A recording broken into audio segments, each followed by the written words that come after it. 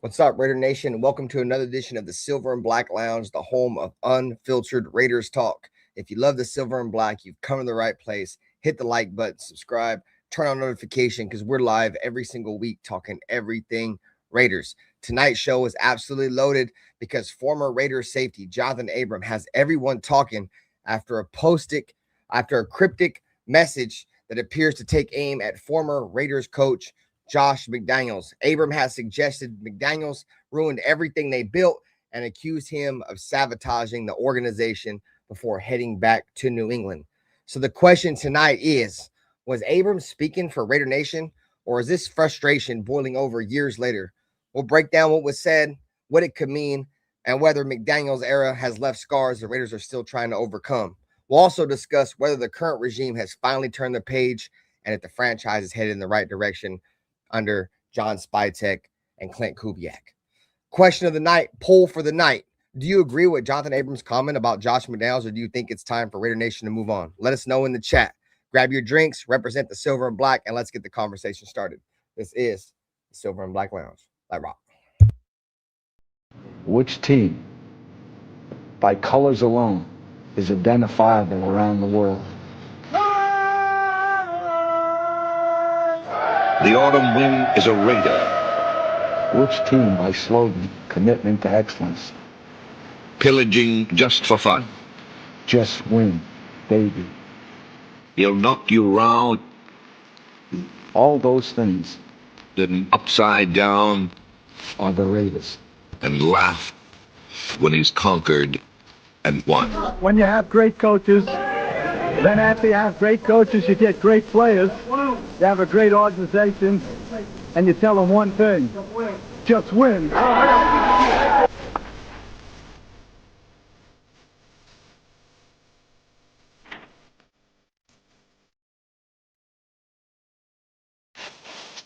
He's blown up. Raiders!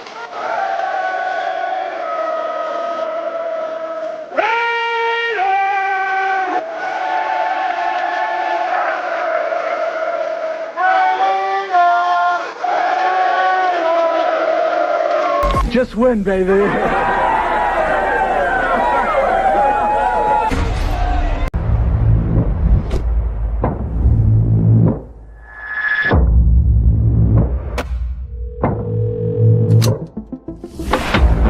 greatest offseason for a single team in NFL history. Not only have the number one overall pick, they have a pick in every single round of the draft. Welcome to the dark side, my friend. Let's go, baby. Raiders select Ashton Jenkins. Houston, get on! Bowers made the catch! Reach the 5! Touchdown!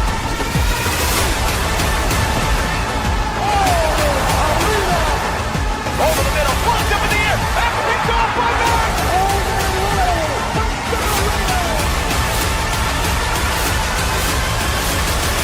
The greatness of the Raiders is in its future.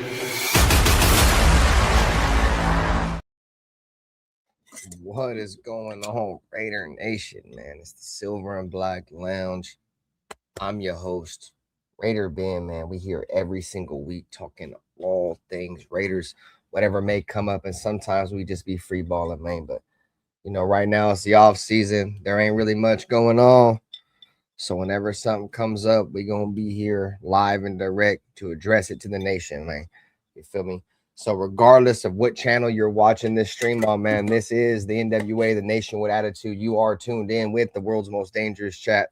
Whether you are on Dirty's channel or you are on my channel, you're on Black's channel, you're on Nutty Raider Nate's channel, man, wherever you may be. Take 2 seconds, man. Hit the like button. Hype up the stream if you saw this after, man. It helps the channels more than you guys may know. Like I said, we don't ask for much over here. We ask for a simple like, a subscription. I want to come on here first and foremost, give a big shout out, man, to all my new subscribers, man. Everybody that's welcome, that's new to the channel, bro. We appreciate you guys taking your time out of your life, man, to come tune into the network. You're in the lounge. We're drinking some beers, talking Raiders, keeping it cool. Like I said, unfiltered, the home of unfiltered Raiders talk. We're going to come on here. We're going to talk our shit. We're going to smoke our shit. That's the Raider way, man. You feel me? As much I really didn't fuck with Antonio Pierce, you feel me? That slogan definitely represents the Raiders. You feel me? So The main topic of tonight's show, we're going to talk about Jonathan Abram, former Raiders first-round pick. Has gone on Instagram while driving past Allegiant Stadium and was reminiscing a little bit on his time in Vegas. And as I'm talking, man, Dirty is in the building. What up with you, Dirty? What up with you, brother? Man? What's going on? Shit. You know, over here just basking in the ambience of what is the Raiders off season. You know what I'm saying? Trying to grab on any kind of straws we can grab on for content at this point. So we here. We talked about Justin Jefferson the other night, and tonight we gonna talk about Jonathan Abram. It ain't never a dull moment in Raider Nation, folks. I say this all the time. It's never a dull moment. The poll in the chat for the channel is get your votes in the poll. We need to know your thoughts, Nation.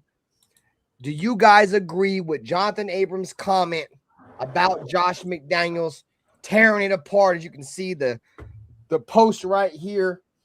Or do you think that Jonathan Abram is like a sour ex-girlfriend? Because I've also seen that lately, man. Oh, Jonathan Abram just mad because he don't play there no more. I mean, there may be a truth to a little bit of that regardless. But I'd be willing to go on a limb and say most Raider fans are going to agree with the statement on the screen right now. I know me and my squad, my circle, my team, you feel me? My camp, we was all on the verge of we didn't want Josh McDaniels. You can go back and look up the receipts yourself. We didn't fuck with Josh McDaniels. We didn't want Josh McDaniels. But at the end of the day, we all was supporting with him because he was a damn Raider. But outside of that, bro, I agree with this statement right here. How you feel about the whole Jonathan Abram situation, Dirty, and this whole post that we got here presented on the screen?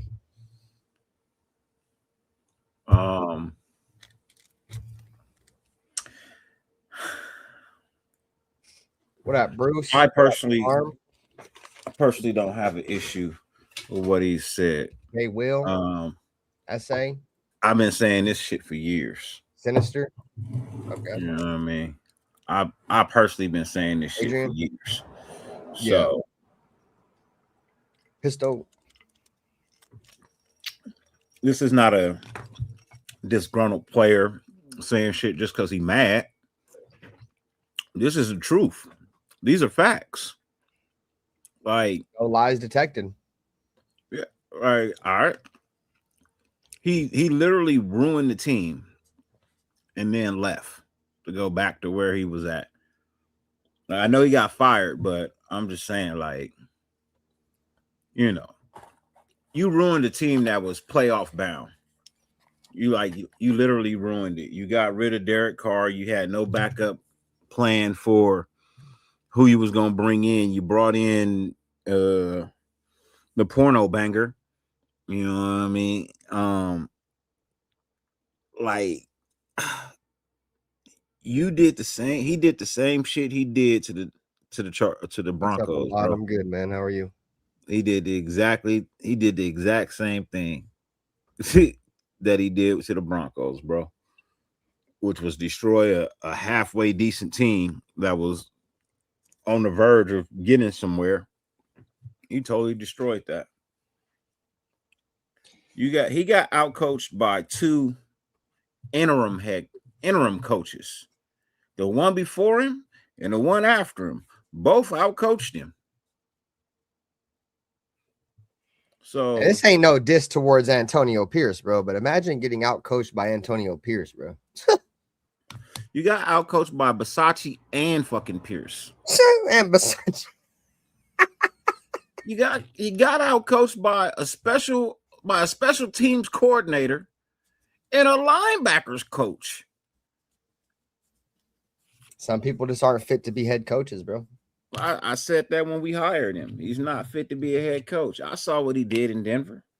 I mean, like the writing was on the wall, gang. Like, you knew that. I mean, Dirty, you ain't stupid, bro. Like, me, you, neither one of us. I mean, we may have been born at night, gang, but we wasn't born last night. You feel me? Like, we knew.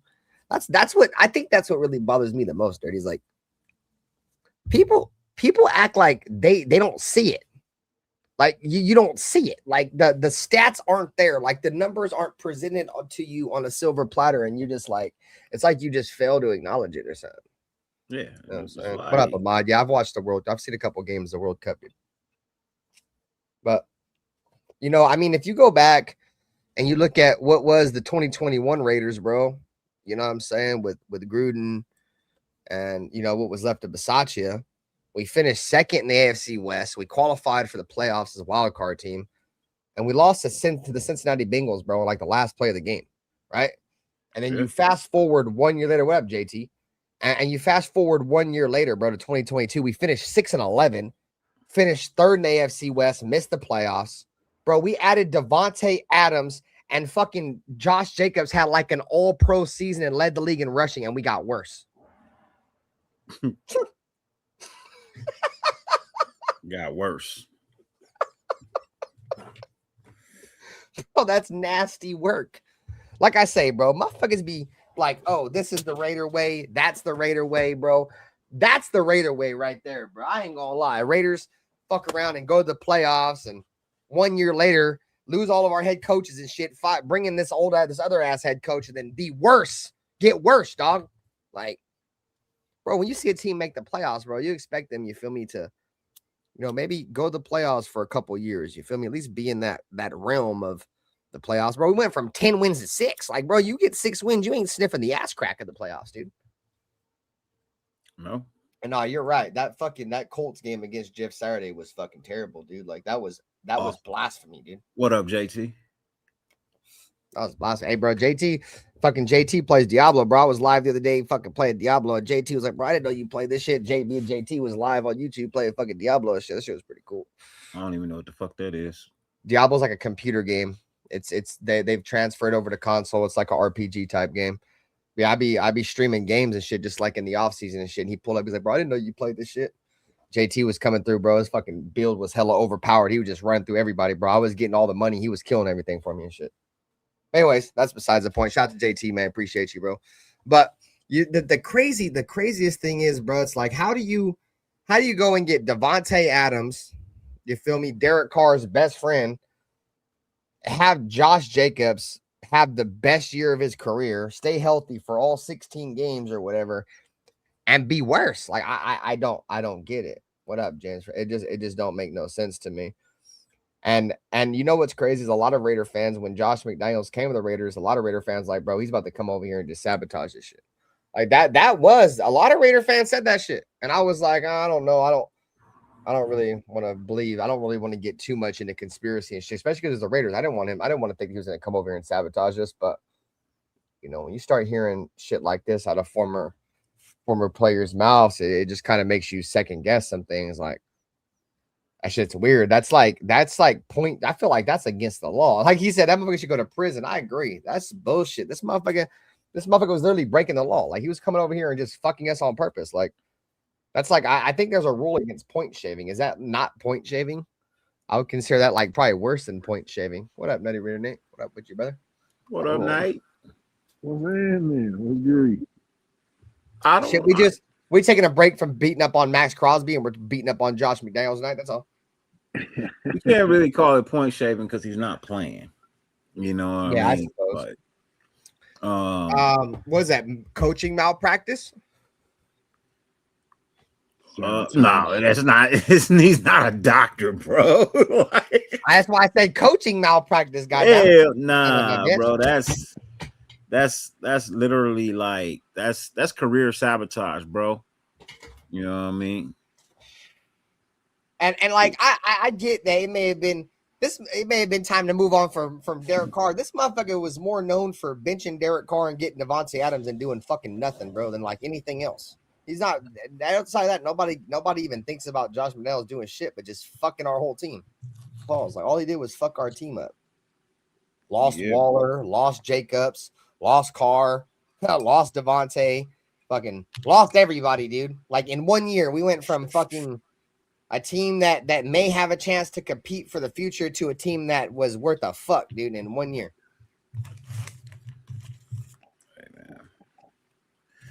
What can you say, man? What can I say, brother? It's the Raider way. That's what I can say. That's the Raider way, dog. That's why, bro. Me and my girl had a long ass conversation about the Raiders, bro, last night. And it's crazy, bro. Like, I get drunk and I just like when I'm talking to my girl and I just go on these long ass tangents about the Raiders, and she gets it, bro. She knows I love the fucking team, bro. But it's crazy, bro. Like, as much fucked up shit that happens to us, bro, I feel like the fact that we have more negative shit ever go our way than positive shit, that's just the Raider way, in my opinion, bro. Like, us getting fucked over, that's the Raider way, bro. The Raider way ain't winning shit. The Raider way ain't committing to excellence. The Raider way is either getting fucked over by the league or losing. Like, I hate to say it, but that's just my opinion on the Raiders now, bro. It sucks. It sucks, bro. Like, of course we would get Josh McDaniels. There was fucking 5 other teams that probably had a coach opening, and guess who we get? Fucking Josh McDaniels. Like, bro, come on, gang. Like, out of everybody, bro. That's why Mark Davis stepped down. I was like, man, I can't do this. No, you cannot, bro. You can no longer decide who's gonna be the head coach of this team, man. He had to hire some people who can make better decisions. And that's what he did, man, because the decisions he was making was just terrible. Telesco? Seriously? That was awful. That was a match made in hell, bro. Telesco and fucking he had Ziegler. Telesco was after Josh McDaniels. I know, but I'm saying Telesco paired with AP was fucking. Okay. I didn't know what that you was. Yeah, that was the disaster made in heaven. You know what I mean? Made in hell. Like that was. They didn't like each other, bro. They did not like each other. Tom Brady's got to check this out. In 2022, under Josh McDaniels, with all the upgrades, right? With Devontae, Josh Jacobs playing fucking lights out, all that shit, right? The Raiders coming off a playoff season. 9 of our 11 losses the next season, bro, were by 1 possession. And multiple of those losses, dog, were like blown leads. Like, bro, we were up, what was it, the Cardinals game? We were up like, what, 21 points? 21 or something against the Cardinals, 17 points, and lost. The biggest blown lead in Raider history, bro. That's all I kept hearing during the game. This is going to be the biggest. If the Raiders find a way to lose this, it's going to be the biggest blown lead in NFL history. Like, or not, but in Raiders history, I'm like, oh, bro, no fucking way. No fucking way, dog. And then Hunter Renfrow got knocked out in overtime, bro, and the rest was history, dog. This motherfucker got knocked out in overtime and was never the same. That ended Hunter Renfrow's career right there. When he hit that dude, that was it, dog. I knew he wouldn't. What up, Circus? I knew he was getting fired. I knew he wasn't going to keep his job very long, bro. What up, Packer fan? Appreciate you, bro. Boy, he got cracked by Isaiah Simmons, bro. I don't remember a Raider getting hit that hard in a long time, bro. Maybe since like Johnny Lee Higgins got killed versus the Steelers, dude.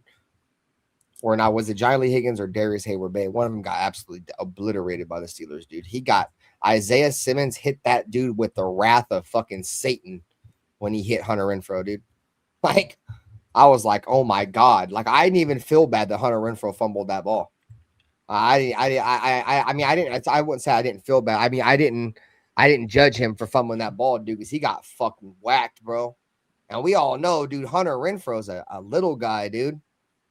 Like, he came into the league, bro. He was super undersized, no muscle, like nothing.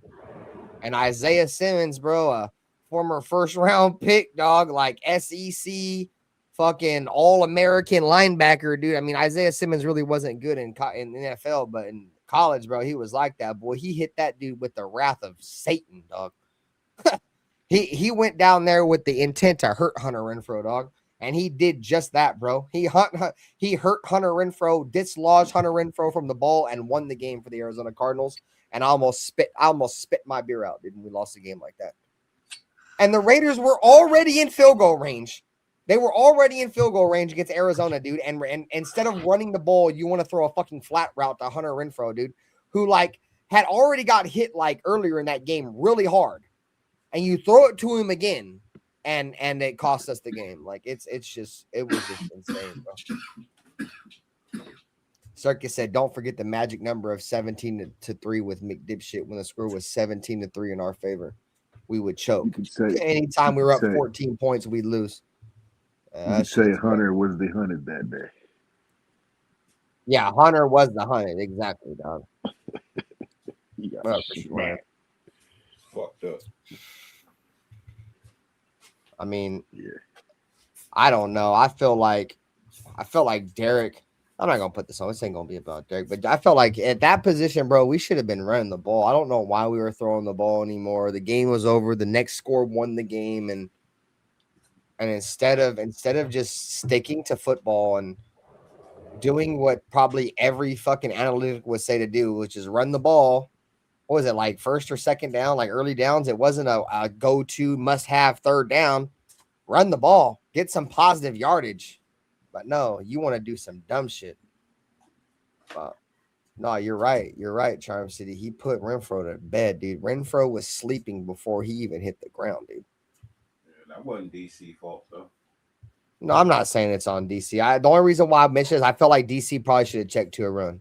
And the only reason why I mentioned that is because he checked to a run that Seattle game, won the game with the Josh Jacobs run in Seattle. I feel like at that point he should have realized this call ain't gonna work, dude, and just checked to a run.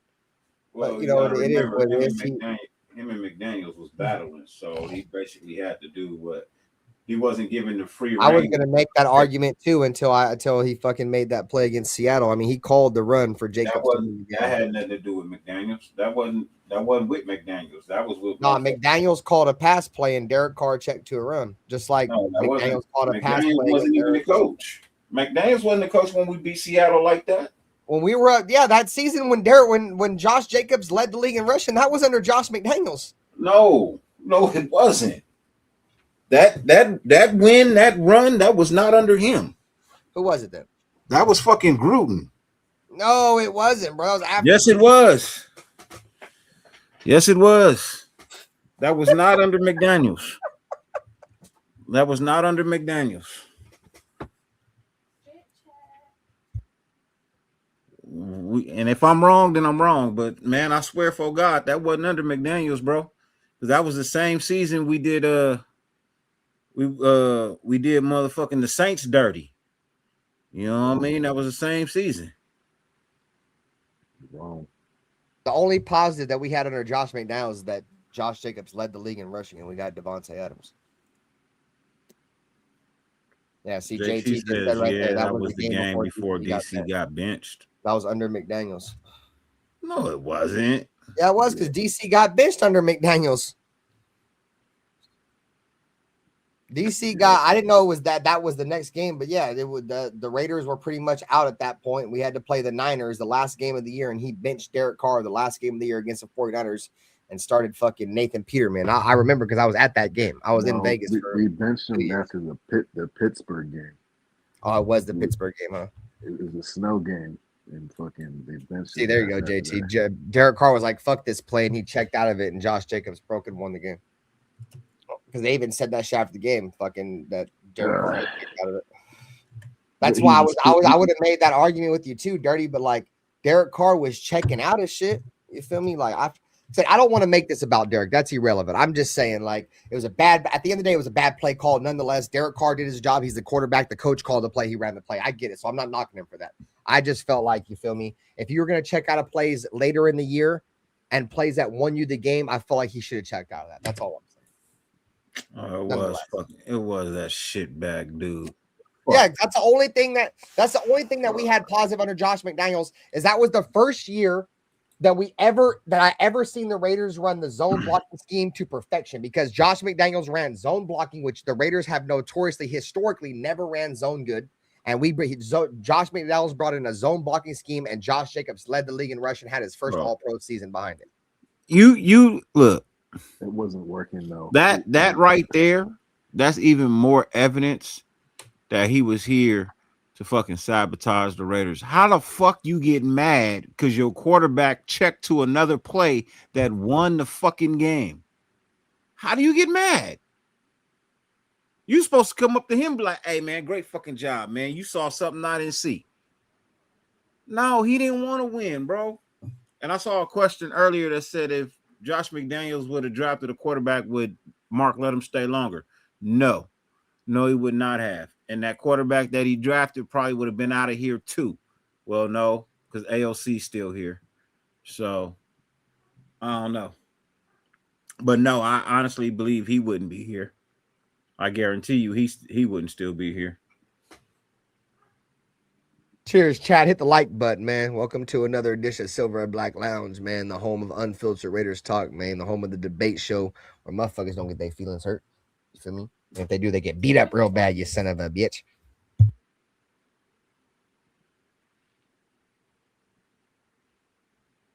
Yeah, bro, he's a fucking undercover spy sent in by the NFL to destroy us. Tom Brady's here to finish the job. Keep an eye on that motherfucker. You muted. Mute. Yeah, I don't know, man. I'm so good on that guy, bro. I'm so cool on fucking Josh McDaniels, bro. I'm straight. Any and everybody that got something to say about him, I'm gonna agree with him. He doesn't deserve to have a job, bro. He should be banned from the NFL. No, he can be a coordinator because that's what he's good at, being a coordinator. That's it. You're not a head coach. Anybody gives you a head coaching opportunity, they deserve to lose their job. Only one day, huh? That's why him and the fucking GM got fired at the same time. Fucking Marky Mark the Markster.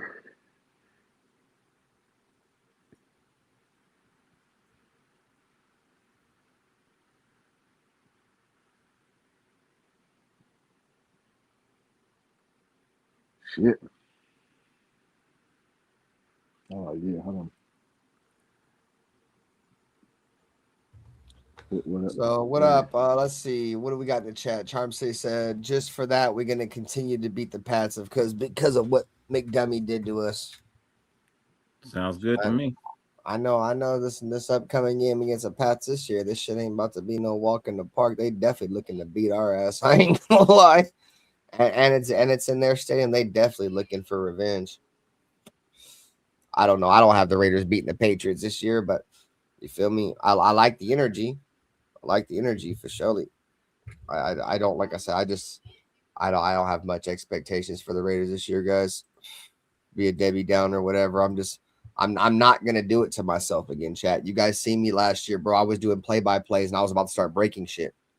I'm not doing that, bro. Like, I'm not financially stable enough to break TVs, and I know how my anger is, bro. So I'm not gonna do it to myself. I'm gonna go in this year.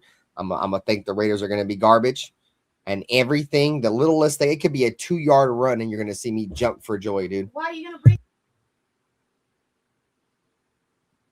So I'm keeping my expectations low. I'm not falling for the banana and tailpipe. I want to have a fun year, bro. And I feel like when my expectations are low and I don't think the Raiders are going to be very good, it leads me to a year where I'm more excited when we are. Because like when I think, this is going to happen and this is going to happen and it don't happen, I get pissed. I get like pissed. Like I don't just brush it off. Like I don't care about, I've told you guys this plenty of times, bro. Like there's only 3 things like in life that I'm truly passionate about, bro. Like I love and like shit that emotionally hurts me in life, bro. Like my family, my paper, and the Raiders, bro. Like the Raiders emotionally fuck me up bad, bro. And if I go in this bitch thinking that we're going to be fucking world beaters and we're not, I am going to be emotionally broken, bro. And complete fucking watch me put me in a fucking padded sail, bro. I'm just not doing it to myself.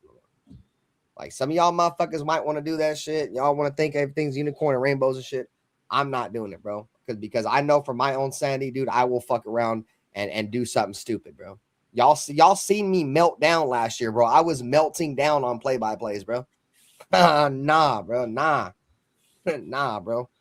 And I feel like anybody that can see what's going on with the Raiders this year, like Milka Beasley said, like I was getting ready to go, bro. This is a rebuild year. This is the first year of a rebuild. Respectfully, I love y'all, but if y'all think the Raiders are going to get more than 8 or 9 wins in a first year of a rebuild, I need to smoke what y'all smoking on, bro. Like I need some of that. You feel me? So But anything can happen. Anything can happen. But the Raiders we're not the Washington football team, dude. We're not the New England Patriots. The NFL don't like the Raiders. The NFL hates the Raiders. We're the last team the NFL wants to see good. Everybody knows that. You think we're going to go from the New England Patriots from a 4-win football team to the Super Bowl? You think we're going to be the Washington Commanders and go from a 3-win fucking team, 4-win team to the NFC Championship? No, we're not. I hate to tell you that, bro. We're not. We're not, bro. And that shit hurts me to say it. But I'm in the park of actuality and reality, bro. I read fiction while some motherfuckers are reading fucking color crayon books, dude.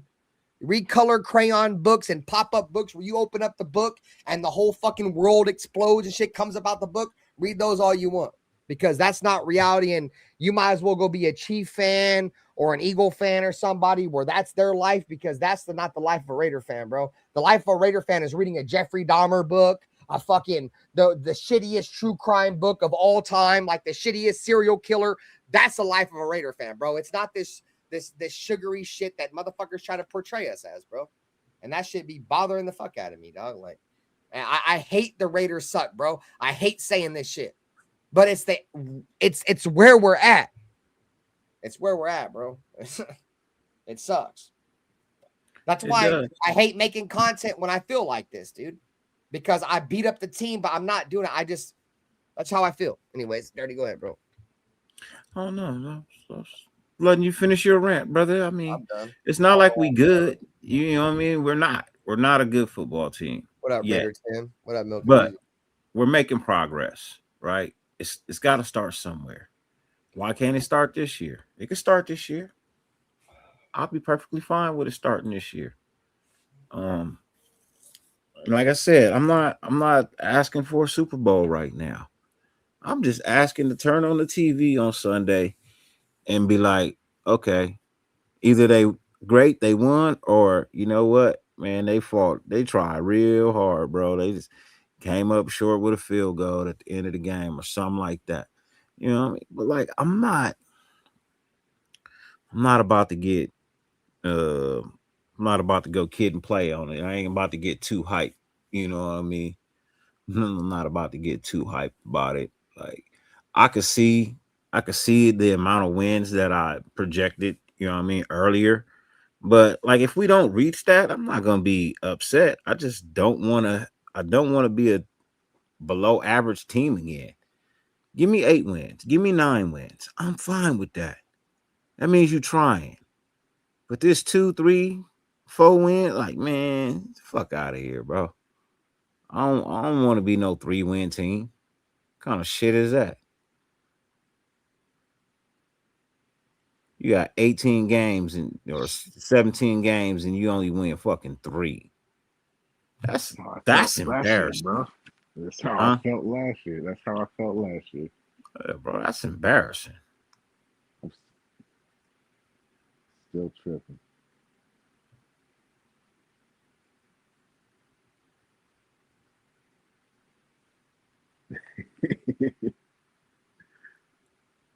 It's all right though. It's all right. Huh? We got to start somewhere, and this is. Well, you do. No better time than the present. And if we're making the right moves right now, we'll see what happens. But we'll see. We'll see. I'll leave that out of it. All you can do is wait. You know what I mean? All you can do is wait, because season don't start tomorrow. Yeah, we're like a month away, bro. It's just, you know what bothers me, bro? Like, how many times are we gonna say it can't be worse? It's only gonna get better. Like, bro, like, I hear it, like, I get it. Like, this shit ain't never gonna get better, bro. Like, bro, the fucking definition of insanity is coming in this bitch every single year and do what we do. I'm just, that's why I'm not insane, goddammit, you son of a bitch. I'm not insane, goddammit. So I'm not gonna be insane this year, you son of a bitch. I'm gonna say that the Raiders are gonna be shit. I'm gonna play, bro, and I'm gonna keep it a beat there with you. I'm gonna play with I'm trying to play the opposite card all year. I'm gonna say the Raiders are only gonna get 3. They're gonna go 3-13, but all actuality, in my gut, in my gooch area, I want the Raiders to be 13-3. God damn it, you son of a bitch. You know what I'm saying? But I'm gonna keep my expectations super low, so then I don't get hurt. You know what I'm saying? Because like I said, the Raiders, those motherfuckers, boy, they bother me, dog. Like that shit. I tell y'all motherfuckers don't get emotionally invested, but I'd be a hypocrite, goddammit, when I keep saying that shit, because when I turn this goddamn camera off, I'll be in this bitch like, goddamn, Max Crosby, you son of a bitch. I'm about sick of your shit, goddammit. You better get the fuck off my team, bro. Like, I'm literally letting the Raiders affect me in my actual life in the offseason when football don't matter, goddammit. You know what I'm saying? Like, I'm over this shit, bro. Like, we better start winning some shit, because I'm about goddamn tired of whenever I ain't on this bitch, or I ain't even, and I'm just living my goddamn life, goddamn Raiders got to come up in some kind of negative fashion, goddammit. I'm about sick of this shit. That shit be bothering me, goddammit. Bro, I be in this bitch mad, boy. Like, bro, I got to the point to where I felt like my girl probably got mad as fuck about me talking about the Raiders so much, damn it. I was talking so goddamn much about fucking how much I think this team has a chance to be good, but then like fucking contradicting myself and saying they're gonna be bad. Like it's bad, bro, because like I think the Raiders can be good, but at the same time, I don't think they're gonna be good because the Raiders ain't never good. God damn it, we ain't never good. Like Angry Raider said, every motherfucker that comes over here goes from being a goddamn Super Bowl coach to being a goddamn perennial dumpster fire in 1 year. Coach, player, it don't fucking matter, bro. And you want to know the one thing? You want to know the one thing that has stained the entire time? The Davis name, goddammit. You son of a bitch. Like and we've had coaches after general managers after everything except a new goddamn owner. You son of a bitch. I think the NFL hates Mark Davis. I truly believe that, bro. The NFL hates him. I don't know if as much they hate him as much they hate Al, but they hate the Davis name. They don't ever want to see the Raiders ever win shit because, especially now that John Gruden done won the lawsuit. So there's only two motherfuckers that have ever beat the NFL in a lawsuit and won. It was goddamn the Raiders, Al Davis, and then John Gruden. God damn it. So you think they hate us. In my opinion, our only hope is Tom Brady, bro. If it don't work with Tom Brady, it ain't never going to work because we all know Tom Brady is the NFL's golden boy, bro. That's their golden child. If they want to see anybody be great, football, post-football, it's Tom. So if it don't work with Tom and it don't work with Kubiak and Mendoza, I hate to break this to you, but it ain't never going to work. You might as well go ahead You might as well go ahead and get your popcorn ready, goddammit. You might as well go ahead and start watching another sport or something. Because this shit, if it don't work with Tom Brady, bro, it ain't never gonna work. And especially with Mark Davis sitting in this motherfucker he ain't on the pinnacle no more. He's sitting in the crowd. So Mark Davis has stepped away from the team and has handed over to somebody else. If this shit don't work, it ain't never gonna work, dog. I hate that. I hate that because they're talented. I hate it too. God damn it. There's something there, but it's only because we've been building backwards for so long and we don't have the pieces for them to succeed. It's just more of the same shit, bro. I see it every year.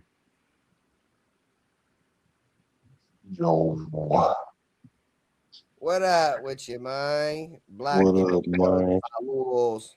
I had a show already scheduled and it ran over, but y'all you done were basketball? live. I was like, is he live? Is he not live? Yeah, no, I had already scheduled it for 7:30, and I thought it was gonna be done by 9:30. I mean by 9. Yeah, because I definitely had planned on being here. But did y'all finish beating up Max already or what? This ain't even about Max. This ain't about Max. This is about. Oh, I'm sorry. You right. Josh McDaniels. I'm sorry. You right. We were talking about you. I'm sorry. What did y'all talk about? My bad. McDaniels. So we got. I don't know if you've seen it, but John Abram a couple Mhm. days ago. I don't know the exact date on this bitch. It says June 25th. So 4 days ago, John Abram on Instagram was driving on the freeway past Allegiant and said on a post, I miss playing inside you. So first and foremost, if you're not talking to your woman, Hold on, wait. if you're not talking He to your was woman, on. you should say that. Anyways, He I was. He miss was. playing inside you. Josh McDaniels ruined everything we built, and he should be arrested for sabotaging the organization and going back to New England. Yeah, I mean, all that is true, and we can't feel. First of all, he was off of appeal, coming out of a strip club, so that's why he said he missed being inside of her. And then he got all sentimental and started talking about Josh McDaniels. So that's how I kind of felt like that played out. But all that is alleged. I'm a legend and all that. But I do agree. We already knew that Josh McDaniels was sabotaging us. Y'all can't see that by how he treated Derek Carr. Like, what are we missing? So what are we mad at So Abrams now because he said it? I went over some notes that I had. What up, Ralph? Let me see if I Ralph can was bring it good. back up real quick. Charm City, what's up, brother? So let just look at 2021. That was the year that John Gruden got fired. We obviously lost Henry Ruggs and all that bullshit, right? So 2021, the Raiders finished 10-7, finished second in the division, qualified for the playoffs, a wild card team, and we lost to Cincinnati damn near in the last fucking play of the game in the playoffs. All right, so that's 2021. 2022, you have an all-pro season from running back Josh Jacobs, over 1,600 yards rushing, adding all-pro wide receiver Devontae Adams, teaming him up with his former college quarterback and Derek Carr. 6-11, third in the AFC West, missed the playoffs. That's crazy, bro. That's what we were talking about, bro. Like how the fuck you get probably arguably at the time top 2, top 3 wide receiver in the NFL, depending on who you thought was 1A, 1B, or whatever. You get all 16 games healthy from Josh Jacobs, which we had never got as a Raider fan because he was hurt every fucking year. And all that, and you finish worse, bro. Like you're worse. Like this shit's just diabolical, bro. I said earlier, bro. It's just that's some Raider shit, bro. That's some Raider shit.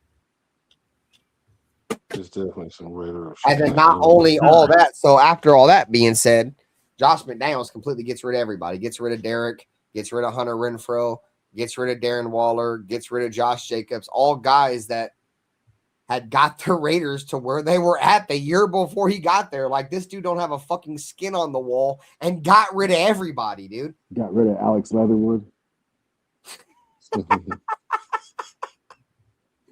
I mean, that's good guard. thing he did, right, was get rid of Alex Leatherwood. But he gave us something like herpes, like the gift that keeps giving, like AOC. Guess what he got us that. I am fully convinced you have some kind of personal issue with AO. You can believe that all you want to, but something. This boy always refers something back to Aiden O'Connell. God damn it! Well, because it applies every time, bro. So I was talking about old lady last night. I was talking about old lady last night, and I think this holds maybe just a little bit of truth. Maybe just a little truth. Just hear me out for a second because it makes sense. I feel like a lot of the people that hate Aiden O'Connell for some fucking weird ass reason are Derek Carr stands, bro. I don't know if it's because he was forced. I don't know if it's because Josh McDaniels forced Aiden O'Connell to wear number 4. So fucking Derek Carr stands hate Aiden O'Connell for that or whatever reason. The reason why I say that is because Black, I know you're a huge Derek Carr fan. Ern is a big Derek Carr fan. Neither one of y'all fucking like Aiden O'Connell. Y'all both hate him. First of all, don't put my name with his. God damn it. First of all, don't put my name with his. And second of all, I'm just messing with you about that. And second of all, I'm just messing with you about that. I'm just messing with you about that. But that's not mutually inclusive. The thing is, the reason why what I have an issue with with AOC is a AOC thing. It has nothing to do with anything or anybody. It's a AOC thing.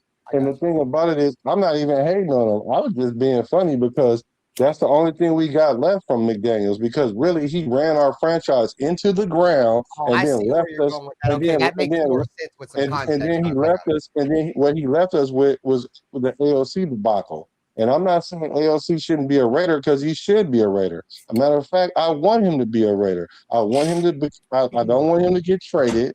I don't want him to leave. And I think he should be the emergency quarterback. And I think that's what's going to happen. All I'm saying is, hey, that's the only thing that's left from McDaniels. And I guess that's the best thing that happened out of everything that he's done.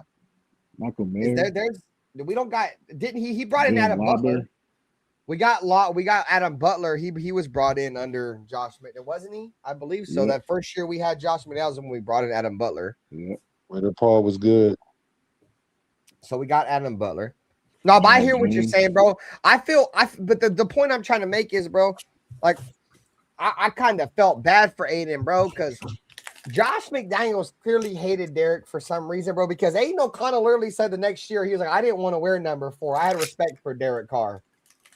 Hey, dude, Josh McDaniels made this dude take Derek Carr's number, bro. Like, Exactly. What Who does that? right? Bro, who does that? That's Like, fucking bro, that's diabolical. Like, who does that? I've never seen that ever happen in football in my life. Like, Ever. he was a he didn't wear 4 in Pop Warner. He didn't wear 4 on He nothing. wore He just 12 his entire career and was forced to wear 4 because of Derek. because of Derek Carr. Like, come on. Like, we're gonna make Raider fans fucking forget about Derek Carr in 6 months. Like, damn, That bro, was you didn't even crazy try work. to at least give it some time. You went from taking the bitch to the movies to try to fuck the bitch in 2 seconds. Like, you didn't even give it time, goddammit. And then gave her the dress that you bought her to wear. Like, Hey, that was his best year though. What up, Phil? it was though. It was. That's what I said. He should go back to number 4 because that was the best year he played. But that's why I was saying earlier, Black, that's the Raider way, bro. Like, that's some Raider shit. Like, that kind of shit only happens to us. Motherfuckers want to know what the Raider way is. The Raider ways is what Josh McDaniels does to us, bro. That's what happens to us more often than not. That's why I hope that the tides have turned. I'd have probably $1 million if I had fucking every single time a motherfucker said it's gonna be different. You know what I'm saying? But the point I'm trying to make is that, bro, that's the Raider way, bro. Getting fucked by the tuck rule, the immaculate deception, the fucking Rich Gannon breaking his fucking collarbone against the Ravens, Derek Carr breaking his leg against fucking the Colts, fucking John Gruden getting canceled after fucking rebuilding the Raiders again, Henry Ruggs killing somebody. All those situations is the point. That's some Raider shit, bro. That kind of shit only happens to us. How many other teams you see have to deal with that shit? No, but very few and far between. Just us. That's what I'm saying. That's why when motherfuckers be like, this is the Raider way, that's the Raider way. No, the Raider way is us either losing on some weird ass shit or us getting fucked by the league on some weird ass shit, bro. Like, that's why it's like that's why I've always, I won't say I've always said this, but like I say maybe 5 or 6 years ago, I started thinking that the Raiders were cursed. It don't matter what the fuck we do.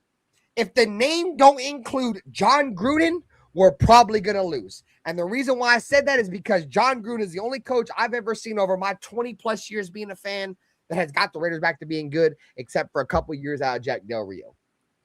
That's the reason why I was like, fuck it, bring John Gruden back for a third time if we didn't get Clint, because apparently nobody else is going to do it. God damn it. I wanted somebody that has a track record of doing it. You feel me? He was about to turn a corner. Yeah, he's about to turn the corner with Gruden, and then there you see what they did to that. Yeah, that's what they didn't even let us that's have Gruden right. Crazy work, bro. And then on top of that, 1 week later, not even a week after John Gruden gets fired, Henry Ruggs killed somebody. Bruh. Like, what the fuck? Like, who expected that? Dude, You want to talk what they call it, Murphy's Law? Anything bad can happen will? Yeah, we got that. Anything that can happen will happen. God damn it. Yeah, it will for sure. Bro, how the fuck do you go from John Gruden getting canceled for some shit that had nothing to even do with the Raiders to within 8 days, you're the first, mind you, put context on this. The first ever player to ever be drafted by the Las Vegas Raiders. Las Vegas, ever drafted in Las Vegas within 8 days of John Gruden getting canceled by the league that had nothing to do with the Raiders, kills a woman, God damn it. Don't forget the dog. Yeah, and the dog. Yeah, respectfully. Hey, but the cold part about even all that is the investigation that they were holding, looking for whatever they was looking for. What happened to that? Would they just drop the investigation or what? Because they was like, oh well. Wild. That was crazy. Great Weber, great one. You mentioned right there, index card game. Yeah, that too. Bro, yeah, that was like one of the ultimate spits in the face by the NFL I ever seen, dude. And you know what's crazy is that every single time the Raiders are playing the game and they need a review, this goddamn cocksucker Gene Steratore comes in. Like, you already know. That's troll, bro. Their NFL is trolling us, dude. They'll use other motherfuckers for all these other teams, but it's the Raiders. Hey, Gene Steratore, let's get your opinion on here. How do you feel about this play for the Raiders? Yeah, I know I had a bad history with the index card, but yeah, the Raiders are getting fucked here. You know what I'm saying? Like, bro, fuck. Like, bro, every time I hear his voice, dude, I just want to, what was that shit? Wake up nation, goddamn it, right to the goddamn string, you son of a bitch. And his face being right there, goddamn it. You know what I'm saying? He said, oh yeah, Terrion Arnold just got caught up on some weird shit. No, he said, y'all see Terrion Arnold got bail $1 million. The Lions released him. What did he get caught up with? I know he got in trouble. Shout out to Stillmatic. I forgot. I haven't really locked into what he got in trouble for, but I know he went to jail for sure like a couple days ago. What up, Rick? I don't know what all his charges were, but he got 9 of them things. Bro, that's him, right? He got in trouble. So he's gotten in trouble. Josh Jacobs just got in trouble. Who was that fucking pass rusher? James Pierce Jr. from the Falcons. Motherfucker's getting in all kinds of trouble right now. Dude ate his girlfriend's phone. Oh, Geno Smith fucking cussing out his old lady over his fucking special needs child. Yeah. Apparently, allegedly Geno Smith beat up his old lady and shit because he didn't want to take care of his special needs child, bro. What a piece of shit. We know that didn't happen, though. We know that. She was just making that up, man. I don't give a fuck. I can only go off allegations. The video does not show her making that shit up, bro. What did she do? Why? Because she was yelling and screaming? What did he do? Of course, Black's going to defend Geno Smith, bro. Geno Smith can do no wrong. I didn't defend him. I just asked, what did he do? Tell me, what did he do? I'm just saying, I saw a video of her just making all kind of allegations, and he like, get away from my house. First of all, what are you doing at his house? So y'all gonna say dropping off? They live together. Yeah. Oh, they live together. Yeah. They have a special needs child. So wait a minute. So if they live together, that means he's taking care of the child because where the child stay at then? No, just because he live with you don't mean you taking care of a child, bro. Here we go now. Did the kid have a roof over their head? Allegations. We're just making allegations. That's not the same thing, bro. That is not the same. Oh my God. Does the mother have somewhere to stay? Does she have somewhere to stay? Just because you got somewhere to stay don't mean you're taking care of, though. Dude. Oh my God, he's taking care of him. The way y'all made it sound like that he had nothing to do with the kid. That's what it's not that he didn't have nothing to do with the kid. Dude, there's plenty of people who have like had children, right, and had them in their house, and they were like special needs, right? Like they couldn't take care of themselves, and they let them fucking like die in their beds, dude. Like refuse to take care of them. This is not the situation, though. I know. I'm just saying. I look at the big picture, Black, when I look at shit So like that. what happened in the video that he did that was against the law? What did he do? It's not the video, bro. I just Apparently, said there's video. legal shit. There's like legal shit that they're filing against him, dog. It's bigger than just You that. can file a lawsuit on a ham sandwich. It don't matter. That's why we're just making allegations right now, bro. Oh, okay. Yeah, so Gino, allegations. and plus anyway, if Gino threw something at her, he probably would miss. So it's cool. Let me see if I can send you the link, JT. Hold up, gang. He threw something at her, he probably threw an interception or something. Like he probably threw an interception. He tried to throw it at her and hit himself. Don't talk about your favorite quarterback like that. No, my favorite quarterback is Kirk Cousins, cousin Kirk. It's my favorite quarterback. But you know what's crazy, bro, is back-to-back years in the offseason with Geno Smith, dude. He's getting caught up in some shit. You guys remember last year he was hosting that kids football tournament and got into a fight and was like, that's why I make the big bucks. So you go from that one offseason to the next offseason. Now you're not taking care of your family and beating up on your old lady. What proof do y'all have he don't take care of family? I mean, there is no proof as of the moment, but we're just talking. There's proof for the big buck shit. We've seen there's proof of that for sure. Hey, just like. Go ahead. No, you're good. No, you're good. Go ahead. No, I was about to say what was crazy, just even with the Josh Jacob thing. You see how everybody jumped on that, and then he got released because the woman was lying. Like, y'all act like these women is truthful. Jacob just got off. Is that what you just said? Well, I'm gonna say this, man. Look. Wow. I thought you said my whole thing is. Yes, I did, Josh Jacobs. He got off. So Josh Jacobs, all that shit he was in trouble for, he's clear of. Yeah. Oh wow! Hey, but he had video. Josh Jacobs, fuck that bitch. That bitch tried to get a chicken out of you, and you said, "Fuck that bitch." He had take care of your chicken and your mentals, my boy. He had clear video. He had clear video evidence. Josh Jacobs, boy, saludos. So, yeah, I already said. But my thing with Geno is this, bro. His characteristics are more what I look at versus, you know what I mean, trying to say, oh, she's lying or she telling the truth. I don't really care. My whole thing is, bro, enough is enough, man. Last year, you getting into scuffles on the sideline before the season even starts with fucking Pop Warner. You know what I mean? Like, basically, it's Pop Warner football, bro. Then you flipping off fans because you can't take, you know what I mean? You can't take the abuse as most Raider quarterbacks have had to take. They ain't flipping off fans, but you want to flip off fans. You know what I mean? His body language doesn't sit well. Hey, JT, hold on, man. I'll let you talk. I didn't even say nothing. I'm on mute, so you don't hear my nothing. So you don't hear me breathe. Go ahead. Hey, JT, I sent you the link, bro. You know, the body language, you know what I mean? Just the past history of having issues in the last couple of years. Hey, look, who's to say he ain't took too many hits? He could be wrong in the head. You know what I mean? I don't know. It might be CTE.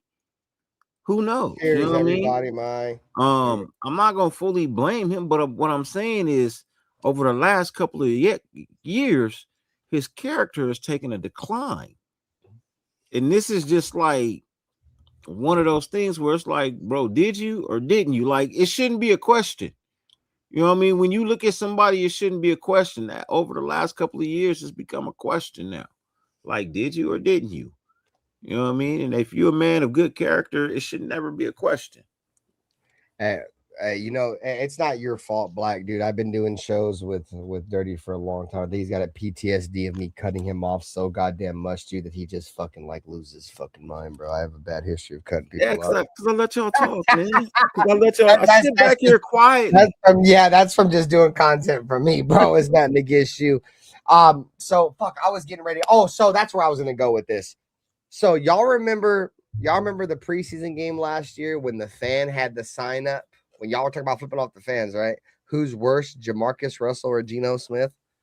Dude, we were all talking hella shit about that, bro. That motherfucker was right. I mean, you can't compare Jamarcus to Geno because obviously Jamarcus is the first overall pick and was actually drafted by the Raiders.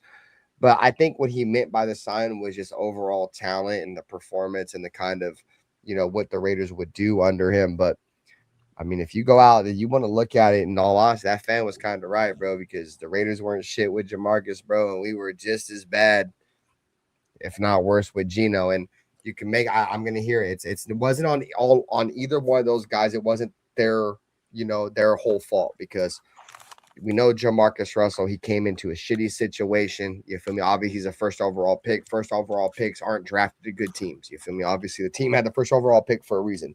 But on top of that, Jamarcus Russell came out the Pivot podcast, told everybody, you feel me, like, hey, my pops died, or my uncle who was like my pops died, and then so people just started dropping like flies in his family in the most respectful way possible. I don't mean to make that sound disrespectful, but his family just started dying, bro. And you feel me? At least he kept it a beat there, man. He's like, man, I attacked the only way I knew, bro, and I just started, you feel me, getting high and shit, and so he had that on top of the fact he was to the Raiders, so.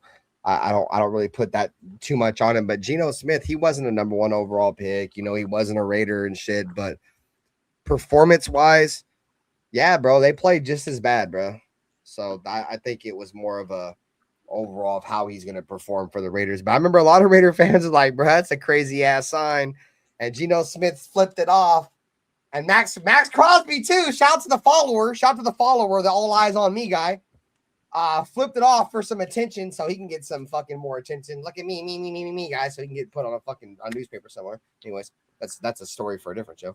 But flipping off just for the fan to be right the entire time, dude. The what's the word I'm looking for? The fucked up the fact the fan was right, dude. Man, can I talk now? Talk now? Yeah, I'm done. Y'all been on, how long y'all been on? Like 45 minutes without me. So that's on you, goddammit. You ran your show late, goddammit. No, I'm just saying. So I'm not over talking nobody. All I'm saying is this: for one, Jamarcus had more than one season to play with the Raiders than Geno Smith, right? Because I know dang on well, had they would have flipped the coaching staff over like they did right now. I'm gonna say hypothetically that we kept Geno Smith. You telling me Geno Smith gonna look like the same quarterback that he did last year? That's what you trying to tell me? Dirty? I mean, they didn't look good nonetheless. You want me to talk? Y'all bro, look, they got rid of him. Now y'all want me to talk? No, they got rid of him for a reason, bro. Like, I get your hypothetical, bro, but no, I just need a answer to that question first before you run off and do something else with it. I would think Geno Smith will look the same? Yes. Okay. Yes. You guys remember that game where we played the fucking Washington Redskins? I think it was Jamarcus Russell's rookie season, dude, and it was him versus Brian Orakpo, and Brian Orakpo came out of Texas is one of the best defensive ends coming out of college, and Brian Orakpo literally fucking destroyed Jamarcus Russell, bro. He had like 4 sacks or something, a safety sack, like that shit was nasty work, bro. I'm sitting there. Used to be a beast. Bro, I wasn't even talking about the fan in Seattle he flipped off. I was talking about when he flipped off our fans at Allegiant Stadium. He should have. Whatever. Don't cut me off. Don't cut me off. Okay. He should have flipped the fans off because a lot of these fans. A lot of these fans don't even understand the dynamic was what was going on. He obviously knew he was being sabotaged, and he out there playing with that man's life like that. And so then the fans, being that they're fans and don't understand what's really going on, yeah, he overreacted. He shouldn't have flipped him off. Yeah, I agree. You can't lose your medal like that as a quarterback, because what that shows is that you don't have the mental capacity to deal with the ups and downs. I get it. I agree with that. But at the same time, two things can be true at the same time.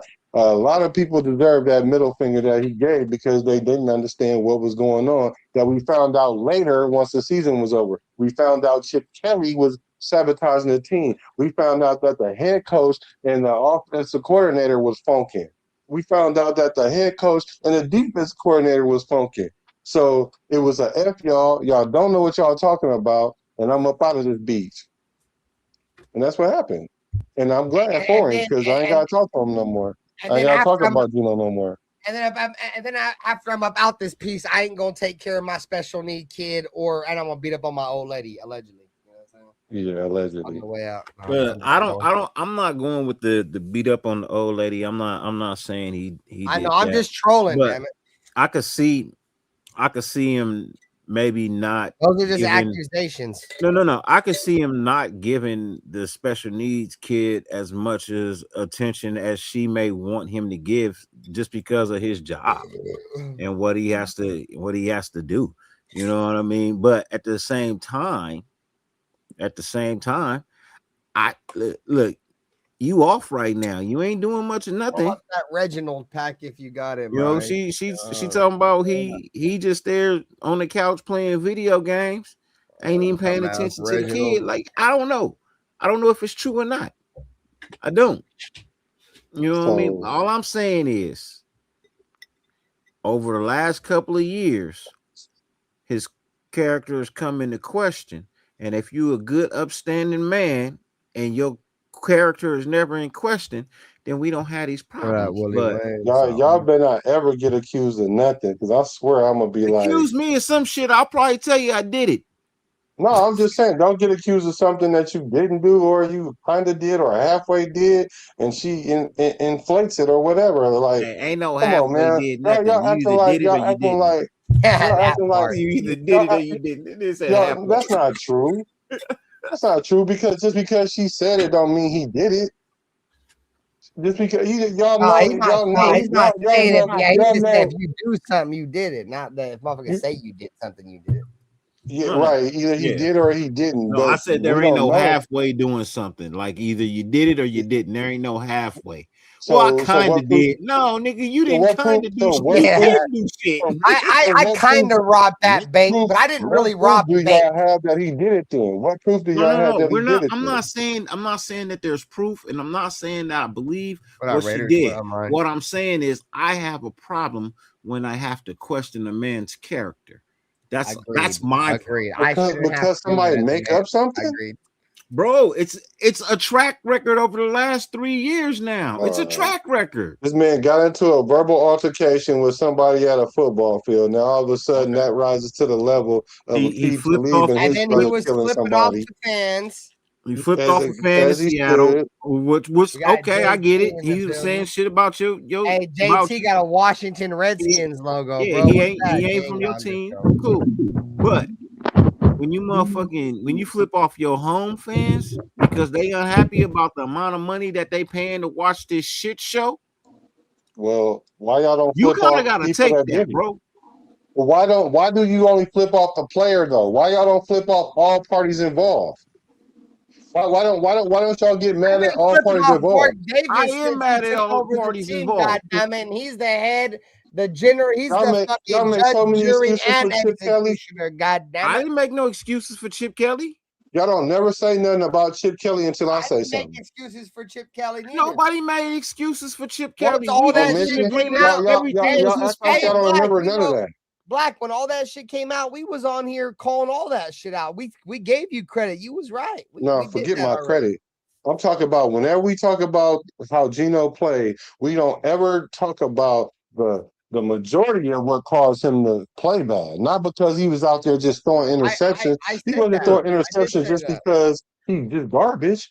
When they already came out and said that the offensive coordinator was calling plays that they didn't even talk about. On him, Black. I said it wasn't all on him. We already said it wasn't all on him. But here's my thing, and I've said this to you before. When Chip Kelly left, this nigga didn't get no better. Yeah, exactly. Oh my God! The season already. The line is already gone. What are you talking about? Y'all acting like once again, just another way to blame the player for something that's really the head office and the coordinator Hey, fault. Black. But okay, Hey, Black. Hey, okay. Black. I hate to say it. I hate to say it. No, Bro. no, you don't. No, You you should don't. know. You should know this, right? As playing quarterback, right? There's And that's only why y'all two. don't. Listen. There's only two positions that bad play and losses and wins go to. It's the quarterback and the coach. I hate to be that way, For but fans. the way it For is. fans. No, For for the fans. entire NFL, No, it's not just not. for No, it's Payton. not. No, it's not. When the NFL, No, it's not. let me No, finish. it's no, When it's the not, NFL bro. judges, let me No, finish. it's not. When the NFL judges by who goes to No. the Hall of Fame, No. when they look at who goes to the Hall of Fame, your win-loss record, if you're a loser, Oh it my hurts your God. chances, Your win-loss bro. record doesn't matter. Your win-loss record does not matter. It's I'm your gonna tell you why it don't matter. individual stats that take you to the Hall of Fame. It's not your win-loss record. Well, It's the your point I'm trying to individual make is y'all stats. get it, bro. 'Cause Like there's motherfuckers in the two- Hall of Fame that They had only count- great numbers on bad teams. They only count wins and losses on two positions, bro. The coach and the Fans. quarterback. Nobody else gets Only it. fans do that. Fans. But Only when, fans bro, do that. but what do you mean when coaches get when they No, get they hired to don't. another team, they talk No, about no, their they don't. win-loss record? What are Let you me tell you talking why. about? You want me What are to you tell you talking why? about? Let me tell you When why. quarterbacks go to other Listen to teams, they this. talk about their win-loss record. You don't see that for defensive ends or wide receivers or I'm gonna tight tell you why that. ends. I'm gonna tell you why that don't hold water, because if that was the case, we know what we build our team to beat Kansas City. Yes or no? No. Because Yes, we we don't do. beat Kansas City. Yes, we We do. try to. We built. We try to build. Unless We it's build our Aiden team. O'Connell, we're not wait. beating Kansas City, dog. So you telling me that? How many times did we beat Kansas City with Derek Carr, Black? Once? Bro, in 10 stop, years, bro, one time? I just asked a yes or no question so I can ask my question. Okay, but I see that y'all don't want to admit that we build our team around I beating already Kansas said City. yeah. Yeah, you We did. don't. I We appreciate don't. you. I appreciate We you don't. doing that. But We look, attempt to. but We this is my don't beat point. Kansas We City, attempt but we're to. not beating This is them. my point, bro. Man, I get you, but Black is right, because the NFL was building their team to beat the Kansas City Chiefs. So of course we are. And so this is my point, though. And if that was the case, that they looked at quarterbacks based on their win-loss record, Kubiak would say, well, we already got a Kansas City beater because every time they beat them, we got AOC. We don't see AOC being the starting quarterback or even thought about being the starting quarterback. They don't think about it like that. That's a fan thing that thinks that. I was with you until you said AOC, but yeah, I know, because you like AOC. It's no. I mean, I'm like, You know what I'm saying? AOC better than what we have, but I'm saying there's factors into it, and it's not just because of win-loss record. Hello, JC. As fans and media look at wins and loss, yes, you're right. But when it comes to like coaching and things like that, it's part of the criteria, but it's also people who interview well. Because if it was about win and loss, then there'll be a bunch of coaches who shouldn't have gotten a second chance. Chip Kelly shouldn't have gotten a second chance. Josh McDaniels shouldn't have gotten a second chance. They're probably going to get a third chance. So it's not win-loss with everything. It's it's one of the factors. Love y'all chat. Saludos, bro. Sorry. And what I said about AOC is, if they really was looking at it, if coaches was looking at it like that, they would be like, okay, well, AOC could beat the Chiefs, so let's build a team around AOC. But they know that it's more to it than just that. But if he can only beat Kansas City, then why you even? What are you I would doing? rather him be, because if you could beat Kansas City, you should be able to start beating any other teams. That's true, like, but then how do you beat the best team but can't beat no other teams? Let me say this, bro. That's why all of that is a fallacy. That's why it's all a fallacy. The Raiders play up and down to their competition, bro. That's the reason why we suck. We play, for the most part, when we play decent teams, we'll play all right and still lose. And then we'll play fucking bad teams and we'll play fucking terrible, dude. No, the reason why is because AOC wasn't the reason why we beat Kansas City when we beat Kansas City. That's the reason why. It was a team game, but he gets the credit for the running game. Football is the ultimate team game. No. Yeah, what up, Alec? What up, bro? You can't have it both ways and say, well, the quarterback get the credit when they beat him, and then start saying it's a team game when they I'm not when Black, they don't I'm not perform. making that up. It's not like I'm saying he got you there, Ben. He got you in the corner, Ben. He backs you in the corner No, because you do that I with get 10 what he's players. saying. No, I hear you. But when you look at a coach, right, when they be like, okay, this coach is so and so record wise versus this team, and so record wise versus this team. They only look at that metric at quarterbacks and coaches. I hear what you're saying. It don't matter. But at the end of the day, this is my they question. don't be like, oh, well, this wide receiver is 1-4 versus this team, or this defensive end is 1-4 as an overall metric in terms of wins and losses. They only track it for quarterbacks and fucking head coaches. Okay, so if that's the case, if I'm 6-2 against the Chiefs, the Eagles, and the Patriots, but I can't beat no other team, should I be the starting quarterback? As a fan, that's not my decision to make. But you're making that decision right now, though. That's your whole argument right now. That's what you're arguing against Black right now. So if we're getting 6 wins in the first season and Aiden O'Connell is the starter, I'm cool with winning 6 games. No. That's not what I said. Yeah, exactly. I said specific teams. I'm saying teams that win. If my guy can only play good and show up versus Super Bowl caliber teams, but he can't be no other team.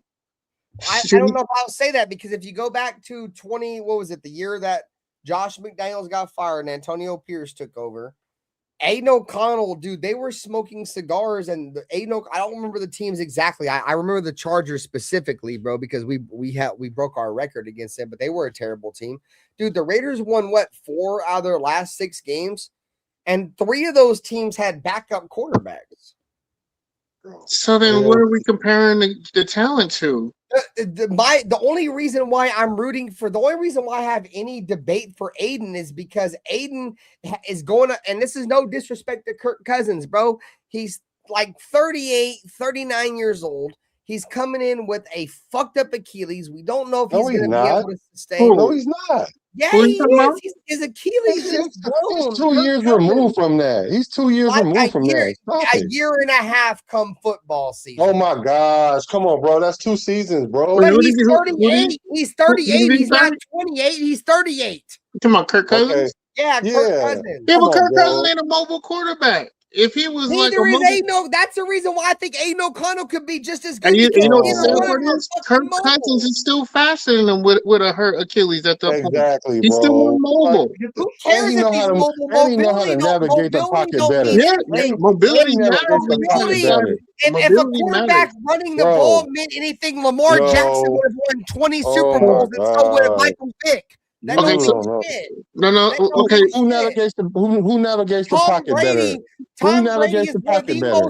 Tom Brady is one of the most immobile quarterbacks in NFL history, and he's That's not true.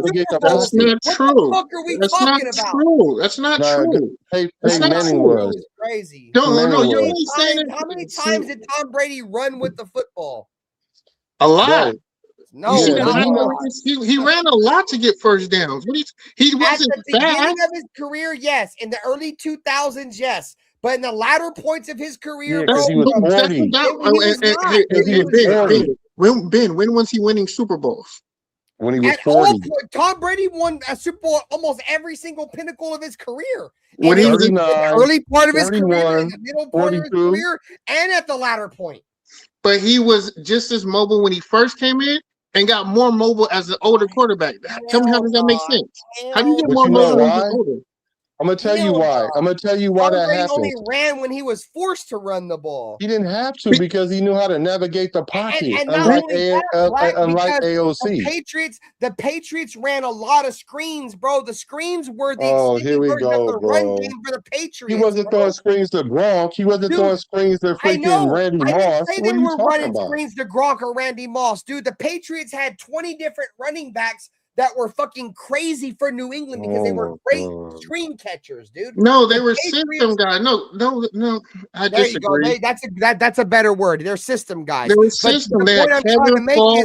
They had Corey Dillon. None of those guys are screen guys like that. They could catch the ball with the back. What Brady are we talking about? No, because they had a great scheme. It was a great play call at the time, bro. That was honestly, that was when Josh McDaniels let us know. AOC beat the Chiefs 2 times more than twice, but I'm saying 2 games he played, he threw for 60 yards and 129 yards. How do you justify that as I'm being a rocking with good Aiden quarterback, O'Connell bro? over Kirk Cousins. I ain't gonna 60 lie, Lou. yards? Saludos, bro. 60 yards? I'm riding with Come I'm on, team bro. Aiden You can O'Connell. ride till with the him all wheels you fall want off, to, chat. but you would be riding on the, you would be getting airlifted Team with Aiden him. O'Connell.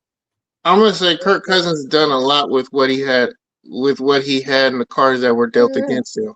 We going team He only threw for 7. He only threw for 4,000 yards 7 times. Aiden O'Connell will never throw for 4,000 yards ever. AOC's already that out. But he never had a Yeah, he right never at had, all. he never had an Y'all say he offense. never He never had an offense like that though, Black. He don't got like receivers. what? He don't got Jordan Jefferson, Justin Oh my Addison. God. Come on, man. He ain't had an Okay. offense like that. Can, He ain't had an offense like that. We can't okay. do Okay. that. Can AOC throw for 3,000 yards? Yeah, No, I because he think can't Aiden play can 12 throw for games. Because 3 he can't play dinkers. 16 games. No, because he Fuck can't play a yeah. whole We season. don't know that yet. He ain't Yeah, we given the do. goddamn Yeah, we opportunity to do. be there. Bro, ain't no. I hate to yell, bro. I get a little emotional when it comes to Raiders. Aiden Black, never I had a love chance you. to start. Hey, He never had a Black, chance I to love you, start bro. and keep the starting job. Ain't no He Connell. did it in his Okay, rookie year. wait, He did it in his Let me rookie year. I'm gonna say on it. God damn it. Ain't no He did it in his Connell has rookie year never been named the starter week 1. because he Okay, can't earn it. I'm gonna say this. Because he's I not that agree with good. you. Bro, they I weren't agree gonna with you, start Black. Aiden O'Connell over goddamn Gardner Minshew and Because he's Geno not Smith, better who than were Gardner making Minshew. multiple millions of dollars a year. Because he's not better than him. What are you talking about? AOC can't even play a whole season. Now And you that comparing statement the is not true. and you That's not the comparing reason why. Yeah. That's he not ain't the get his reason chance. He ain't get why his chance. AOC didn't He start ain't over get his Gardner chance. Minshew. Hey, what up, Gardner 805 Minshew started. Saludos, bro. We drinking big Coronitas Gardner tonight, man. Minshew started week 1 because that's what the fuck Saludos. Telesco wanted. And he was, Hashtag Telesco. AOC in the that was the chat, horse he man. died. No, that was the horse he died on. That's what got him fired. He That's wasn't what, rolling with AOC. It was his You know last I'm year. rocking with Aiden. AOC What wouldn't up, have D made it through Minutes? week What up 6, with you, bro. man? AOC would have been a Y'all better know fit that. for him. D AOC would Minutes, have me been and D Minutes a at the minute, same man. hotel in LA, man. You feel me? Y'all crazy is all outside. Y'all Locked really in. think AOC is Tapped good in. enough to Me and start D a Minutes. whole season? Me I and didn't. D No, The Minutes. boy, hold on. Dumbass Reggie. Wait. Let me say this. He's not good enough to start a whole season on a winning team. But he's on a Raiders team. That's who And I the am, boy. We and the realistic quarterback and the fans, man. quarterbacks we had, he was a better option at times than what we had and what we were running out there. He was when he wasn't even was playing. he not a better option than Jimmy Garoppolo? Yeah. Anybody's better than Jimmy Who was a better Garoppolo. option than Jimmy So that's Garoppolo? what I'm saying. He was a better No, option. you name one person. You name one person. Don't go there. You name one. Jimmy Gardner Garoppolo. Minshew. The next one is Gardner Minshew. The next one is He wasn't better than Gardner Minshew. Minshew. He was better than Gardner Gardner Minshew. Minshew. I don't Better care what than y'all that say. part. What was Gardner Better than Minshew better Gardner at? Minshew. What was Gardner Minshew really better at? Let me tell you what he's better at. Let's He's have a better than. quarterback conversation. Really, let's break it down. Let me tell you what he's Yeah, better let's at. talk He's better. quarterback. He's better at navigating the pocket. He's better at staying healthy longer. He's better at those two things. So those are two most things. Hold on, Ben. Let's chat. Go ahead, Black. Let's start with those two things. Let's talk about durability and navigating the pocket. Wait. You can't do a durability argument, and Gardner Minshew ain't finished the whole season when he was the starter from day one. You want to know why that was? Here, let me That's go. true. Hey, That's on top true. of the Hold on. man, come on. That's true.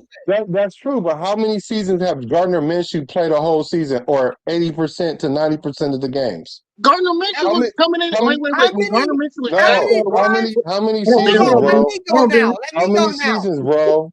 How many times has Gardner Minshew started after leaving the Raiders? God damn it! Questions. Yeah. No. I can do that. He got hurt. I can go before that. I can respond to you. Just answer my question first. When Gardner Minshew was drafted, what was his projection at quarterback when he got drafted? That team. Oh my God, bro! No! Don't oh my God me. No, we're talking about projections. When he was talking about projections now. No. When he got drafted by, who did he get drafted by? We ain't got nothing else to argue about. The Jags, right? When he got drafted by the Jags, was he not the number one? Hey, J-Dub, we're really arguing about Aiden O'Connell. We're not arguing Was he not number one? We're arguing about Aiden. I don't know, He was projected to be the number one, right? I'm just saying. Bro, we I saw talking him at West projected, bro. Reggie He Bush was the was number projected. one. We We don't got care back what on the his rookie. projection is, bro. The What? projection got to do anything. Okay, Well, let's he was He was projected to projected be number the one. number He one, became the and starting he quarterback ended with up being the Jacksonville. number one until they got Trevor Lawrence, and then they didn't need him And he anymore. got beat out by Trevor Lawrence. because Trevor Lawrence is light years better than both of them put together. What are you talking about? But I'm Well, just let's saying let's that's compare that's his compare career. Gardner Minshew's first. Let's compare Gardner Minshew's first 17 games to AOC's first 17 games. You Look can at because that. AOC was not game planned around. You know what? I'm done. I'm done. Now we making. So Hold being on, at this. wait, no, but Now we gotta. So now we gotta curate. So right now now. we gotta curate. Now we gotta curate the best possible It's position at the for same him to be standard. in.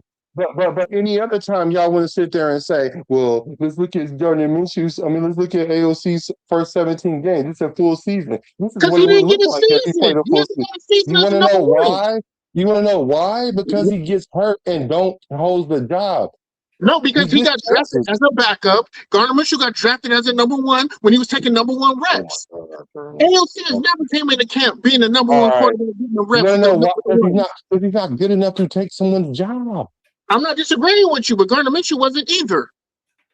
And if you compare both of them as backups, Whatever, who's man. a better backup? Who's a better Whatever, backup? man. I know Gardner Minshew No, has no, no, started no, for no, some no, no, no, no. franchises, Don't and I deviate know he away played from a whole this. season. I responded to you. I answered your question because you're cherry picking. What's the question? When Gardner Minshew was a starting quarterback, when he came in as a number one for multiple years, which AOC never got the chance to do that. Okay, So you can't compare those games. You can't compare that's the a beginning weird. of That his is career hella to this weird. year. That's hella weird. Now we can't compare games because the situations ain't the same. It's hella weird. Get the hell He's out not of even here. running the offense that was Get built the hell for out of him. here. Get the hell out of here, man. Y'all crazy as hell. I'm not. I'm Crazy as hell. comparing. I ain't never heard that argument in my life. Oh, the reason why is because he got to start and he didn't, so you No, can't compare this I'm not thing. saying that. I'm not saying that. If you're comparing careers, AOC is a. No, we're Is a comparing players, not we're careers. comparing players, but we're comparing. You said 17 game season, which is a career, can be a career for most backup quarterbacks. Yes or no? So we're comparing a starter to a backup. That's what we're doing. Yes, Gardner Minshew was a starter when he came in the league. So that goes to tell you right there. We're talking about a career backup, and y'all talking about he was better than a starter. Yes, but yeah, he can't start nowhere. I'm saying no. When they're both I'm saying he when they can't both start because the as Raiders won't backups, let him start. as backups. Yes. Now we this comparing that he was a backup. No, This because you're argument. trying to Hey, say KP is the king of controversy for a reason, bro. No, wait. So we're comparing when Gardner Minshew was a backup, was AOC a better backup than him? Yeah. He's a better backup than him. But that's how you can't compare But Gardner that's not. Minshew beginning Who's of a his better career. starter? You can't tell Who's you a can't better compare starter that then? career. You can't Who's a compare better starter? that career to the same. Who's a better starter? Minshew's a better starter because he got starter stats. Yeah. So what the hell y'all talking about? And he was trash.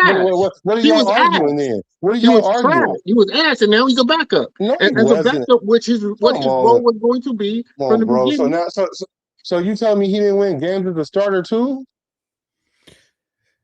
I mean, yeah, but you can also say AOC won games as a starter. Games. He didn't win enough games. They both won games as a starter, but they're both at backup this point in quarterbacks. time. At this point in time in the career of Gardner Minshew, he's been in the league a whole lot longer than AOC. All right. And at this point in his career, he's about the same level as AOC. Yeah, maybe. But see, hold on, man. I'll let you talk. I disagree, man. All I said was maybe. That right there is the true argument. At what level is Gardner Minshew in his career? You know what I mean? Is he on the incline or the decline? He's obviously on the decline. Right. You know what I mean? He's obviously coming down. So in essence, you can't compare early Gardner Minshew to a early now AOC. You now have to compare a now Gardner Minshew to a now AOC. It's not about what Gardner Minshew did in Jacksonville because it wasn't much of anything. You know what I mean? As a starter, he wasn't phenomenal. he had a couple of good wins that got highlighted, and that's how you even know who he is.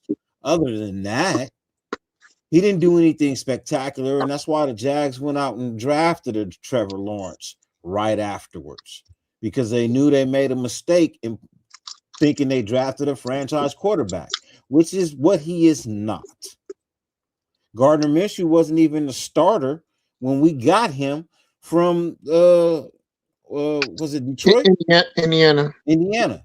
And he started 17 games, man. He started 17 games there, Richardson man. started over him. Okay. So now, all right. The So man started 15 games. He did not. He started 15 13 games because of injury. He started 15 out of 17 games. Because what are of y'all injury. talking about? First, y'all gonna say Richardson started over him, but he started 15 out of 17 games. Because Richardson got hurt in week 2 and didn't play again. Now y'all making it up. But he wasn't playing bad enough to get benched. That's why Richardson wasn't coming in, because Richardson wasn't gonna give you nothing better, and I'm gonna go with the veteran. That's the reason why I'm gonna play Kirk Cousins. I'm gonna play the veteran. If they give me even production, I'm gonna go with the veteran who's gonna make less turnovers.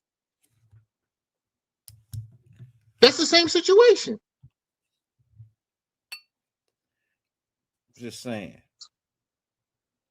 And Minshew was not the quarterback that AP wanted. He wanted to run with AOC because AOC is what got us through the end of the season prior to that. So he wanted to kind of keep that cohesiveness with the offense. Like I said, like Telesco was the worst hire, bro. If you ask y'all me, better honestly, stop shitting that on shit was Telesco, worse. man. That shit was worse than Josh Telesco McDaniels. drafted Brock Bowers, goddammit. You ain't about to keep talking about Telesco like that. Man, he didn't draft Brock Bowers. I forced him to do that, man. I don't give a fuck what you say, forced man. him to get Brock I'm the Bowers. biggest Brock Bowers fan in this bitch, goddammit, on YouTube. Everybody on this bitch, everybody that I know was like, man, where's the Raiders draft another tight end? Boy, I was the only motherfucker on this bitch riding with it when everybody else was, that shit was a dumb pick, boy. And you Everybody, didn't know bro. who Brock Bowers was until I told you. Me? Y'all was trying to pick the I'm other a Georgia tight end. fan. What are you talking about? I didn't know about Brock You Bowers. wanted to get Isaiah Washington. That's what you wanted. I don't even know who Isaiah Washington is. The 6'8" tight end that The only player I wanted the tight end Brock Bowers, because I didn't think we was gonna be in the position to draft Brock Bowers, was fucking the quarterback, bro, that went to the Falcons. I was like, bro, the Raiders are probably going to draft him because Phoenix?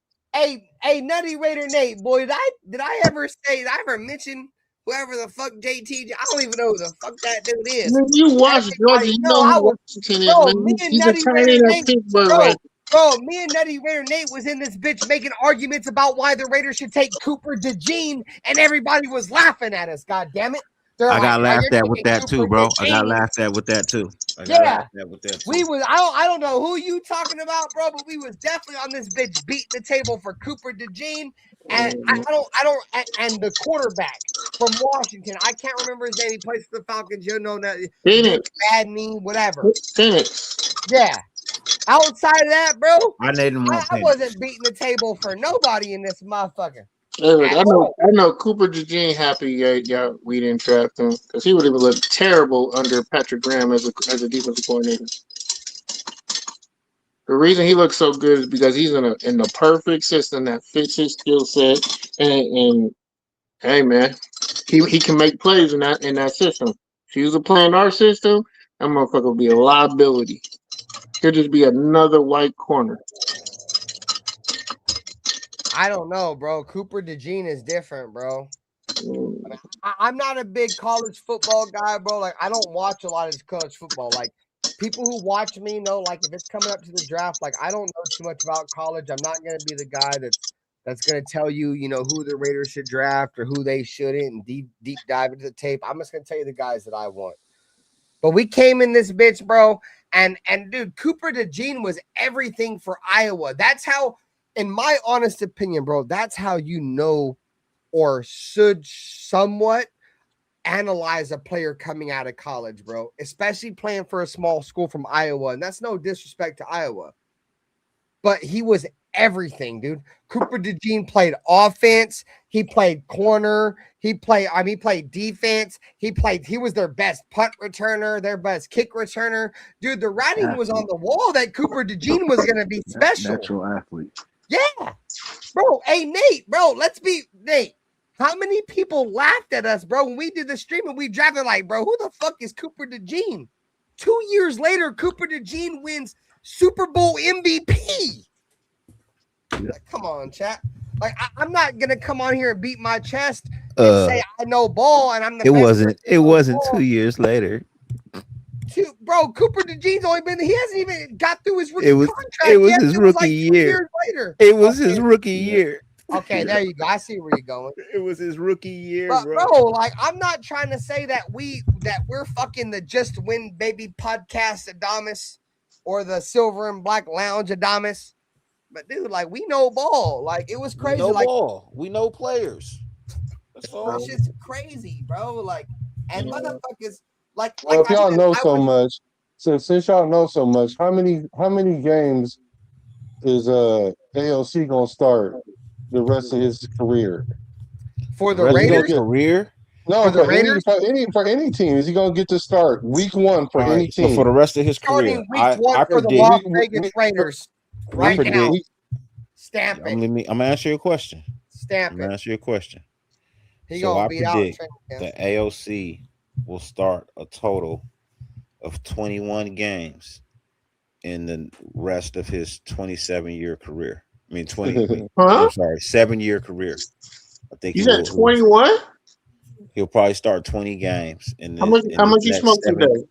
In his next 7 year, in his next 7 years in the NFL. Yeah, as a backup, as a permanent backup. Bro, I think he's gonna be a journeyman. He gonna go to some places. You know what I mean? And he gonna start some games in like the tail end of the season. Well, maybe you know what? I'm gonna lower that. I'm gonna say 11. Say 11 games. He might start 11 games in his next 7 years of his career. Will he start week 1 for any team for his career? Never. I don't know. Never. Yeah. Not earned. Maybe barring injury, but not earned. I don't even think that. He's always going to, from here on out, he's always going to have competition with an incoming rookie. So why do y'all think? So if y'all could project that he's not even going to start week 1 for somebody, but y'all got mad because he didn't start over Gardner Minshew?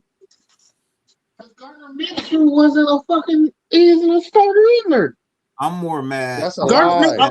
Gardner Minshew is starting for teams. Stop saying that. Week 1. My camera freeze out, dude. Let me explain why I'm mad, Black. I'll let Dirty go first. I feel like a head coach should be the one that picks his starting quarterback, and he should run with what makes him comfortable. If AOC was what made him comfortable, then that should have been AP's. That should have been AP's availability option. You know what I mean? But Minshew was forced on him, forced to start. You know what I mean? So in that essence, for me, I felt like AOC should have got the shot he deserved because the head coach believed in him. You know what I mean? That makes sense. That makes sense. And then if AOC went out there and stepped up the joint, hold on, bro. So I'm trying to go full circle with this whole AOC thing so y'all can stop thinking I'm hating. So if they should have let him go ahead and start whatever quarterback he felt comfortable with. I totally agree, right? So if AOC would have went out there and stuck up the joint, then he got fired based on his decision. That's how he should have been able to do it because he got fired anyway. So they should at least let him have the quarterback that he wanted. Exactly. You know what I mean? Like, got you. You know what I mean? If you're gonna fire me, at least give me the opportunity to get fired.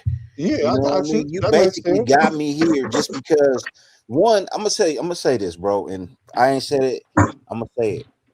AP got the job because the fans wanted him. The fans asked for AP, not just Max. Everybody was happy with the wins that we're getting towards the end of the season. Everybody wanted AP. The problem was Telesco never gave AP, and Mark Davis never gave AP a full chance to actually be a head coach. They never gave him the actual reins to run his team. So we ended up with bullshit. And you could tell we ended up with bullshit because we followed it up with bullshit. We thought somebody was coming in here to make something great happen. Come to find out, he worse than the one we let go, who we didn't even give a full shot to. So I imagine if you would have just given him an opportunity to actually be the head coach, we might have actually accomplished something.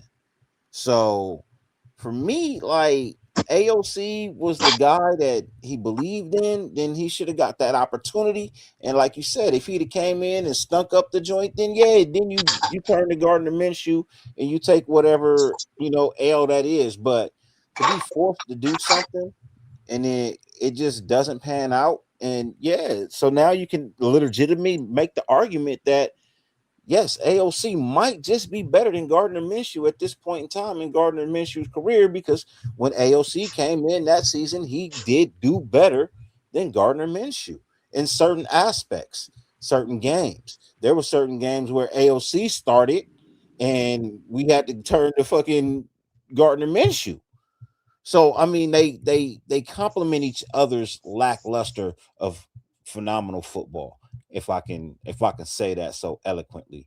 You know what I mean? They complement each other with the lacklusterness of competitive football. So the one little glimmer of hope that AOC had, they tricked it off. The general manager tricked it off because he really had a legitimate chance that year, which I could agree. But going into the season, I would have never picked AOC over Minshew. But if I'm the head coach and I really felt like this guy give me a better chance to do what I want to do, then I'm going with that guy, not the better player, allegedly better player. Because at this point in the career, it's arguable that Minshew is on the decline. Because it ain't like he was a Kirk Cousins where he started hella places. Because Minshew really been trying to get in where he fit in all his whole career. So let me get in on this, bro. Let me get on this. So let's keep it a beanter here. So after Josh McDaniels got fired, right? Josh McDaniels was running with Jimmy Garoppolo, right? AP took over and he's like, who's the quarterback going to be? Who do I have the best opportunity to be a future coach of the Las Vegas Raiders? He chose Aiden O'Connell. So this is my mindset, right? So he put his career and his future career as an NFL head coach on the line in Aiden O'Connell's hands. Aiden O'Connell wasn't the best quarterback in them final games. But going all the way up until week 17, the Raiders had a chance to make the playoffs. Aiden O'Connell had won a few games. You feel me? And then broke, like I said, y'all can take this how y'all. I know y'all get, some people get emotional about the whole Aiden O'Connell broke the record against the Chargers. It wasn't him or whatever. But still, that was in there, right? So Aiden O'Connell did all that. What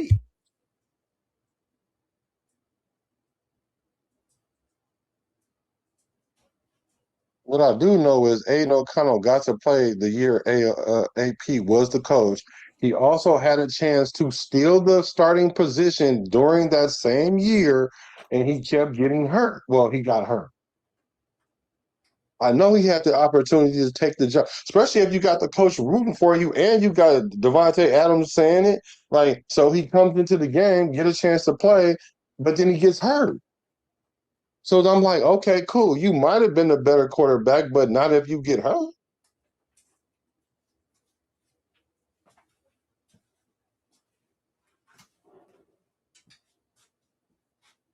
You on mute, bro.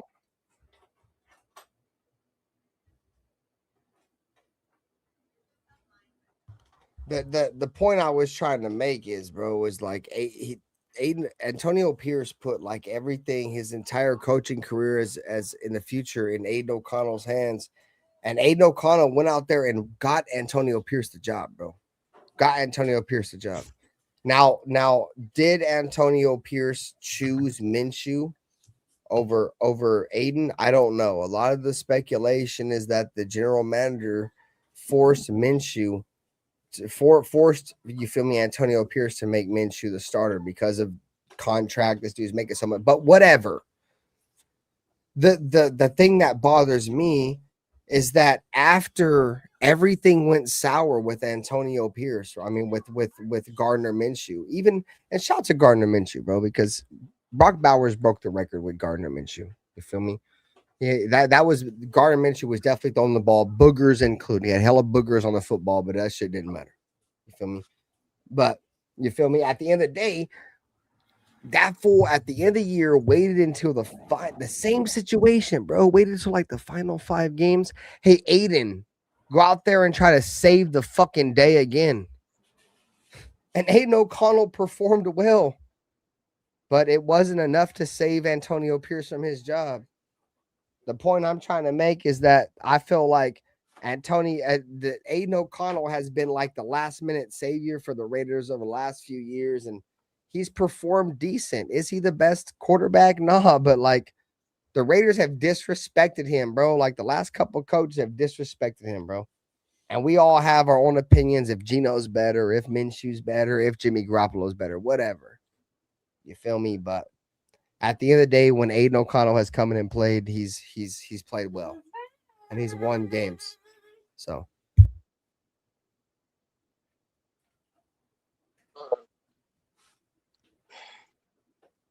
I'm gonna be honest with you, Ben. Aiden O'Connell didn't say shit with AP. We didn't want AP as a coach. Hey, shout out to JT, bro. You was one of them ones. I didn't want AP as a coach, neither King. I was happy with AP because I knew what was coming, and I didn't want what was coming. But AP didn't get a fair shot at being a coach. He was forced to play Aiden O'Connell. He didn't want Aiden O'Connell as his quarterback, but he was the best option at the time. You know, and for me, with Gardner Minshew and AOC on the team, I think Gardner Minshew. What up, Cash Lord? What up, brother? If I was to run them, I have AOC as a better quarterback as a backup at that point. When they're both backups at the point in their career, I pick AOC over Gardner because I know what Gardner was going to give me. Me too. I know what Gardner was going to give me. I didn't know what AOC was going to give me. Like I said, he showed sparks. He showed, you know, if you really coach behind it and have a scheme, he showed a little bit. But so does Gardner. Gardner had moments. You just talked about how he had his moments. Meaning, if you coach him right, you get the players behind him. Yeah, you can rally behind things, and that's what Gardner Minshew is a great locker room guy, and people want to play for him because he's a great guy. But he ain't that guy. He ain't really that guy. He's just a good dude. But AOC is. That's crazy. Hey, but honestly, well, see, but the thing, I don't know. There's not a large enough sample size to really go off of it. It's not a mover comment. Hold on. Huh? They forget about this part, Cool Kev, how they played head up in preseason, that he really lost the job in the preseason. But they forget about that part, though. That's the reason why Minshew. But now, hold on, black. Let's keep it real. You really gonna sit here and say the preseason is something that you grade on? If you have 2 equal quarterbacks, from my starting number 1 quarterback, from my starting number 1 quarterback, no. You asked me a question. Let me answer it. No, I wasn't finished. I wanted to classify what my question was going to be. I don't need you to quantify the question. Because preseason is for backups. It's not for starters, and you know that. No, it's not. It's not always for starters. What starter has to fight for the position? Bro, it's only for backups when you don't know who the starter is. They didn't know who the starter was going to be, Minshew or AOC, so they was in competition. When you have 2 somewhat equal quarterbacks, the preseason matters. What do you mean? When they gave Gardner that contract, you knew he was the number 1. He played so bad in practice that it actually became a competition. Yes or no? How much did they pay I Gardner Minshew? don't know, bro. No. I don't know. You do know. Don't tell me what I know. I don't know because yes, conventional wisdom will say, yeah, the person with the most money gonna start. And if y'all know that, why the hell y'all be crying so much about the damn quarterback competition? Y'all should never fix y'all mouth. When I say y'all, I'm talking about anybody should fix their mouth and be like, this is a quarterback competition. All three quarterbacks have equal chances of being the starter of game one. And we know what you just said. But what we did know in that moment was we got Gardner Minshew off a little cheap deal because we didn't know what kind of quarterback we was going to get, and we had AOC, and they both was going to compete in the preseason. Every franchise don't automatically start the person who make the most money, and it wasn't even like Minshew was making so much money we had to start him because we got him Compared on to the AOC was. no, not compared to nothing. Not compared to the salary overpay for cap. Gardner Minshew. You know that. Compared to the salary cap, how much did Gardner Minshew make? Do you even know? 15 million. That How year about y'all making up he made stuff? like 6-7 Now million y'all a making year? up stuff. No, he Thank made you. like 6 or 7. He was making like 5 to 6 a year. So that's He not made nothing for a $15 starting million. quarterback. He Ben don't signed know. like a 2-year, $20-something million contract. Ben just I don't talking. think it Ben, was you that just much. guessing. I don't think you made Ben just 20. guessing, man. It was like Ben just You son guessing. of a bitch. I'm tired of you second guessing me, you son of a No, bitch. you're So you're the one it's guessing. between like 11 and 15, bro. Here, I'm gonna tell you right Hey now. Google. We hella overpaid for him, and I for know him, we did. How you I know we overpay did. for a starting quarterback? because he's a Paying backup. He's $6 not a million. starter, Black. In Oh what my world is he God. a starter? Hey, He hasn't been a fucking Hold on, starter wait, since he left the Raiders. I'm about to stop yelling at me because I'm gonna tell you why. Because he was starting when he was I got so literally goddamn angry, my camera froze. God damn it! because Sorry. he was literally starting when he left 2 years, Indianapolis. 25 No, million with how 15 much did he million get? How guaranteed. much did he Black, get? there it is. 15. So 15 he got million. 15 million. 15 million. You was right. 15 million. That's what he got. I don't be coming on. Yeah, be second guessing myself. I don't be So coming is on here 15 selling false tales. 15 million a lot of money to play for a starting quarterback? A He backup. wasn't projected to be a Oh starter. my Black. God! How do you say that when the team that he Hold left? on, He was wait, starting. The team he left. The team he played for literally before that he started. So what are you I can talking answer that. about? I can answer that. He wasn't the starter from day one. Oh, now he got to be the starter Yes, from he day No. one. was. He was the projected third. Okay, man. All right. Was he not? Was he not at the beginning of the season? He was the Y'all starter. right. Yeah, coming into that You're year, right. Aiden You're O'Connell right. was the What game did he third-string start in Indy? quarterback. What game did he start in Indy? He didn't I don't play the know. first 5 or 6 games. So that's not a number one. Whatever, He man. ended up as number You're one right. because of injury and because the You player got benched. That's the only reason why he ended up as a number one. okay. He was So the did he best option start at the though? time because the rookie was playing like Did he shit. start 13 games? Did he Yes, start because the 13 rookie was games? playing like shit. So And then he played so better. So that doesn't make you a oh my starter, though, God. Black. You know that. All right, That man. doesn't make you a starter. So he didn't start nowhere else? He didn't start nowhere else? No, he hasn't. He hasn't Oh my started God. anywhere else. Gardner Minshew has been a You making backup up Hold stuff on. Where now. did he start? What else has he started at? No. Wait. Nowhere. Stop. Where else has Gardner Minshew He never started in Jacksonville? after? No, we're talking after after the that. Raiders. We're not talking Hold about on, before. man. See, You y'all can't sit here and say bro, before. We're talking about when we picked him up. your question was, has he ever started? I said, has he started somewhere else? And you Come on, said bro. You know what no. I'm talking about, And though. you said no. Since You need to Indy, know what I'm but talking before about because Indy. I'm the one that asked the question. I said, did he start somewhere else? You said no. And I said, yes, he did. And you said where? And I said Jacksonville. And you said, I'm not talking about there. Like, so what are you talking No, about? that's what I'm saying. He played with 2 teams after he left Indianapolis. He played with the Raiders, where he started. He started there. They won. He started. And then the second was he playing behind Patrick Mahomes. So what are you talking about? He started in Kansas City, too, though, and ended the season as a starter. Is he going to start there? He played in Indy, too. Hey, No. Black. Okay, because Black is saying, wait. Hold on. No, JT, hold on, bro. It's all football shit. So Yeah. Jack Pena just said, he said, pause the show. He said the Pena family is watching the show. They want to know that I came on and happy to say that you should give a shout out to Robert Pena. You feel me? To the Pena family. Love you, boys, Love man. you guys. I All right, thank appreciate you guys. I wish I would have streamed more. I always just talked to Rob in the back. He always was encouraging. He was an amazing man. He was an amazing person, an amazing father. Uh, my prayers are to you guys. If y'all need to chat, y'all can hit me up at any time, man. Yeah, Robert My Pena, door, bro. my thing is open just as much as it was for him as y'all.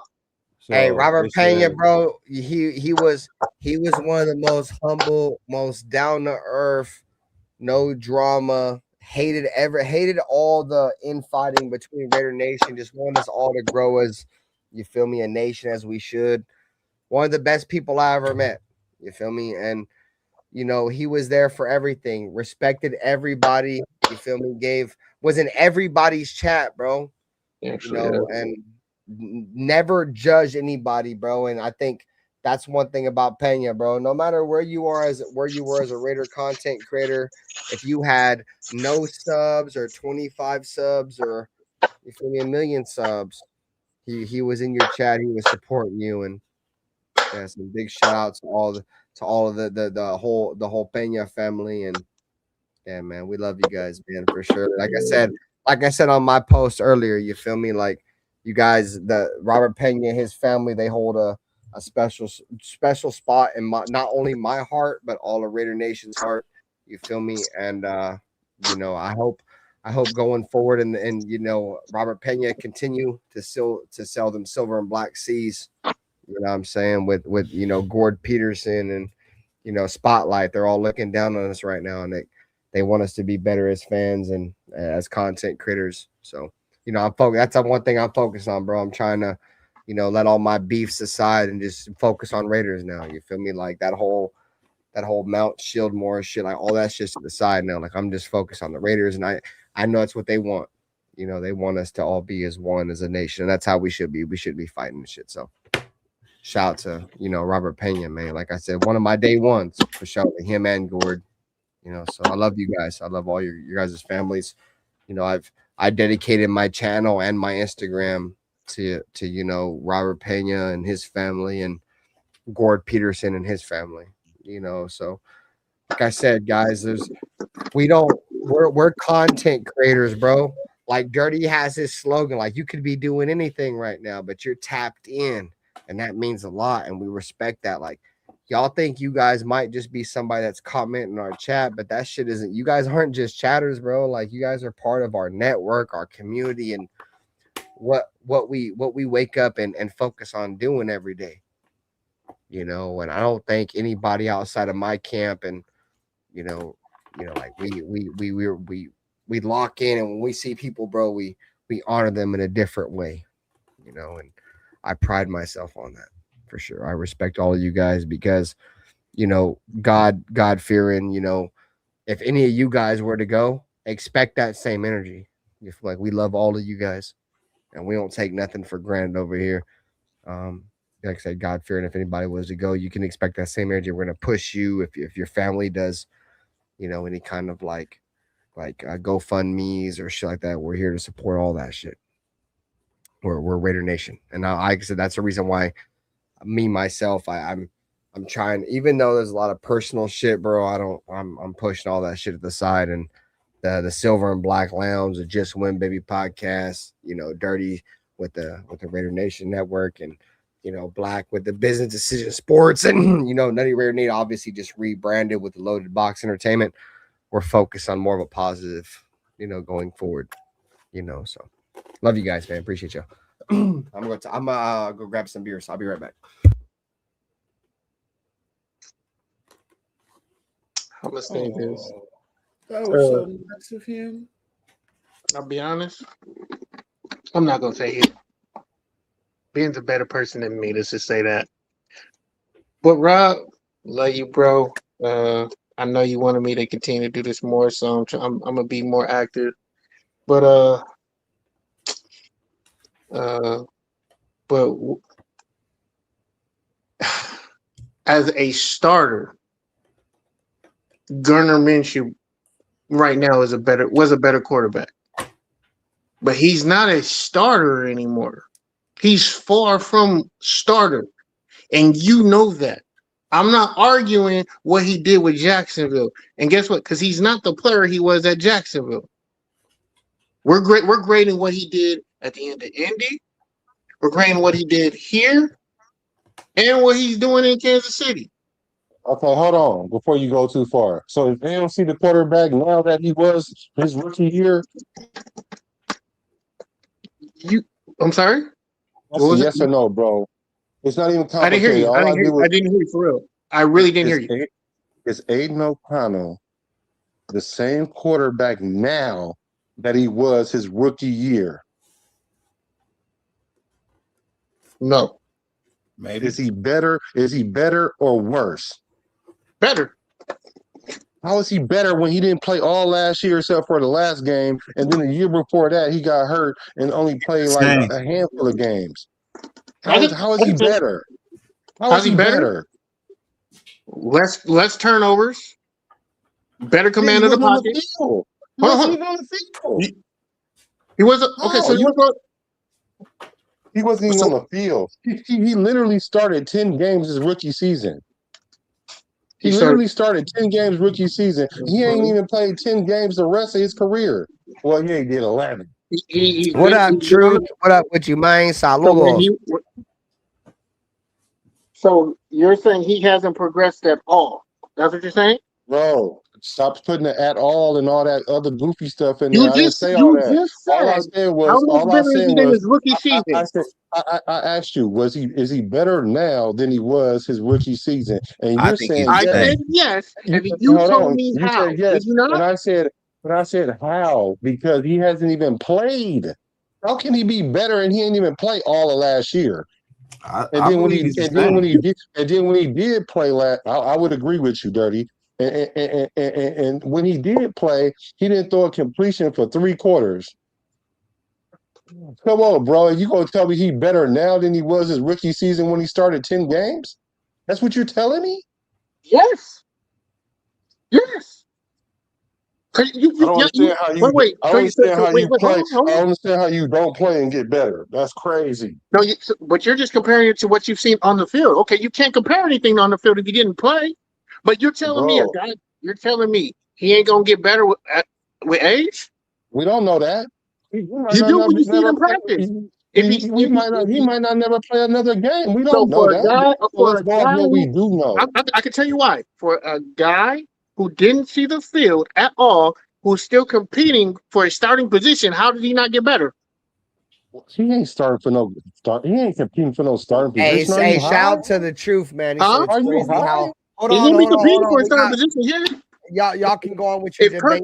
We got. Hold on, it's gonna be him and Fernando. Yes or no? Bro, just hold on for a second, bro. He said this is some personal shit, bro. We off Raiders for a second. He said it's crazy how someone cared for the interest enough to come up and interact with the show. That's not something every family does. We probably have known that more about, or with Robert Pena, Spotlight, and Gore Peterson. Or yeah, bro. Like that's the thing, bro. Is like we honor people, bro. Like we love everybody that comes by and show love. We want that, bro. Like we're never gonna take anybody for granted. I think. So we're a smaller network, you feel me? We're not like, you feel me, Docs and all these other fools. They got a lot of more people that watch us, you feel me? But regardless, if we were on our level or on their level, bro, we don't take nobody for granted. So just keep that in mind, bro. And see, I think that's what makes us so genuine, though, is the fact that we know, like, we genuinely care about the people who watch us and follow us, because we know who you are. You know what I mean? Like, you're here so much. We literally we feel like we know who you are, even if we've never met you. Like, if we ever do meet you, it's gonna be all hugs and daps, bro. Like, you know what I mean? High fives and sugar pies. Like, I don't know, you know what I mean? But like, for the most part, like, bro, like, we pay attention to y'all. We may not answer every question that you type in, but we see them. You know what I mean? We can only get to so much, but we try to acknowledge you guys as much as we possibly can, because time is short for everyone. You know, like they say, time waits for no man.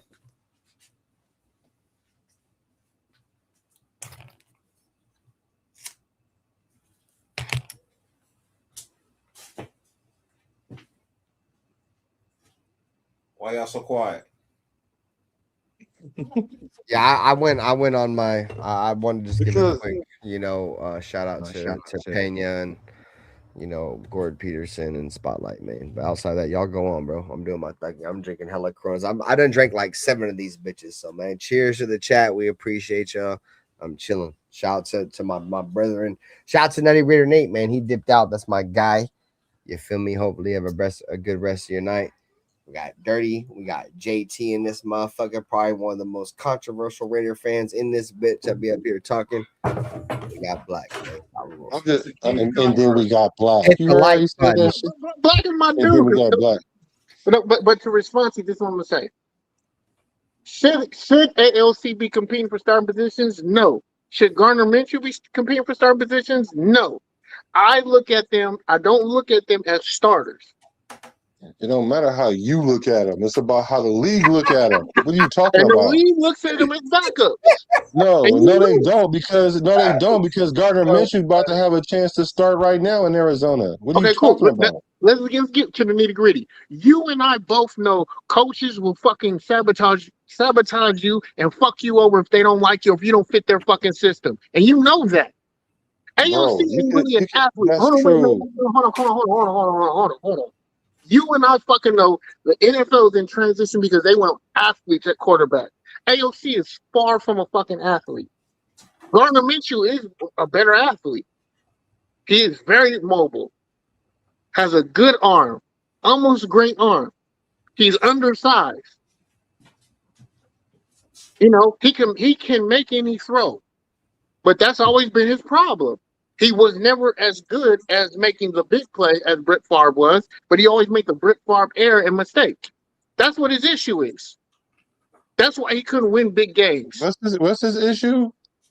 He makes mistakes. He's not as good. He can't. His skill doesn't overcome his mistakes that he makes. What are these mistakes you talking about he make though?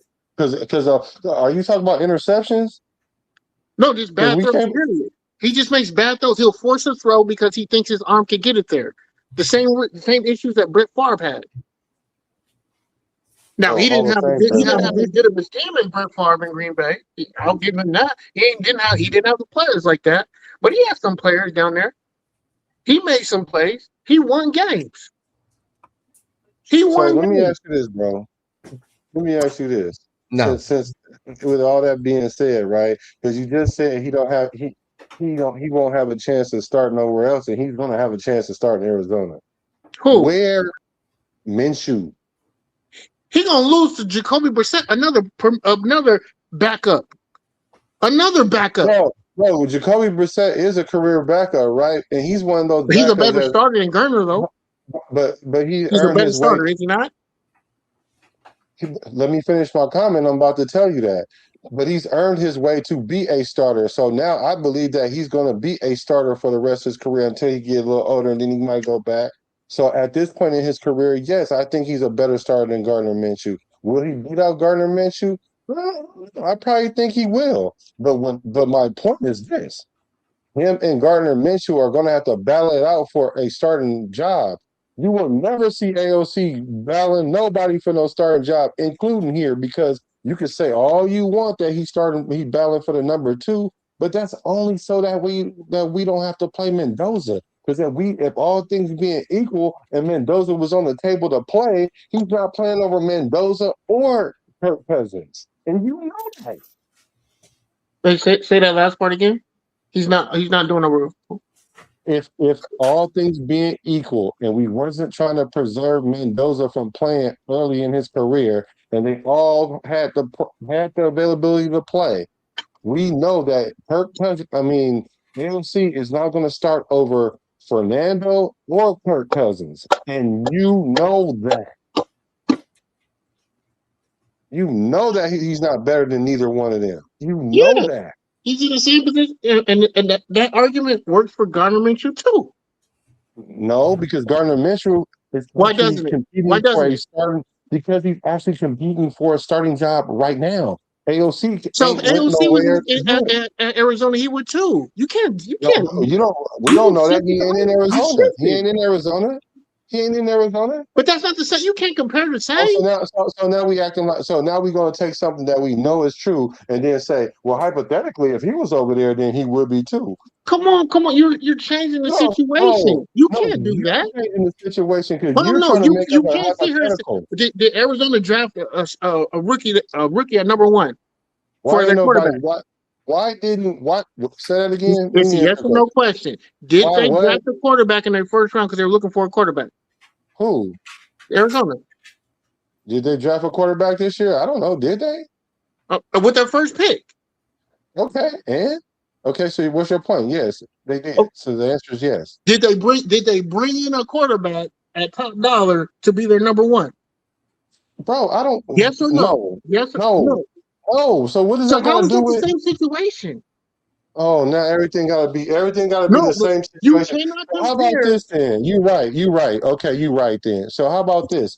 Was AOC and Geno Smith on the same roster at one time? Yeah. Okay, and so didn't the Jets trade for one of those quarterbacks? Say that again. Then the Jets what for the quarterback? Didn't they trade a draft pick for one of those quarterbacks? Trade away quarterback? I believe they traded. Bro, did the Jets give us a draft pick to one of those two quarterbacks that was on the roster? Yes or no? Yeah, bro. Yes.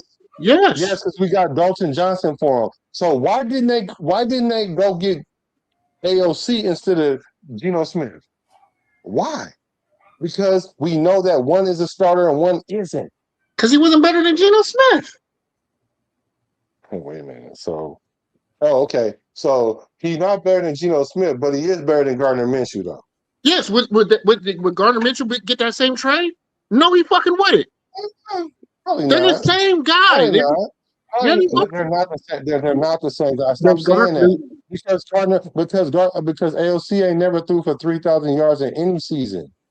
They're not the same guy, bro. Hey, shout out Jay Schroeder, man. You are type shit. And I didn't get to answer that. I was quiet to that. Do I think AOC can throw for 3,000 yards in this NFL? Yes. You don't know. Yes. We don't know. No. We don't know because is he going to get the chance? No. But you also know. But you also know favoritism plays in today's NFL. There's a bunch of people and they don't deserve it. It's gonna get real here for a second. JT, hold on. It's gonna get chat. We have a Broncos fan in the chat. I don't give a fuck. No, I know we don't care. That's the point, right? I want to clip that. Hey, burn yard Bronco, cocksucking son of a bitch, dick eater. You feel me? Likes to play fucking anal cavity Olympics. Hey, bud. Hey, where the fuck were you at when the Raiders were 10-0 against the Denver Broncos? I think it's funny. That all you cock-sucking, dick-riding, dick in the booty ass Bronco fans like to come around my channel now because y'all are winning games against the worst team in the league. One of the worst teams. You're over here beating your fucking chest about beating the Las Vegas Raiders when ever since Josh McDaniels have taken over the team, we've been one of the worst teams in the league. But you're over here pounding your chest like you're beating anything significant, cocksucker. You motherfuckers have never beaten the Raiders 10 games in a row, bitch. Where the fuck were you at, cocksucker? Goddamn, all he said was he warned us about McDipshit. All he said was, damn, he warned y'all about McDipshit. He told you McDipshit was gonna be trash.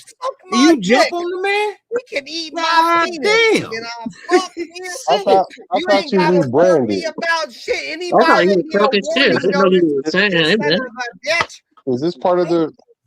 All he was just saying was, man, I tried to warn y'all about it. So y'all would have God dang. So y'all saying, oh, buddy caught strays? Oh, my bad. Yeah. Hey, but I ain't gonna lie. There's no love lost for Denver, so you can go fuck yourself. Hey, come on, man. We're trying to expand the brand, brother. Hold on. Alienating people, man. We're trying to expand the brand. Check this out, bro. What's the name? Teams. Hold on, my most hated teams in the league. You know what's crazy? It's got Anybody playing us? my most hated teams in the league. The two at the top aren't even in our same conference, bro. The Niners. Anybody who's playing us is the most hated team. No, the The 49ers. So the 49ers by far are number one, my most hated team. I've rooted for Kansas City. I don't give a fuck how none of y'all feel about this. I've gotten constant, you feel me, motherfuckers talking shit. I rooted for Kansas City in 2 Super Bowls against goddamn San Francisco, and they won both of them joints. You feel me? I wouldn't say I rooted for them, but I definitely didn't want the goddamn Niners to win that shit. You feel me? So my most hated teams in the league by far, number one, the Niners. I don't give a fuck. Like, I love the Raiders, and I don't never want the Raiders to lose. But if we finished 1-16, I want that one win to be against the goddamn San Francisco 49ers, bro. That's my Super Bowl, no matter what. I don't give a fuck.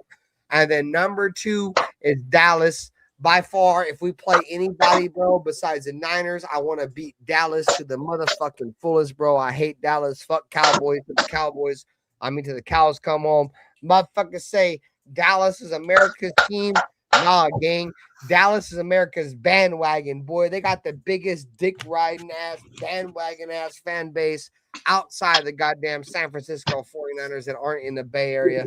You feel me? And then number 3, right there, goddamn Denver Broncos, you sons of a bitch. You know what I'm saying? And you feel me? Like, I didn't really care about Denver. You want to know the main reason why I hate the Denver Broncos? Because if you know me for a long time, I hate the Denver Broncos because of YouTube. You feel me? Shout out to, you feel me? I hate the Broncos, but shout out to Savage Sev. Shout out to Bronc Nuts. You feel me? If you watched me for a long time, I ate dog food because we lost to the Broncos. I poured spaghetti over the loss to a Broncos. I ate black licorice, and if for all of you fucking demon motherfuckers that might like black licorice, this might not attest to y'all, but black licorice is dog shit. I had to eat an entire bag of king size black licorice for the Denver Broncos. So that alone right there is why I hate Denver. So Denver by far is number 3. And I think it's so funny that all you fucking dick riding ass Denver fucking Bronco donkey dick riding motherfuckers were in my channel, weren't around my channel from 2020 until 2024. And then 2025, y'all finally want to show your face. Where the fuck were you at in 2020, 2021, 2022, 2023, 2024? Y'all was over here fucking fanboys of my channel and didn't want to type dick rider. You feel me? Now your team is good. You want to dick. You feel me? I'm done. Okay, now that is catching a stray just for saying, hey man, we try to warn you. There's no such thing as a Denver Bronco fan catching a stray. Fuck the Denver Broncos.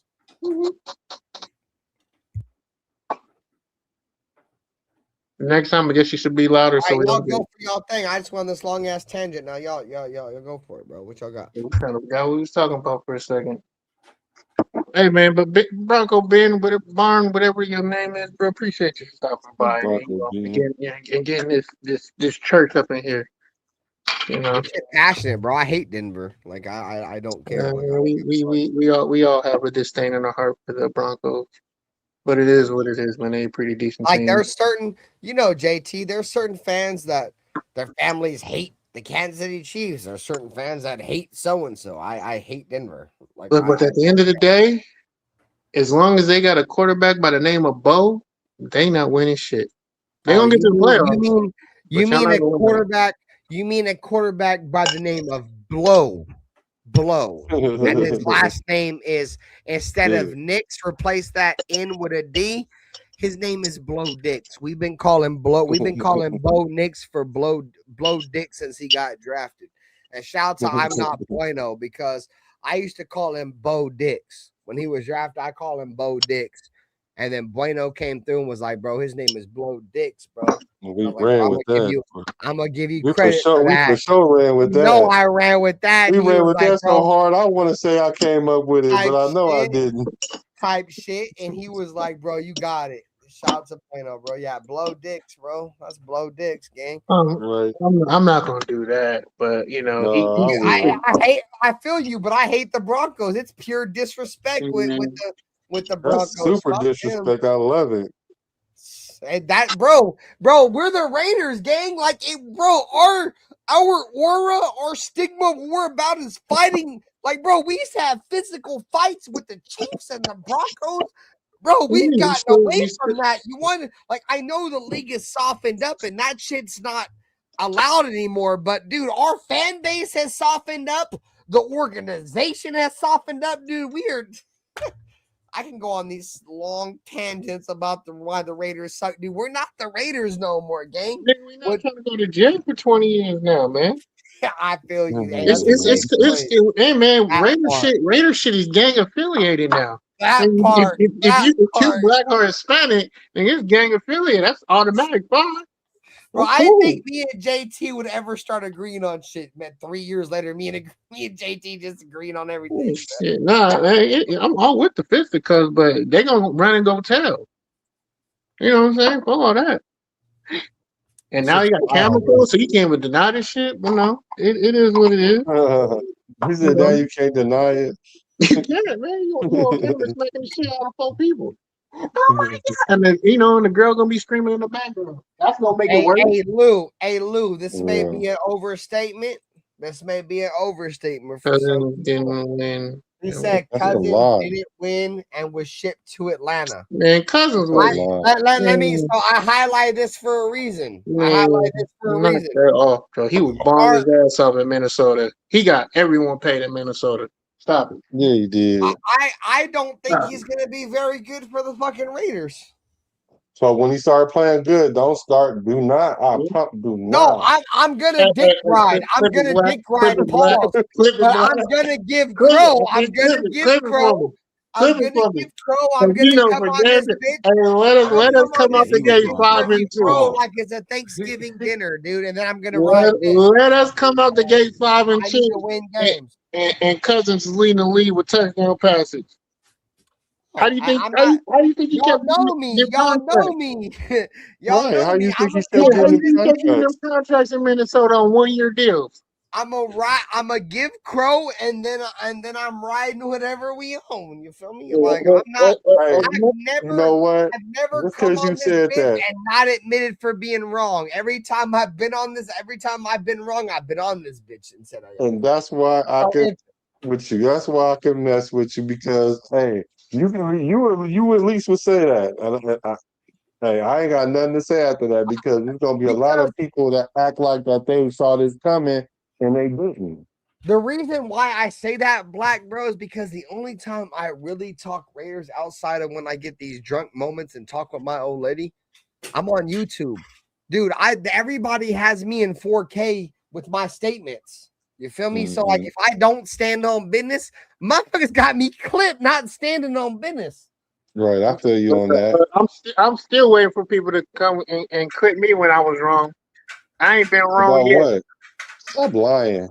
I ain't been wrong. Well, everybody's been wrong. You've been wrong tonight. I ain't been wrong tonight. We got a difference of opinion. Hey, Bomb. No, there ain't no difference of opinion, bro. We arguing over 2 backup quarterbacks. You trying to say one's a starter? They both backups. One is a starter and one isn't a starter. One was Gardner Minshew was considered a starter at some point in his career. They call me LeVar Ball of the Raiders. Never lost. But I've never lost. Extradamus, you feel me? Never lost. Don't make me go find any kind of clip where you had an Don't do that. You can do that. Dark has all the footage. He's still trying to top up a highlight video of me being wrong. That's been 2 years and running. You can go. What's that bust? I ain't gotta go nowhere. The Raiders should hire me as like some kind of like roster or something. Like, bro, I ain't gonna lie, gang. All these motherfuckers that been in that field, they should hire me. God damn it! Like they have a bunch of bums in that bitch. Like, see, this is my thing, right? Like, I'm just obviously I'm over exaggerating, right? Like, I don't think I hire me. The point I'm trying to make is, and I've said this before, the Raiders are different. We're not. Al Davis didn't lie.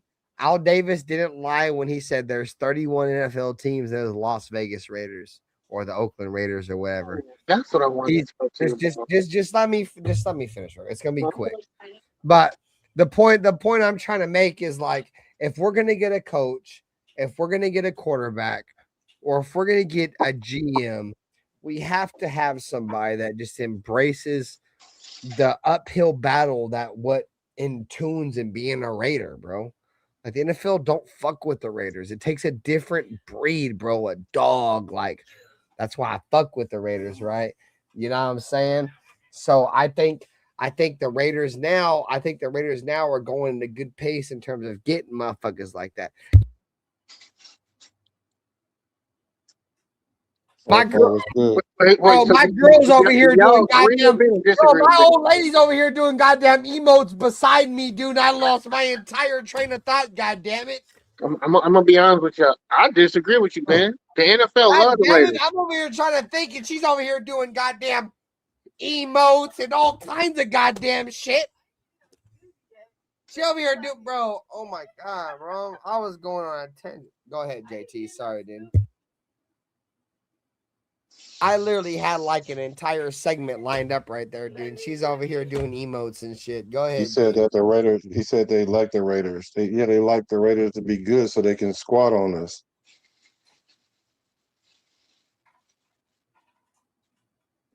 But JT, me and you went back and forth for 6 hours one night, and I know dang on well you wasn't right the whole night, bro.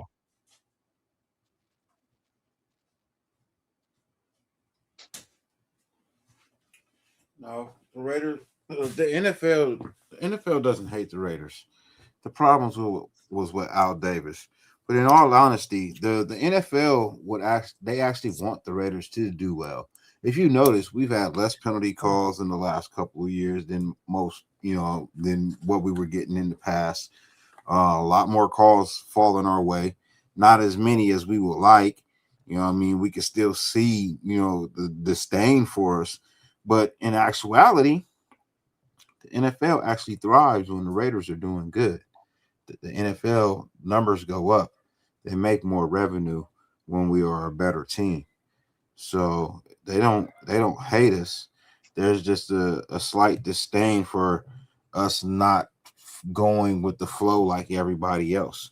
We still kind of do our own thing. They don't really like that, but that's who we are. We're not going to change from that. Hey, I like this comment. I like this comment from Lou Skunk. The NFL owns the Raiders now. Hey, Lou Skunk said my pass doesn't include Geno and Cousins in terms of these older quarterbacks, right? Garoppolo, Minshew, Stidham. It does include going forward with $21 million total invested in Aiden O'Connell and Mendoza. We're going nowhere with Cousins or Minshew. And I'm with you, gang. That takes sound like you drunk. Yeah. That's that, bro. And that's what I'm saying. Hey, come over to the Raider Ben channel. Come over to the Silver and Black Lounge. Come subscribe over here. Yeah, lock in. Come tap in with your boy. If you don't like me, you gonna love him. That part. Yeah, hey, that's been his motto ever since he joined the squad. If you don't fuck with my content, you gonna love my brother and shit. For sure you is. If you don't like being mouth, then go to Dirty's channel. Yeah, we got 4 motherfuckers up, 5 motherfuckers that's in the network. You gonna fuck with one of them for sure. No, so I agree. I agree with what Raider Skunt is or Lou Skunt is talking about with the future. Like that's my thought process is I'm not saying Cousins isn't the better option. He could be. But the NFL is building your team around rookie quarterbacks. You feel me? If you can get a Russell Wilson, these late round. Aiden O'Connell was a 3rd round pick. The point I'm trying to make is if you can get a quarterback on a rookie deal, that's how you win games. The NFL is not built around. I mean, the narrative is there, bro. Like, look at all these. I'm drunk, bro, but look at all the young quarterbacks that have won. Mahomes, Jalen Hurts. I mean, Ben Roethlisberger in his younger career won on a rookie contract. There's lots of them, bro. I'm drunk, so don't. I don't That's know all probably of them. it. Out of No, I 15 just years. named like 5 or 6 of them. You Everybody just knows named if you know 3. football. You just If named you know 3. Don't put the football, extras on it. if you want to build around a rookie quarterback, bro. And the point he's trying to make is you have a better chance overall team development to try to build around Aiden O'Connell and Fernando Mendoza. That's Get the not hell out of here. saying that's not. Listen though, Black. I get what you're saying. Like, we're There you not go. saying that they're better.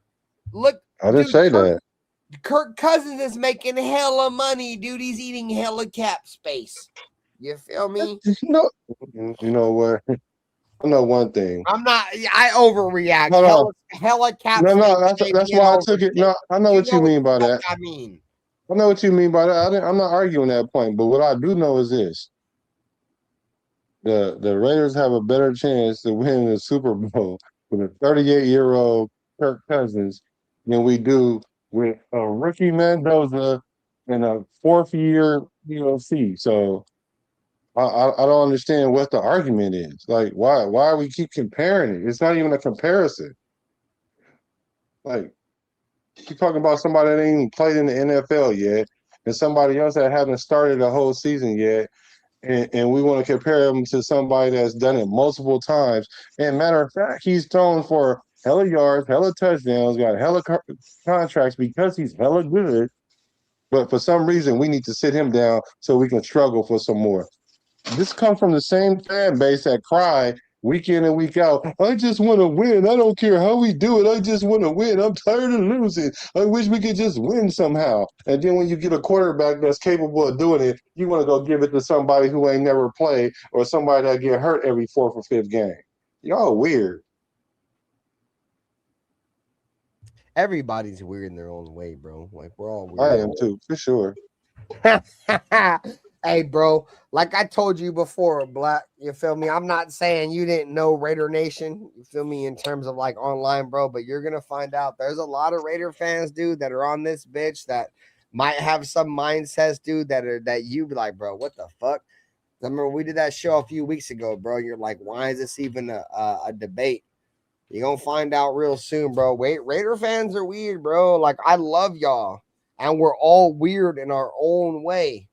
You feel me? That's one thing about I try to pride myself on, and all of us is we try to be that happy medium, because when people are like that and there's Raider fans like that, they either want the content creator or the guy that talks about the Raiders to be all unicorns and rainbows. You feel me? Or they want a content creator that's more realistic. And we pride ourselves, bro. Like, we have a lot of guys like Dirty and Black, like, they're the more optimistic Raider fans, and then there's the happy medium with some of us that don't think we're going to be very good, and that includes with the chat. So the point I'm trying to make is, bro, is like we're at the end of the day, bro, we all want the Raiders to be good, and we're all content creators, bro. Like, I can't stress that enough. Because I could understand as like maybe somebody that grew up in maybe the YouTube generation, because I'm old, bro. Like, I'm 30. I mean, in this day and age, I'm old, right? I'm 34. I grew up watching. I grew up reading Raider articles in the newspaper, dude, and grew up reading reviews and online articles and the point I'm trying to make is like, bro, like, if you really want your actual knowledge, if you want to learn a lot about the Raiders, don't rely on us. And I respect that. Don't rely on who? On content creators in general, bro. No, we're all based on opinion. Because we're all based on opinion. No. Speak for yourself then, because I'm not basing mine off no opinion, bro. Me neither. I'm basing mine mostly off of. Bro, none of us really know facts Speak about. for yourself. Speak for yourself. Okay. Don't speak for me then, because I'm not speaking from a lot of the times when I'm telling y'all what I'm telling y'all, I'm not even telling you my opinion, because we're not talking about my opinion. We're talking about what the organization history is, what our tendency is, and things of that nature. Now, that don't mean I'm right about everything I say, but what I'm talking about, the nature of what we're talking about, is up for debate, because there isn't necessarily everything is being black and white. But yeah, I would agree. There's a lot of content creators that don't know what they're talking about, because one, they don't know football because they ain't never really played at a high level. Two, they're not even really Raider fans because they not. I mean, a lot of them just will tell you that they do it because of the job. They kind of migrated to the Raiders for whatever the reason, so their heart doesn't bleed silver and black. And that's the problem with this YouTube thing, is most of the top people are those people. But then when I say something about those people, then the top mentality comes. Don't talk about him. Don't talk about him. Like y'all was talking about earlier, a lot of these content creators don't even care, because what they'll do is they'll give you the bare minimum, and they won't even give you a real take. They'll be on both sides of the fence, so that way they always right. They'll take your super chats and they'll say what's up to you and keep on going. They don't even really do real content, because all they do is just get on here, read the chat, and then just give their little opinion. But real content creators like us, who structure the shows out, make sure the thumbnails just right, and all that, and put a lot of time into this for y'all, them are the people that don't get the love like they supposed to. So it's not all of the content creators. It's a small percentage that's real ones. You know me. I'm bad. I know you didn't mean all of them, but I mean, like, for real, there's some real ones, and a lot of them is over here. Mm-hmm. Not like car salesmen at all. Cool kid. A lot of them don't have to talk shit about people behind their back and try and sabotage other motherfuckers. I genuinely want you to be happy after you leave the show. I want you to feel entertained. Car salesmen, they don't give a fuck because it's just a check to them. Well, I care. Right.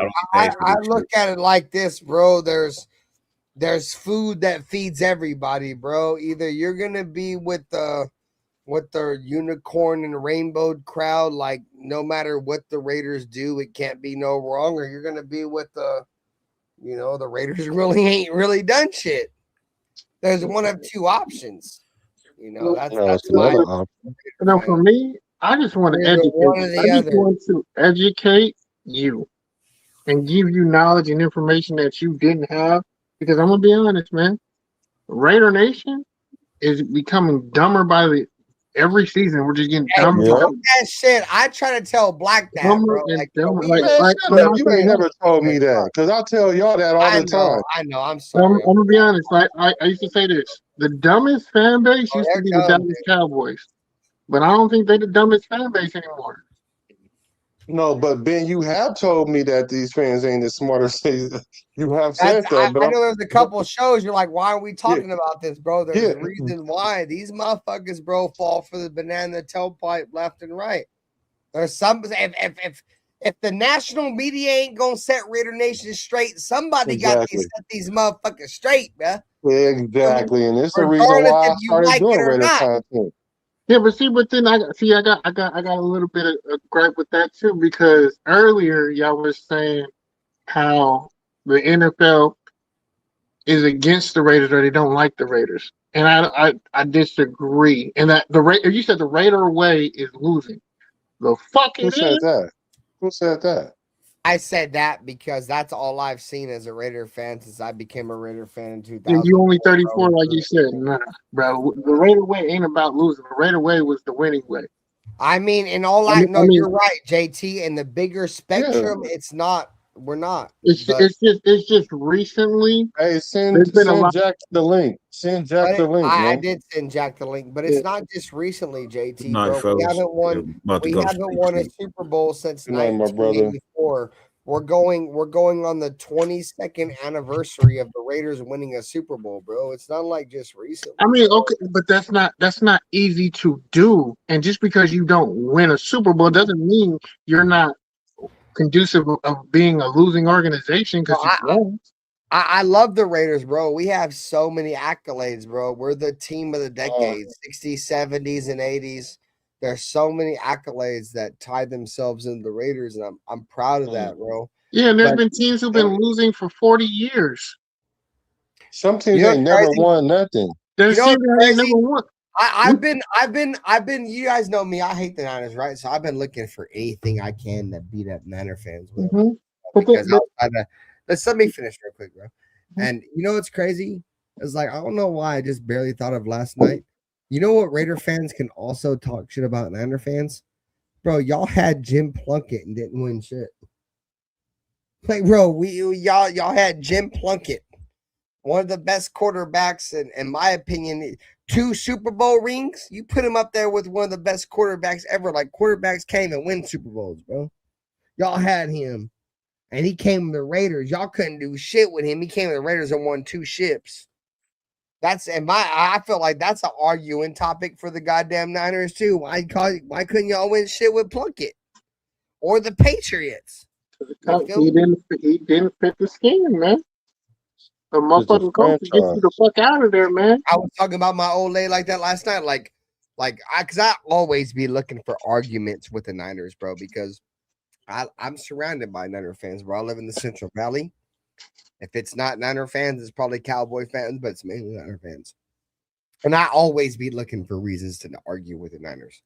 Obviously, their ultimate debating point is they got more Super Bowls, but whatever. They Man, had they had hold Eddie DeBartolo. You feel me? Y'all won Super Bowls with Eddie DeBartolo. Nobody cares. But anyways, I was like, bro, pre DeBartolo, y'all had Jim Plunkett. Why couldn't y'all win shit? I mean, I'm not saying that he's great or nothing, but like y'all let him go and he went to the Raiders and won 2 chips. So I don't know. well, just because we had a defense that was out of this world. Shout out to the Soul But Patrol, man. but Rest in but so peace. Rest in so peace, Jack George Atkinson, Jack Tatum, all them boys. Jack Hennessy Raiders fans have the right to their opinion, and I totally agree with that. I'm not saying that the Raider fans don't have a right to their opinion, but just because you got an opinion don't mean it's right. Because a lot of these narratives that get pushed through, especially this YouTube stuff, is because those same people that I was just talking about that don't really care about the Raider fans, they say whatever because that's what gets them clicks and likes. And then so essentially, you don't really care about the Raider Nation. You care about keeping your lights on and making more content. That's what it's about. And I'm like, yeah, that's cool because that's the name of the game on YouTube. But then don't act like you one of the realest ones, and you want to put yourself on this Mount Rushmore rare stuff. Like, what are we talking about? Like, what? So now when you say something, it has weight. And then when you say things and then people regurgitate it to people like me that I know that you don't really know the history like that. And I'm not saying you, Jack. I'm talking about the person who's saying things to me I because they sent you the link, regurgitate Jack Kenner, you son of a bitch. because they regurgitating something they heard somebody else say without fact checking it. And then when I give you the real because I was either there or grew up in it, then it's you can't tell somebody how to rate her. Oh, y'all should just let Bro, you be bro. delusional. We live in a world where Instagram Reels and YouTube Shorts reign supreme on the world, dude. Nobody fact checks anything. You know that, dude. That's crazy. I feel like I can have a whole nother channel just based on the human. I mean the human race, bro. Like, bro, we live in a world now where like everything that was common and has been common for the human race for like the last 100 years has been absolutely obliterated by social media in the last 20 years.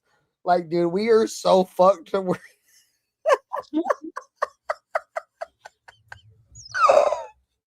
bro, it's bad. I feel like I can make a whole nother channel and just shit on the entire human race, dude, because how bad we are. It's embarrassing, bro. It's fucking embarrassing, dude. We live in a very fucked up world, dude. And now we live in a world to where, like, you feel me, motherfuckers are fucking relying on, AI for everything nowadays. Like, oh, I'm That's just even worse. bro. I work in a mechanic shop, right? So I had this customer come by and He was like, "Hey, I'm trying to get a diagnostic or whatever." You feel me? Like, yeah, we'll run it or whatever. He's like, "Well, Chat GPT said it could be this." Bro, I almost like threw my coffee and like shit in my pants. Like I almost threw up, like not throw up, but spit my coffee out because I was so fucked up on coffee. Like I was about to like take a shit.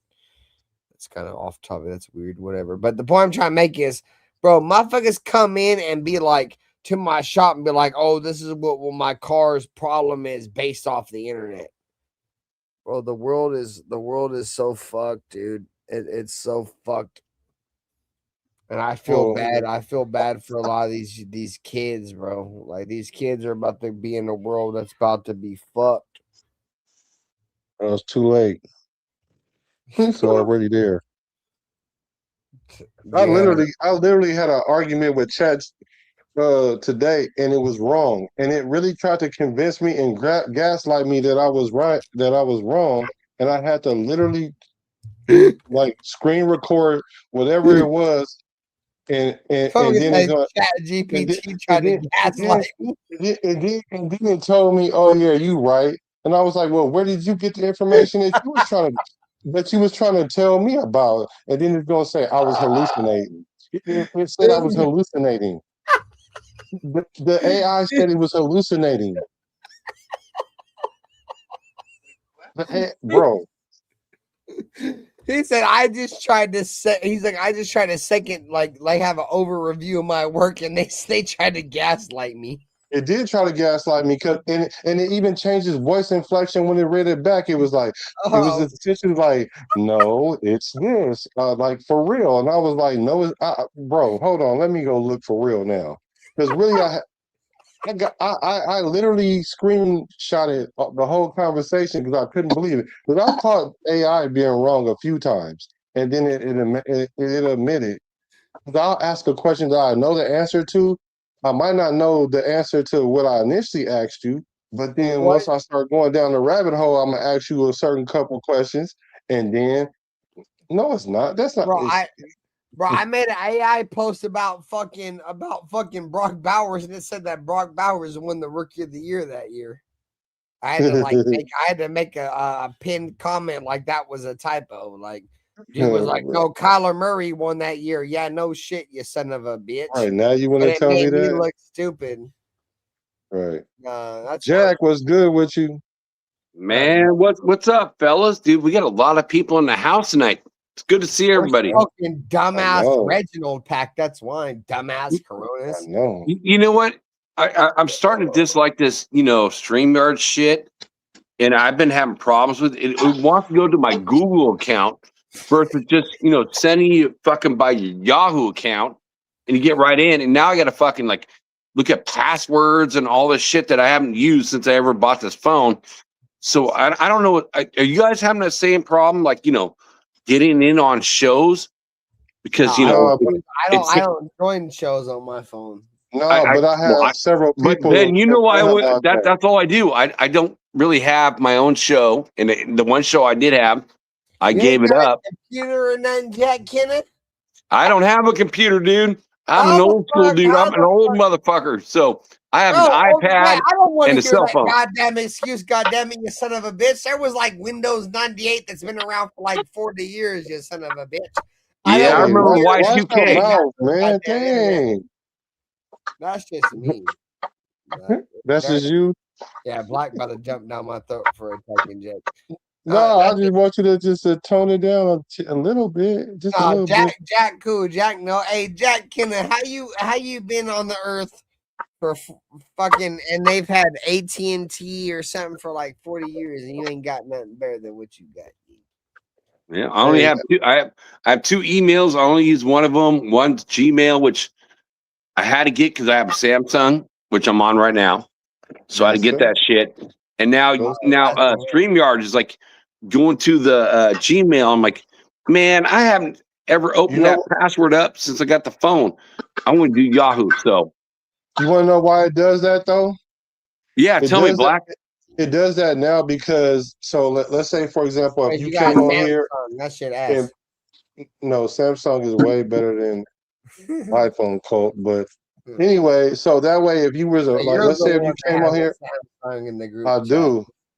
I do. So let's say, I was wondering. let's say if you porn bomb this channel or whatever, they could trace you back.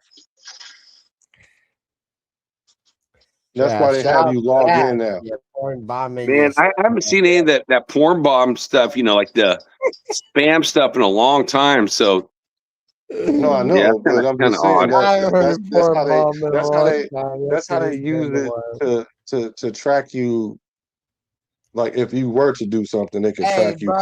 And Tell me. you're right. I haven't seen much of it lately, but Hey, tell me that's what why. they did. Y'all know. Hey, chat, y'all know. Tell me why when I came back to YouTube, Raiders YouTube, and I got away from the drama shit, like every single day we was getting like porn bombs. And Hey, since I I see Alfredo. Cool Kev, dude. Okay, now that I'm on the show, now I get to see from all channels SoCal. I'm glad, dude. I see all my brothers in the chat, dude. All the since guys I missed, man. So the only reason why I used OBS is so a motherfucker couldn't porn bomb. You feel me? So like this would be like, see how we're up right now. You feel me? With like the panel, right? So with OBS, I would just like capture us on the panel. Some motherfuckers would try to porn bomb me. Like, bro, if motherfuckers are trying to porn bomb me now, this is the perfect time. Well, I moved on from motherfuckers that probably is going to Porn bomb you or a bomb you? Nah, porn bomb me. So the reason why I moved on to OBS is because, like, say a motherfucker want to come up here, right? Just say hypothetically, right? Motherfucker want to pull up.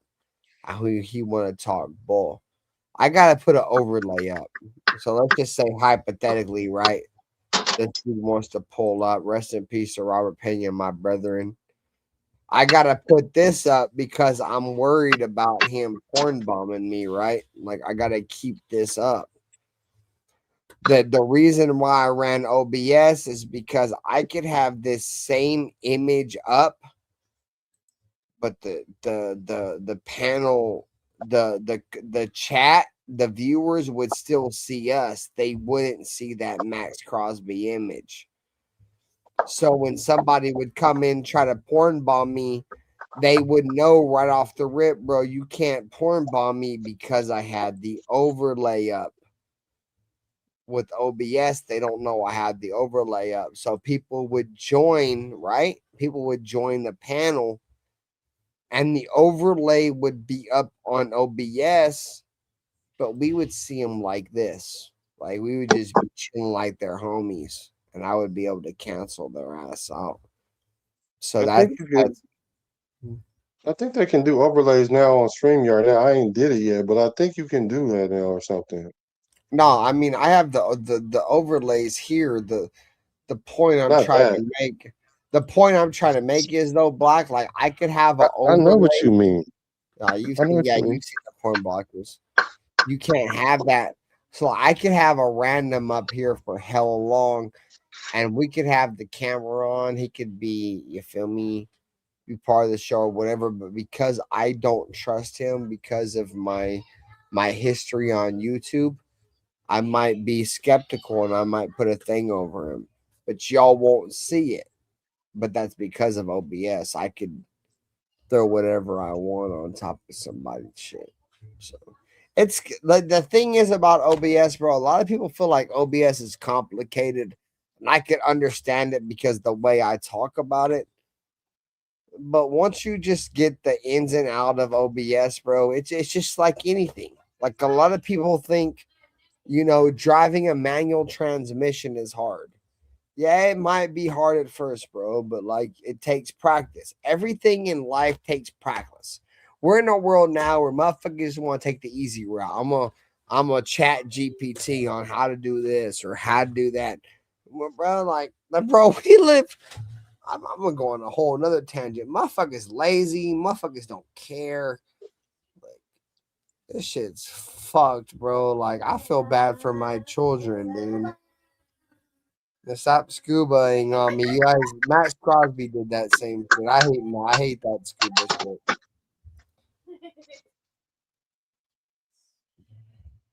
Bro.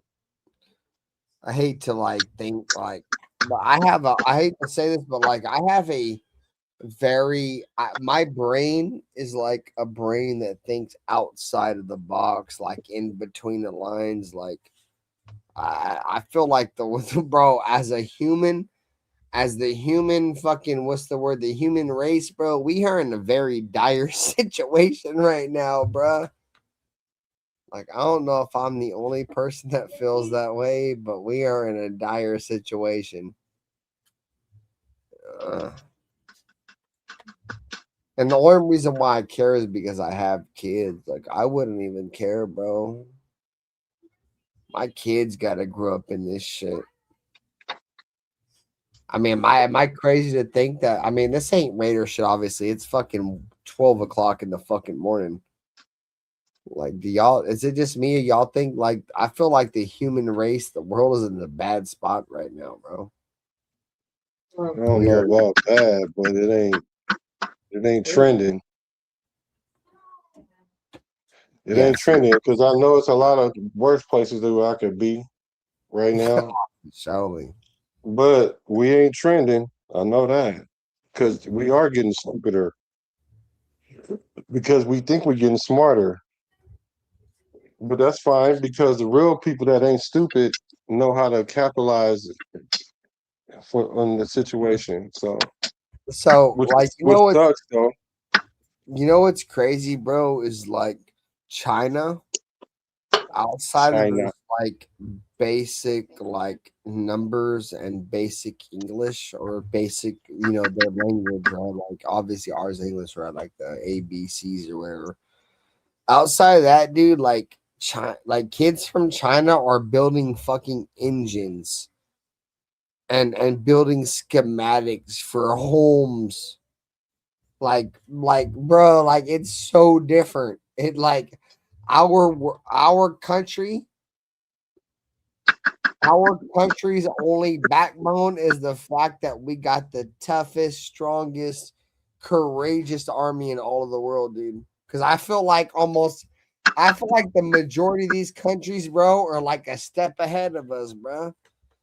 Like there's a reason why they say America is the laziest country in the world.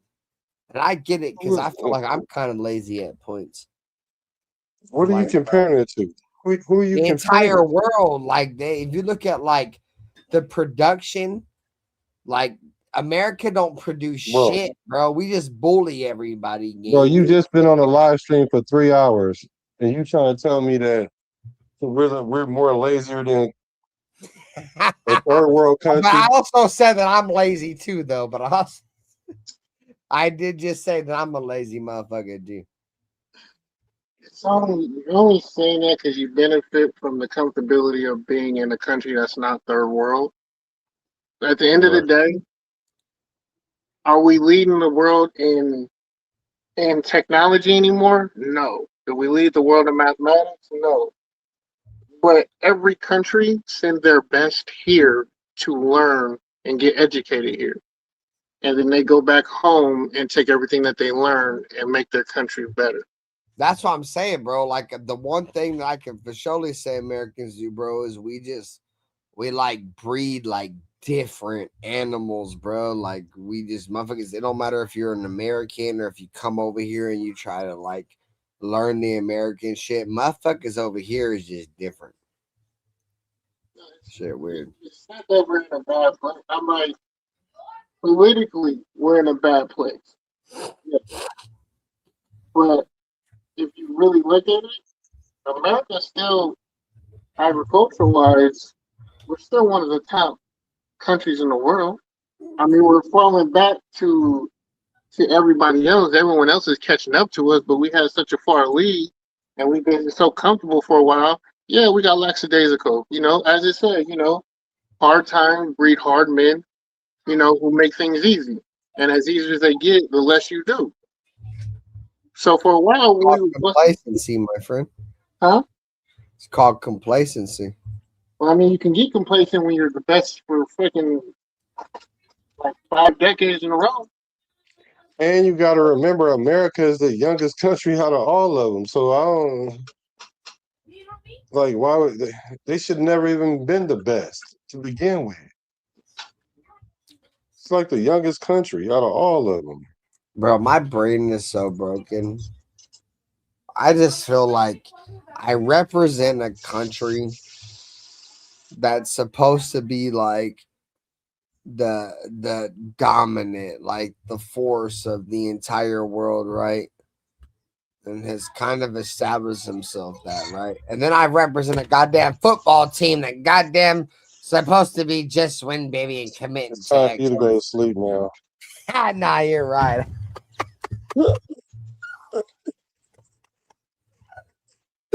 I'm trying to hold on, goddamn it, you son of a bitch. I'm trying to participate in any way I can, goddamn it. Oh wait, where'd Jack It was go? time for you.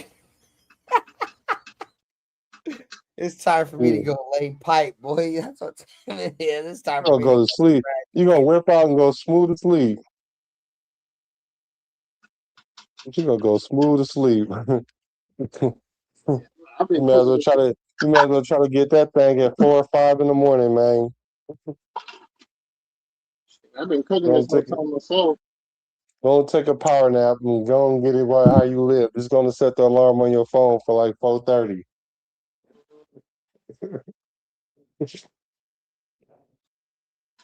fucking bro, my stomach hurts. On everything. Because if you try to get it now, it ain't Motherfuckers gonna even be know, worth. bro. Motherfuckers know that shit's funny. Mm-mm-mm. So JT, when you about to pop out now, bro? I'm just now. Shit. Once I finish this, I'm gonna eat a little Well, bit. we ain't gonna hear from you for another 3 months until the season start. Oh no, I mean, I'm here. Like I said, I was on. I've been I got transferred to another institution over here, so I've been working, and I just been on like probation for a little bit when you transfer to Oh yeah. jobs. Oh So yeah. I just I'm working my way up and try and get back up to a top manager in executive office over here in the bank. I feel it. So I just been, like I said, been focusing on that. And plus, I mean, in the off season, ain't really shit to talk This about. ain't Man. really the time. Yeah. Yeah, This ain't really there's shit I could talk about, but I really couldn't talk about it. I no. mean, if Max would have got traded, then I could say what I need to say. But there's still like I can't say a bunch of shit. Still, there's a bunch of stuff that just can't be said if someone's on the team. But like I said, I mean, there's it ain't gonna be as interesting anymore because I mean, it's like we have to move on. Like I'm tired of just being like the bitter ex at this point because like that's what we sound like, man. When we keep bringing up this shit about, dude, we just sound like the bitter ex who can't let About go. bringing up what? About Max getting traded? Max ain't getting traded No, until I'm just later. saying that's what you're talking about. That topic. Well, not even that stuff. I'm talking about like Josh McDaniels and Oh like yeah. shit we can't even do. Like, there's nothing we can do about it anymore. It happened, I get it. It happened. Like, fuck. All right. Like, we was like, it's time to move on, man. Like, we can't. If we continue to dwell on this shit, we ain't gonna be able to move on from this shit. So it's just gonna I just agree. marinate and fester. So it's like, why am I even gonna like deal with it? And that's really all you gonna talk about in this off season. I mean, we really ain't hearing shit from OTAs. I mean, Kubiak, he ain't really gonna say anything. Like, no one's talking because there ain't nothing really to talk about. You got a Yeah. brand new team. I mean, like I said, there's still a lot of positions that need to be updated within our organization for us to turn the corner, man. Like until our inner performance team, and that goes to scouting, player development, um, player strength gets better to where the talent that we bring in that's young rookies that we draft, if we don't produce with them and they don't, then like because there's some people who just aren't going to start right away. but they're working on their game. They're getting their IQ up. They're getting their book knowledge up. You know, a lot of kids really only ran 10 to 15 plays in college. Your playbook alone in NFL is around 90 to 120 plays, depending on who your coach is. So that's a lot of material that they now have to learn and have to understand. Like college simplifies shit so much, like it's just it dumbs it down to a point where it's just you're just don't even know how to play football. Like you got people who can play. There's a bunch of people who can play the game but don't know the game. And that's where the transition with player development, player personnel, like that's where that comes in. And a lot of teams don't under, a lot of fans don't understand how important that is to developing a team. Like Philadelphia, Kansas City, Detroit now, Chicago now. They all have player personnel, player development coaches that are outstanding, and they're just maximizing their youth that they have. So these young players are like, man, these young players are developing. So because it's a player development coaches, we have shit player development coaches. We don't keep none of our youth. Her name was familiar. But that's what's been. It ain't been the big names that we bring in free agency that's been the issue with the Raiders. The biggest issue with the Raiders is that the talent we draft does not develop into what we need it to be, and they don't fit our team. But they can go somewhere else and fit that team. So it's not that they couldn't play in the NFL. It's just we didn't know how to develop and nurture and encourage that player to be good in silver and black. And you're And not that's wrong with that been opinion. the biggest Black, issue I don't know what with you why did, the bro, Raiders but can't turn the corner and will show glimpses of like just like we're right there and then regress the next 2 or 3 weeks because coaches can see that and they see tendencies of players. I agree with you. It's like, but when we change coaches every single year, everyone's got a So I different mean, scheme and until fit. that shit gets better, it is what it is. You're gonna have like the Ben era of fans who haven't seen the Raiders win shit and think that the Raiders are a losing organization, which is like, yo, what the fuck are we talking about? No, we're not. I understand. Classic, what's up with AR? What's up with you, bro? Oh, go ahead, Jack. My bad. I was just Oh gonna no, say I what's up I, with I everybody. disagree. It's like, but when you I mean, change that's it. coaches and I'm kind of just like filling because I just want hear what y'all gonna say. Y'all can fill in because it's just like it is what it is, man.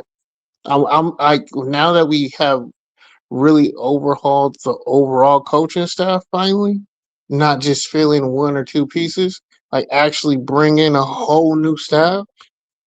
This is where this is now the real optimism you should have as a Raider.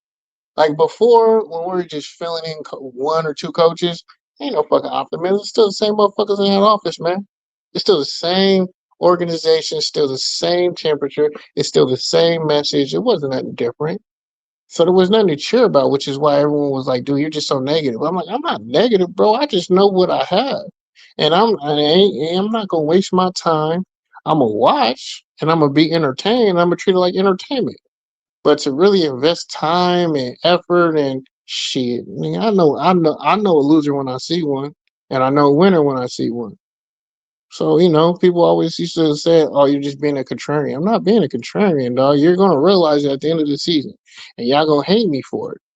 I Who tried to is like y'all? a Because I'm lot of not part of that. I'm not just Because saying, yeah, it no, I wasn't know, me. but I'm saying like those see people like that. Those are people. Well, I don't know. I'm just different because I don't.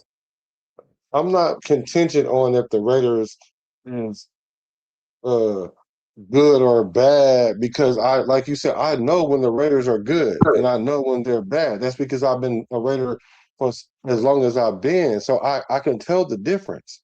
Mhm. Now, Now it got to a point because I was mad because I was like, oh, so they went to Vegas and they don't even know, the Vegas fans or the new Raider fans don't know the Raiders gonna be garbage for like 8 years. Let's see if they can survive that. That's what I was curious to see. And then the Raider Nation got sensitive, so different than what I know what the Raider culture is really about. You want to know why I know? Because I'm from Oakland and I grew up right there and I know what it is. And I'm seeing what we are putting out as fans now. I had to literally come on YouTube just so I can be the voice of Raider reason for those that really know what the real Raider and stuff is about.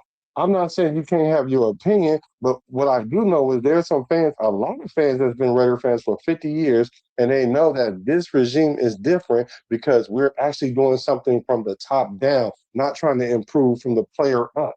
So that's the difference right now. And so now I'm here for it because if the Raiders was still doing what they was doing these last few years, the Josh McDaniels and the APs and the Pete Carrolls and trying to throw something at the wall and see if it sticks, I would have been a fly just like you on the wall, just paying attention from afar. Yeah, So I get it. yeah. I mean, it was just But I just a don't lot like the of fan base right now. That's why. So that's why I'm making all this content during the lowest part of the time. So it's not like, well, Black just showed up because the Raiders are doing good now. No, I was doing the preseason and I was doing the off season when there wasn't nobody on. And not only that, I got all my 4,000 watch hours during this time right here during the dog days. So I know I'm putting it in.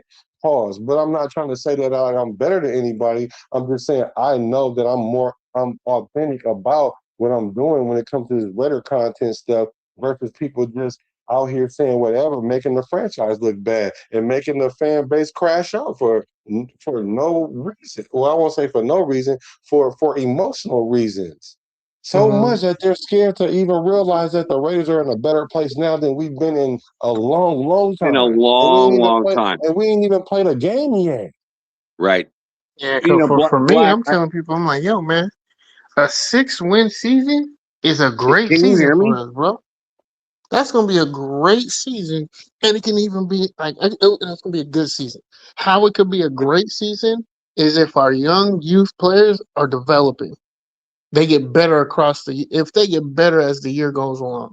Like I said, 6 wins, 7 is my ceiling. 7, Yeah, and that's a 7's my stretch. feeling, 6 is my floor. Do you You guys hear know, me?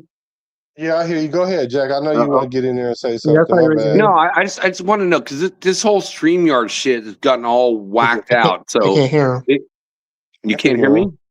I hear you. Oh, so that's why you kept talking when he was talking because you can't hear him. Mm-mm. So you got to jump out and come back in probably. All right. Oh God, this is Black. I would say this. This is what I hate about StreamYard. I had the same problem like going on Nabman's show, and it's like I hopped in. I'm echoing. It's all this Gmail versus Yahoo stuff. It now it's making more difficult. You said like verifying people. I'm gonna hop out. I'm gonna try to hop back in. No, This is you're nuts to me. good. You're good. No, you're good. It was him that couldn't hear. You're good. Can't you hear Mhm. me? Can't you hear me? Jack, you I can't mean, hear me? I hear you, Black. Yeah, that's what I'm saying. Yeah, that's fine. Yeah, no, you're good. All right, No, JT, can you're you hear me?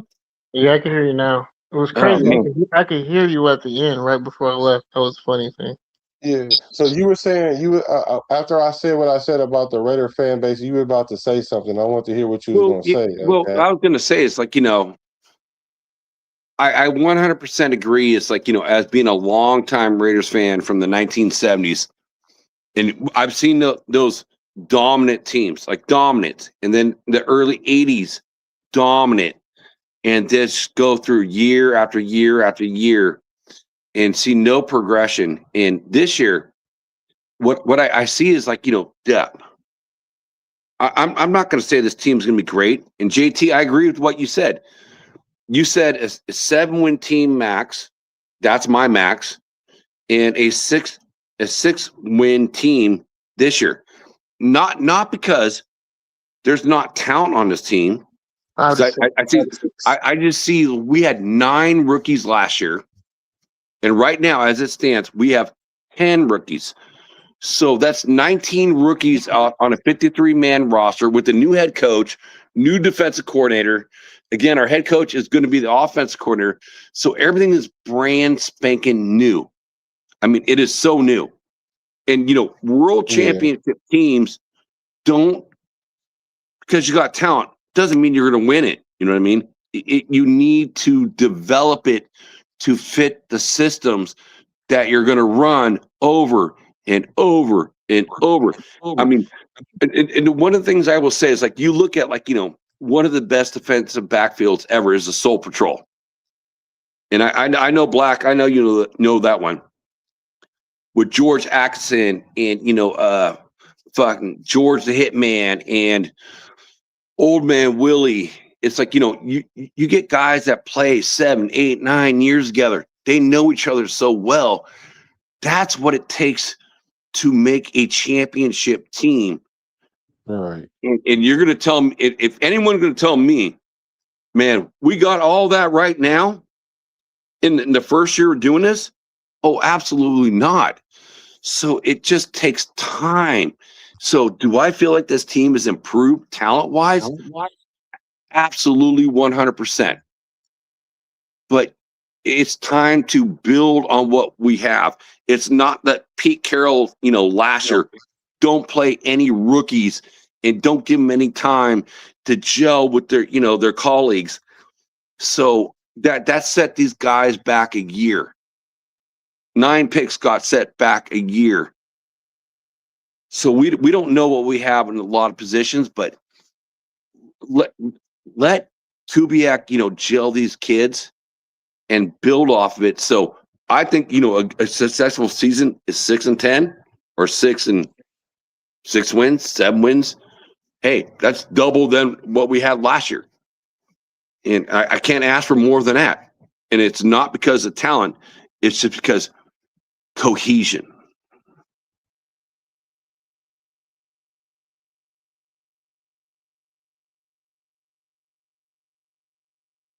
Did I freeze? No, I'm still here. I just had to had to get this rice right now. Turn this rice over. But I hear you. Oh, thank you, Kev. Thank you for giving me the Heisman.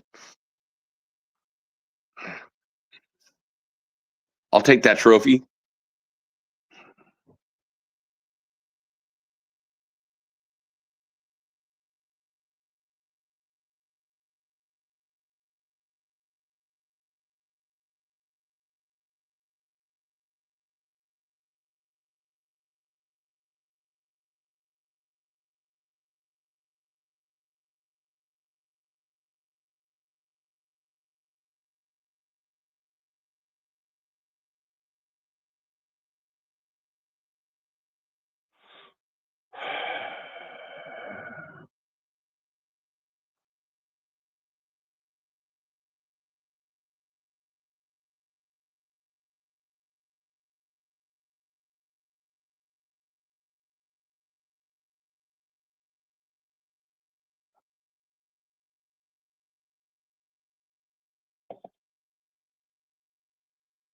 Oh, yeah, can you hear me? Can you hear me?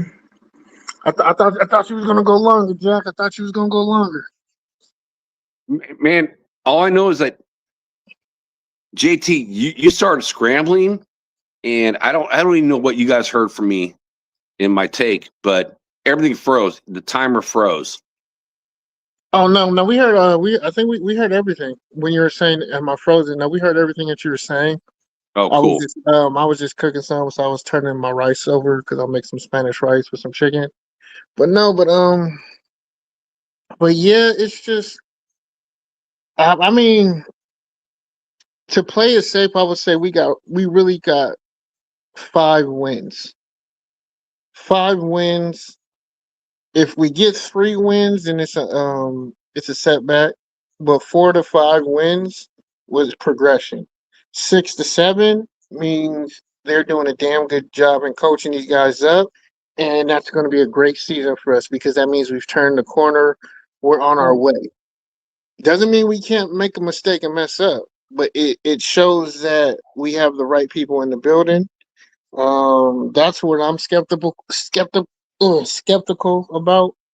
I know Dirty was more about Kubiak. I wasn't a big Kubiak fan, but I'm not totally against it either. What's up, Iron? No, I agree. It's like, I have no expectations for this team, to be honest with you. For the first time in a long time, it's finally called a rebuild versus a retool. And, we got so many young kids, so many new systems. I don't have any expectations. In reality, every game that we lose is going to hurt. We all know that. It's going to hurt watching it all. But at the end of the year, which I hate to say it, which I hope I never say this again, we're going to have another good draft pick because you know what? It is what it is. We don't have a Super Bowl caliber team. And I'm tired of putting my faith in we're going to go to the Super Bowl. AP. Oh, we fucking got a great winning record. Oh, we turn it over and we don't do shit. So I'm done with that. It's like we got too many young kids, and a lot of them didn't play last year. So whatever win we get, and I hope we do beat watching the show earlier tonight before coming to chat. Yes, I hate the Niners more than any other team.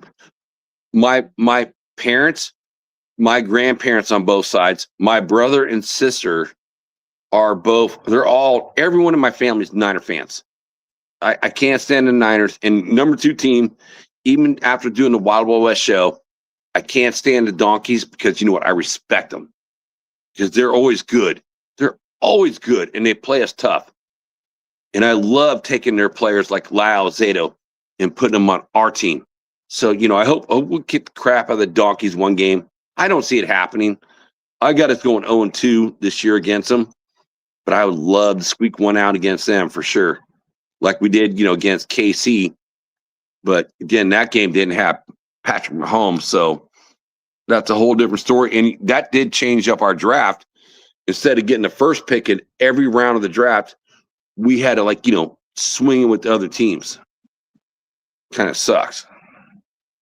What's up, JD? Strata, dude. What's up? Salute to the chat and everybody. I'm sorry, I'm not reading the chat as much as I should. Y'all know me, man. I'm not the chat demon like I used to be. I'm not gonna just read it like that.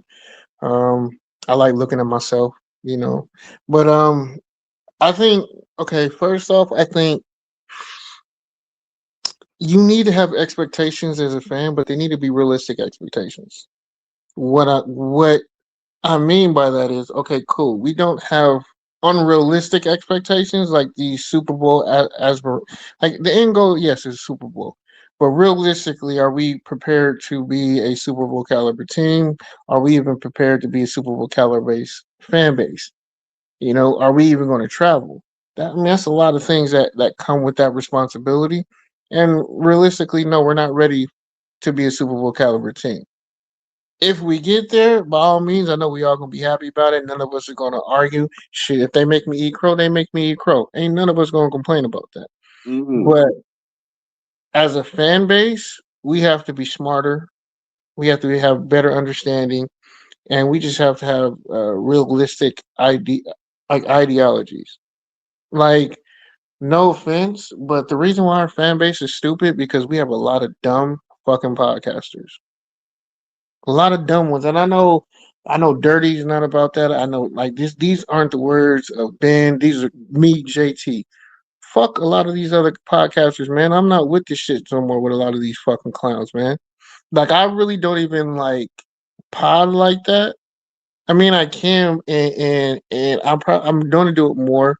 I know Rob Pena was on my ass about, bro. You need it. I was like, I know, bro. I just don't. I don't have the time, or I would not make excuses, but just find a reason not to. And there was a lot of valid reasons. I just really didn't have the time a lot of times, but I could have did it, or throw out a bullshit. I just didn't want to throw out a bullshit ass, throw something out there. I should have, because I definitely would have interacted with a lot more people, like Gord and because I'm gonna miss the hell out of them like that. But it's just we're becoming a dumb fan base because we have a lot of dumb people who have a fan base within this organization. And they're becoming big content creators within Raider Nation, and they're dumb as shit. And they're making the fan base dumb. They're making the fan base have unrealistic expectations, and just they don't know what the fuck they're talking about. And I'm not cool with it. I'm not okay because it makes me look bad. It makes me look because the people come to me like, "Yo, can you explain your fan?" I ain't explaining shit. That's a grown ass man at the end of the day. He has his opinion, and your opinion can be wrong. Shit, my opinion can be wrong. But I shouldn't have to answer for somebody else's stupidity. Like people losing their You don't need to. You don't need to, and I don't even want you to even answer the question who you think they are, because I'm probably one of the biggest moderators for Raider YouTube hosts in the entire fucking world, and I know a lot of good guys, and I respect every Raider fan's opinion. We may disagree, and we may get in debates on something, but if you're part of the nation, you're part of the nation. So it's changed. But see, there's a big difference between the old generation. It's like the old, modern, and new. And the modern and new generation are dumb or fuck ups. And they're really making us as a fan base look bad. And none of us are checking it. None of the old heads are checking it. Don't say that because I'm checking it. Not enough of us. I'm an old head, so now I'm curious. Not enough of us who get the respect are checking it. Like we can right, so give me a couple years. Give me a couple years. I get that, but at the end of the day, we have to explain shit that we shouldn't have to explain.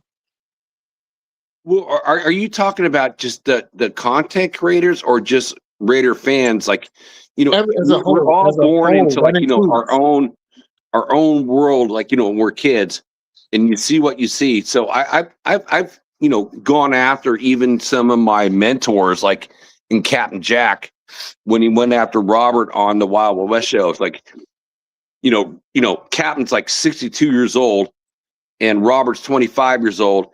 And he's going after him, going, "You don't know, the fucking Chargers from the 70s?"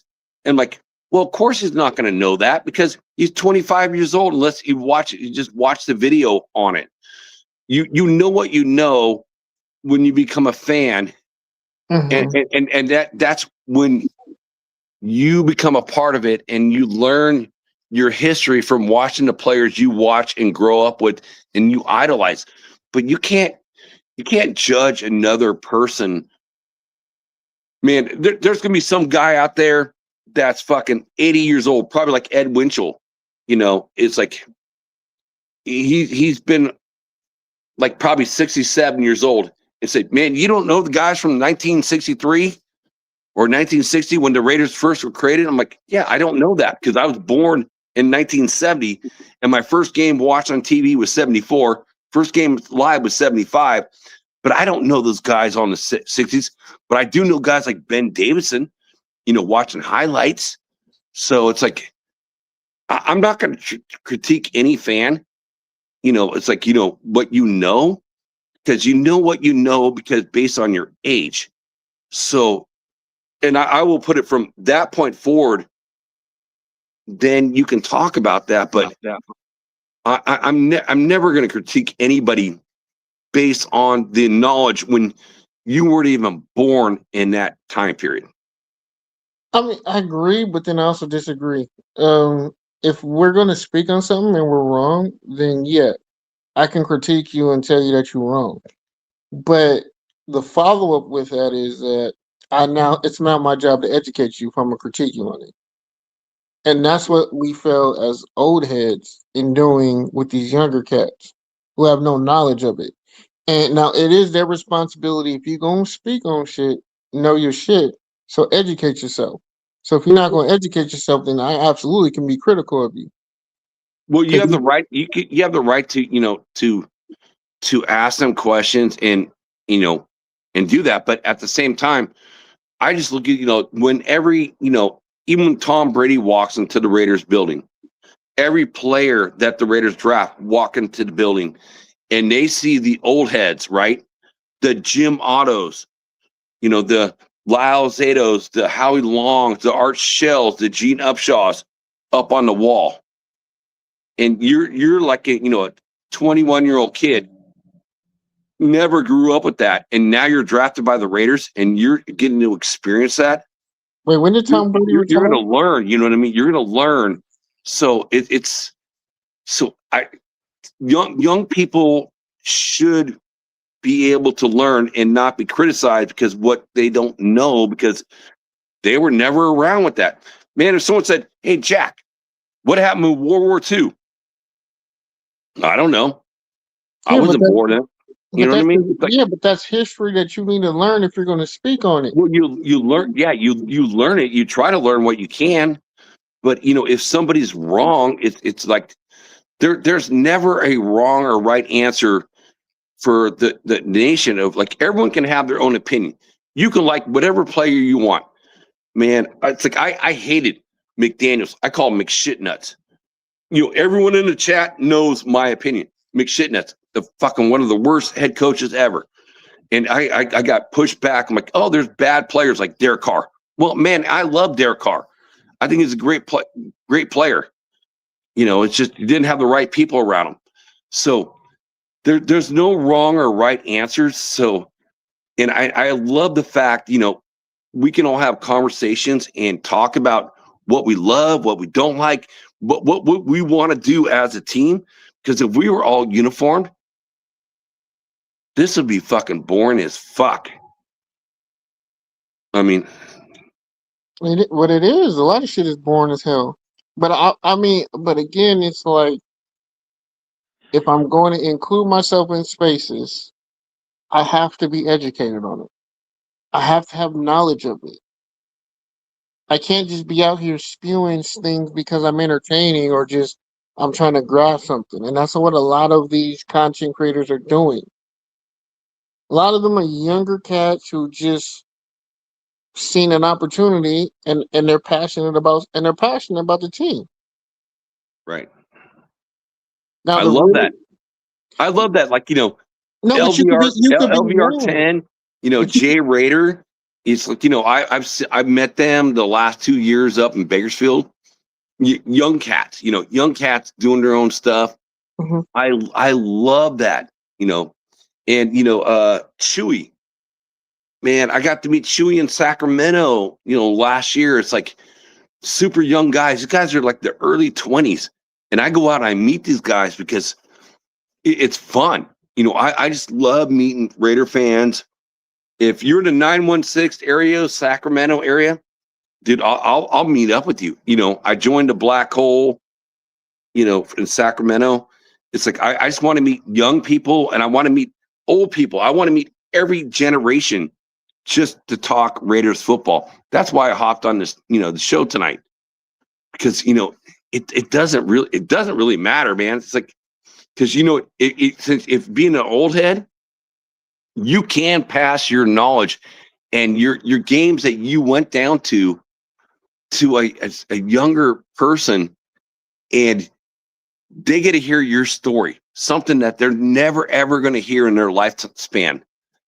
And that's what I love. That's what I like about talking to the older dudes too, because I get to hear their stuff, like Captain Jack or OG Daniels, and I get to hear their stories because they're older than me. It's like, it's cool. It's like, it's a legacy that you get to learn from them, and you get to be able to pass that same story down to someone else going, man, I heard this from this guy. That is so cool. And that's the cool thing about Raider Nation is like, it's like, we are one big family. And so that makes it super fun and exciting because there's a legacy here. It's a legacy.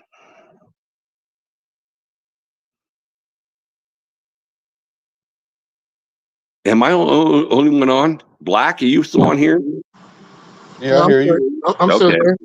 No, I hear you, and absolutely, like, yeah, we have a legacy, but that legacy has been forgotten, and a lot of people don't remember it. Not enough people talk about it in the right way where it resonates with everybody. Because as soon as you bring it up, everyone just bitches about how long it's been, and it's been quite a long time. But this is the part where being a true fan kicks in through thick and thin. Like this is a marriage. It is a marriage. It's a marriage through thick and thin. I'm gonna be there. I'm gonna be there when it's hot. I'm gonna be there when it's low. I'm not trading you in at all. And a lot of people can't do it. And you can see the ones who can't do it. So when you hear them spew a bunch of bukkake, I mean, you can see it. Like you can see who's real. You can see who's fake. Like honestly, I can't even absorb other people's content anymore. Like I would watch people and just to see what they're doing because they're doing something right. Like when I was trying to, when I had the time to do it, I'm like, okay, what am I doing? What are they doing?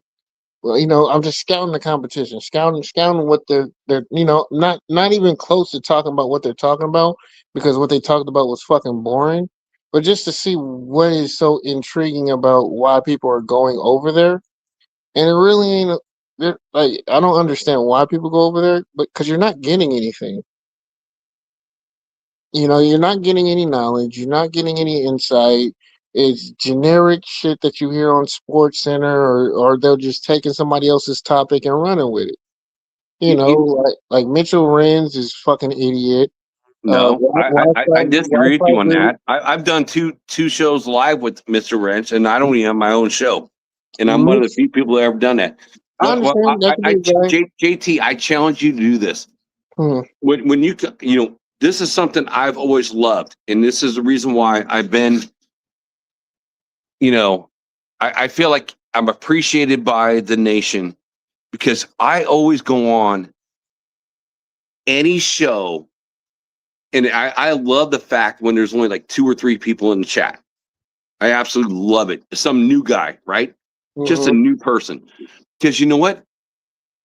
If you like to talk Raiders, then you're having that one-on-one conversation with that individual. What you think. This is what I think. And you can have that conversation throughout the entire show. And that's how I met literally 90% of everyone here. I know AR wants to come on. I did that with his stuff too. It's like you can meet so many new guys that are doing this stuff because they have a passion for it. That's what they want to do. And I think that's cool. And I feel like I want to support all that. It's like, and I like the fact, when a show gets too big, you know what I mean? Even like, guys like Mitchell Rance and so forth, you go in there and then you're not recognized for like whatever take you want to have.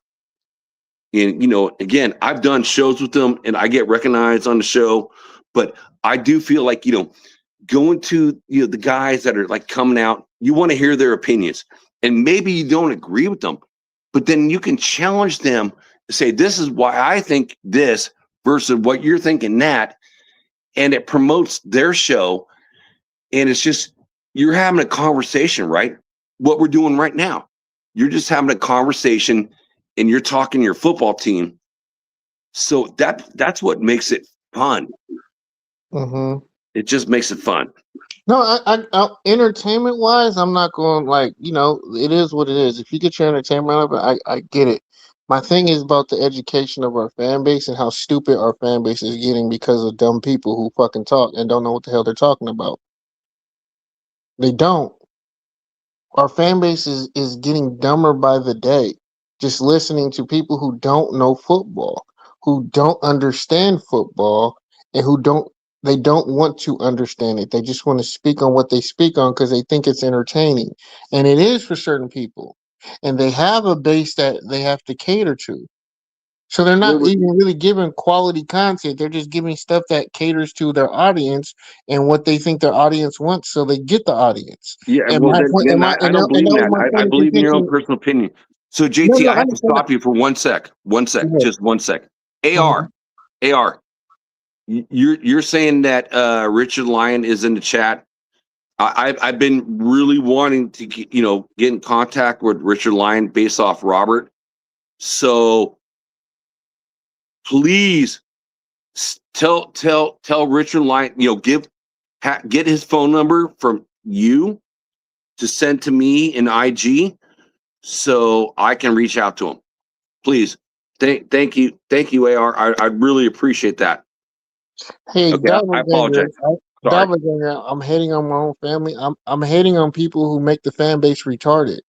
I'm hating on people who make you dumb. I'm hating on people who give you false expectations and don't even explain the game to you. So yes, if I'm gonna sit here and say I'm not hating, I'm just telling the truth. If you don't know football, I'm gonna call you out. If you just giving content to be entertaining, but put it off as this is football content and this is facts and valid, then yes, I'm gonna call you out. I don't care Sorry if you about like that, it or AR. not. My bad.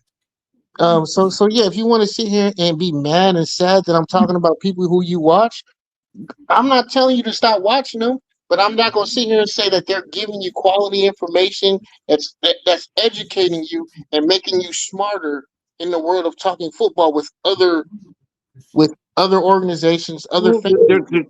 there's different levels of IQ with the Raider Nation too. So, I have no problems with any content creator that's out there, and I'll support whoever I can when I can, and I watch who I watch, and like whenever my thing, and AR knows this. Welcome aboard, AR. It's good to see you, my brother. And it's like when it pops up, I'm subscribed to everybody that are my friends, like this boy right here. And I'm subscribed to Black, and I'm subscribed to Ben. I'm subscribed to fucking Mitchell Rents. I'm subscribed to Nabman. It's like I'm subscribed to everyone. The way I always put it, it's like when I get off work and I got free time, then whatever pops up for me is where I go into.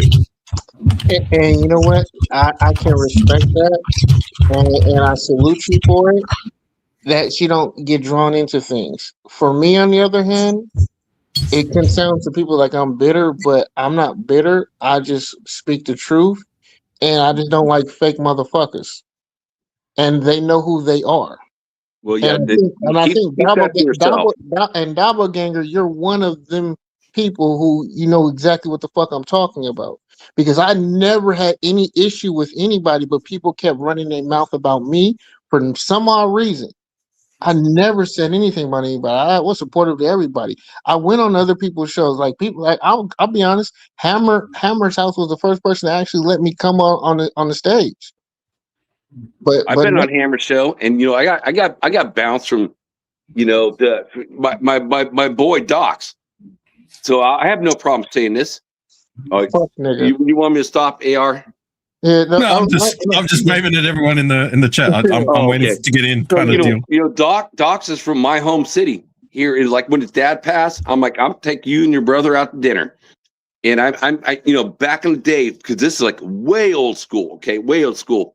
And I had this conversation with 805, Chris 4, D Menace, up in Bakersfield. I'm like, when they didn't have sponsors, and then Woodson Whiskey had a sponsor for Graf. And I'm like, dude, what's up with all the Woodson Whiskey, commercials? It was a joke. So I got booted. I used to be a mod for like half of that show, and I got booted from all of them. So it's like, but that's what I'm saying. it is what it is. Sensitivity shit, and that's what we talk about. Like motherfuckers is sensitive over what? Like you can't do anything. Okay, so I probably should have brought that up. That's just stupid. But I just want to welcome AR.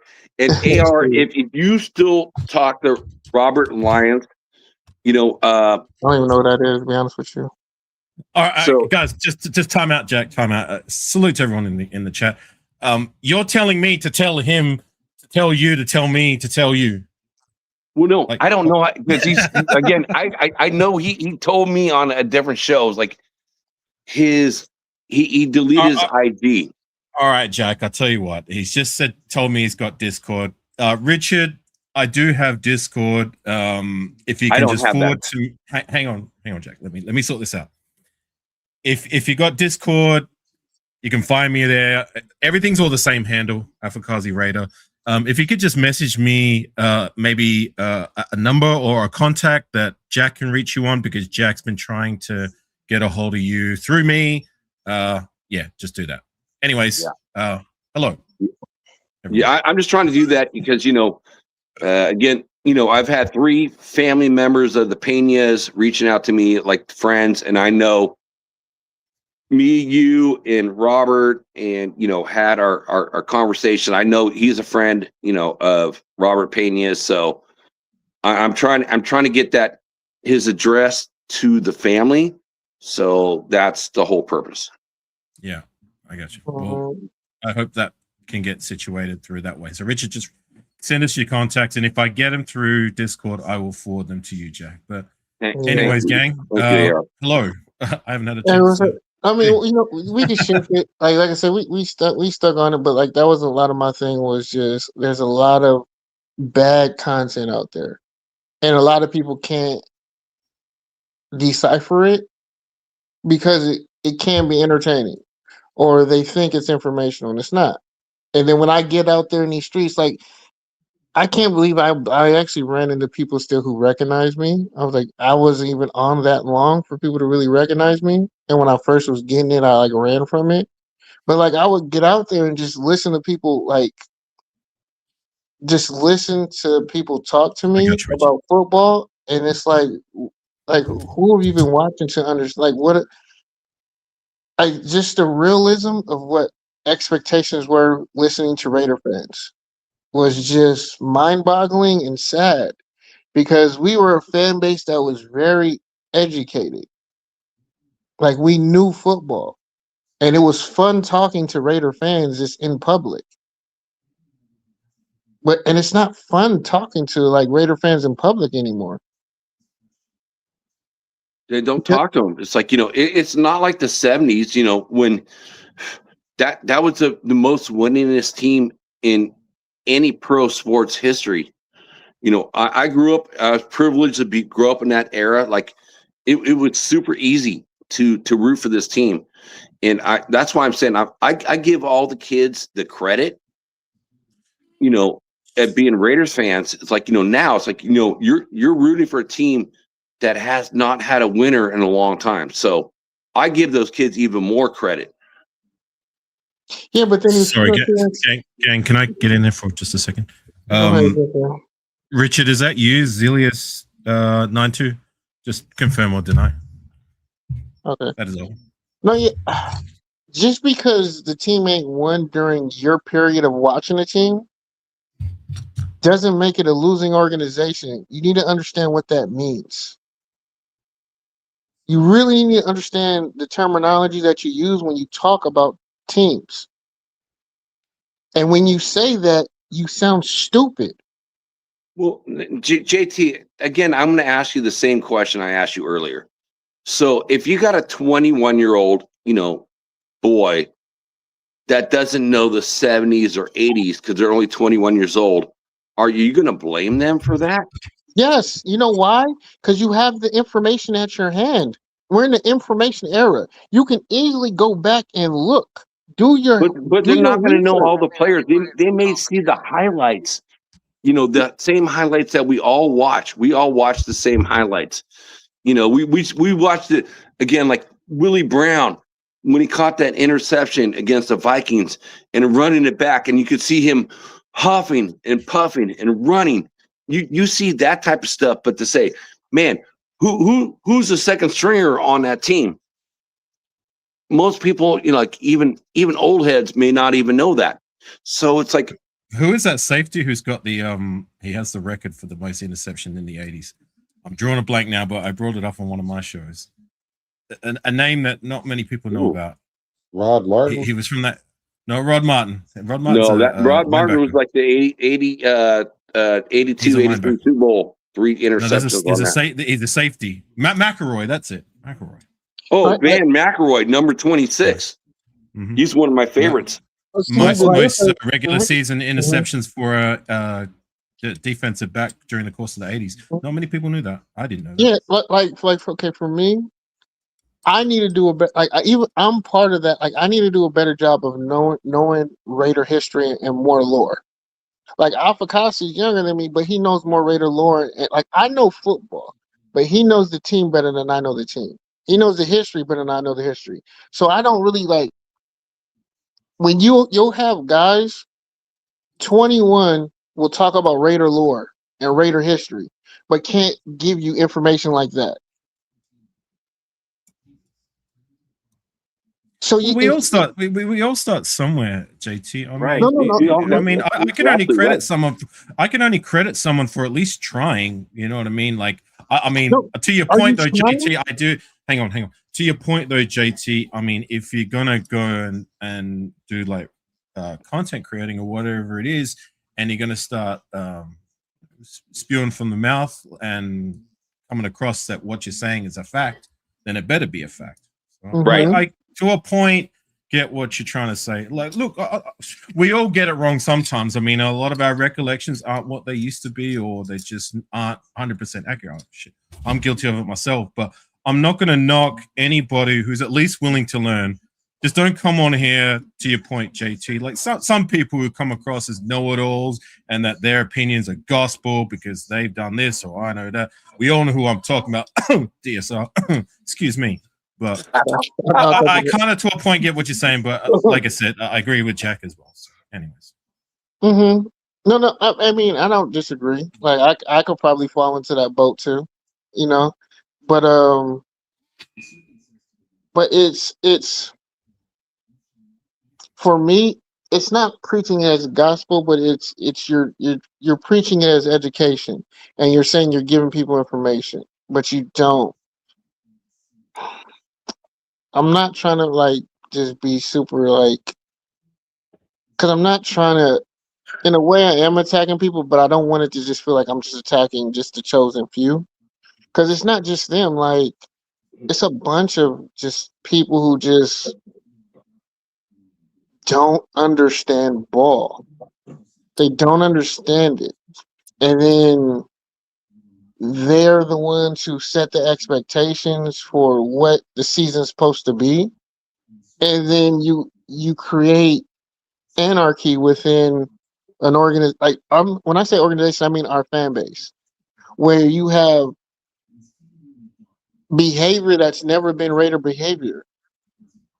Like this whole, we want to sit here and say we understand it's a business, but then you want to go ahead and sit here and disrespect a man who's doing it. Okay, we're doing this as business. I'm gonna play the business game, and we're gonna ridicule him and say, "Oh, you've never been a Raider. You're not that. Get the fuck out of here!" Like with this whole Max shit. Like, I'm not gonna criticize or critique Max about, hey man, he's playing the game. If you're gonna play with me like that, I'm gonna play with you like that. I can't be mad at Max. I'm not gonna criticize or critique Max as much as he's given this organization when we're a losing organization. No, he put us on his back. So now that he's playing the business that you guys have been doing with him for the last 4 years, we as a fan base want to get mad at that? Nah, bro. Not when our motto is once a Raider, always a Raider. That shit don't fly. JT, we all know about Max. Like, one way or another, I'm glad it worked out the way it did. But one of the things I would really like to be the fly on the wall, like when John Gruden came over and Khalil Mack says, I'm not going to re-sign that contract, and we traded him, what that would be like one of the greatest stories to come out. Like, what happened with Khalil Mack? Hang on, Jack. Just on that, if I can get in there. According to Khalil Mack, he never had a conversation with No, I'll tell you. He never had a conversation, AR? They never had a conversation. No, he never had a conversation. According to Khalil Mack, like, he never had a you conversation. know, when John Gruden came over, he said that's why he came over with two players, with Khalil Mack and Derek Carr. Yes, I remember the whole. He came out and did like a kind of a presser with the fans, and he was getting them all hyped. He was. I remember vividly. He was like, one of the things he said was, one of the first things I'm going to do is re-sign Khalil Mack, and everyone was cheering, and the rest is history. Right. And the thing is, they were in talks with his management. They were talking with his agent, but then teams started calling. And if you're going to offer me four picks, hey, I love you, Khalil, but hey, dog, this is a once in a lifetime opportunity where you can do that. Now, if it works, it was nuts. It was nuts, but it only is nuts because it didn't work out. If it worked no, it's nuts. Period. It's nuts. But period. I mean, there's no conversation for defensive end. When have you heard that? Let me say something. This is gonna be good. I'm loving this. Yeah. All right. So we're talking about Khalil Mack specifically, right? Right. There's only two players that have been in the door, in my personal opinion, that played on the defensive side of the ball since the turn of the millennium that I could call generational talent, right? Mm-hmm. One of them is Charles Woodson. The other one is Khalil Mack, right? We had him on our rookie contract when we were negotiating. So this guy is still in the prime and the peak of his career. And I've said it before, and I'm going to say it again. You do not trade away generational talent in the prime of their career. You keep them in the door by whatever means necessary. I don't give a shit how many draft picks they gave us. They gave us what? 3 of them, 2 of them, whatever. What did we do with it? Nothing, nada. Well, we turned it into Josh McDaniels, and even that is not even worth it. I don't care how many draft picks a team is willing to give you. If you have generational talent, and I do not use that term lightly, you keep them in the door by whatever means necessary. All Khalil Mack asked for was to be paid what he rightfully earned and what he rightfully deserved. Instead, we traded him away, and the rest is history. And I agree 100% AR, but I'm going to add like 2 players, Howie Long and Greg Townsend on top of that. I said since the turn of the millennium. I said since the turn of the millennium. That's what I can say now. But go ahead, Black. Yeah, so the whole thing is this. Whenever a new regime come in, there's always going to be casualties in that war. And I hate to say this when it comes to Gruden, being that they say he was racist, which I don't necessarily believe, but he don't like a certain type of person. Like he got rid of more than just Khalil Mack. He got rid of Crabtree. He got rid of all the excitable people on our team because they were the nucleus of the team at the time, and he want to install his people there. So I mean, that's the business side of it. So I get it, and he made his choice, and he stood on it, which is whatever. I think it was dumb, but you want to go down with the ship and at least let it be your ship, which I can understand. That's what we was talking about AOC earlier. But and I just want to say this part real quick, and y'all can go right back at it. But to your point, though, JT, about these fans, is they are stupid because they're listening to the uninformed ones, the ones that's just entertaining. But the thing is, these younger fans, they're not listening to what the older fans listen to, like the player, like our age. We listen to our OGs when they told us about the stories. We listen to them. But these new ones, they don't listen because the very thing that you're talking about, I'm saying the very same thing in my content, but I don't see the old OGs in my chat. Not all of them, because I definitely see like Jack and there's a couple, but it ain't a whole bunch of. It's like, okay, well, Black know what he talking about because he lived it and he been in it. No, they rather argue me down and to the point where I'm like, y'all is talking like fans. Y'all talking hella emotional and everything. When did this become a thing? And I'm like, this is not how it's supposed to be. This is how it's been. This is what our history is. And I'm telling y'all, this is what it looked like. No, I don't want to say that because last year we did this and we thought that with this. And I'm like, this is not nowhere near the same situation. But they don't want to listen. So all I can do is make the content, put it on wax, as they say, and then when it start imploding in their face, I'm gonna throw it in their face. But then that's when you get called not a fan. You just want to hear you talking about yourself. What they say. I don't care what they say because I already know that's what the label I got. But to respond to you, Apicas, I agree with you when you want to win and be a winning organization. I absolutely agree with you. You don't trade or chase away generational talent. Agreed. You don't. Where is there a rhyme and a reason to trade away generational talent, especially a team like us who's been so void in drafting said generational talent? When you look at it as a business, when you look at it as a business, and that's what it was. It was a business decision. It's always a business. It was a terrible business decision. It was bad. It was bad. And that's the gamble. That's the gamble. I'm gonna stand on that, and I've been consistent with that all the time. Like I'm gonna stand on that till the day I die. And look, I appreciate Gruden for the most part, right? Especially when you see what has come through the door in terms of our coaching situation, right? He at least did some things. That's the only thing that I'm completely bitter about, and I will stand on that to this day.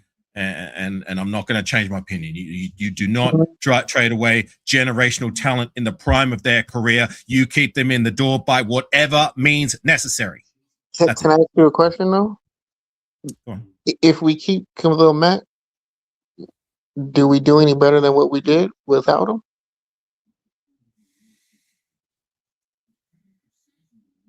I think we'd be better. I think we'd be better with him. But at the same time, it's like we traded Mari Cooper at the same time when he got drafted from Ohio State at the number 4 pick overall, the same pick as like Khalil. Man, he was supposed to be generational. So yeah, but he wasn't. He wasn't. But he didn't turn out to be that. He was great, but he wasn't. He's not generational. I wouldn't say Max Crosby is generational. But we still traded him for the 15th pick. And whatever else it was to Dallas, so it's like Mac turned out to be that guy. Murray wanted out. Remember, he stuck around for like the start of the season, and then he realized what it is, and he's just like, "No, I don't want to be here anymore." Yeah, because we weren't trying to win; we were just a business. It was just a business. We were in complete rebuild mode that particular year, and I can live with being in complete rebuild mode if that's what it is. And sure enough, it was what it was. That's what it was, even with. But that's what it was with Khalil too. It was that Khalil Mack was the first domino to fucking drop.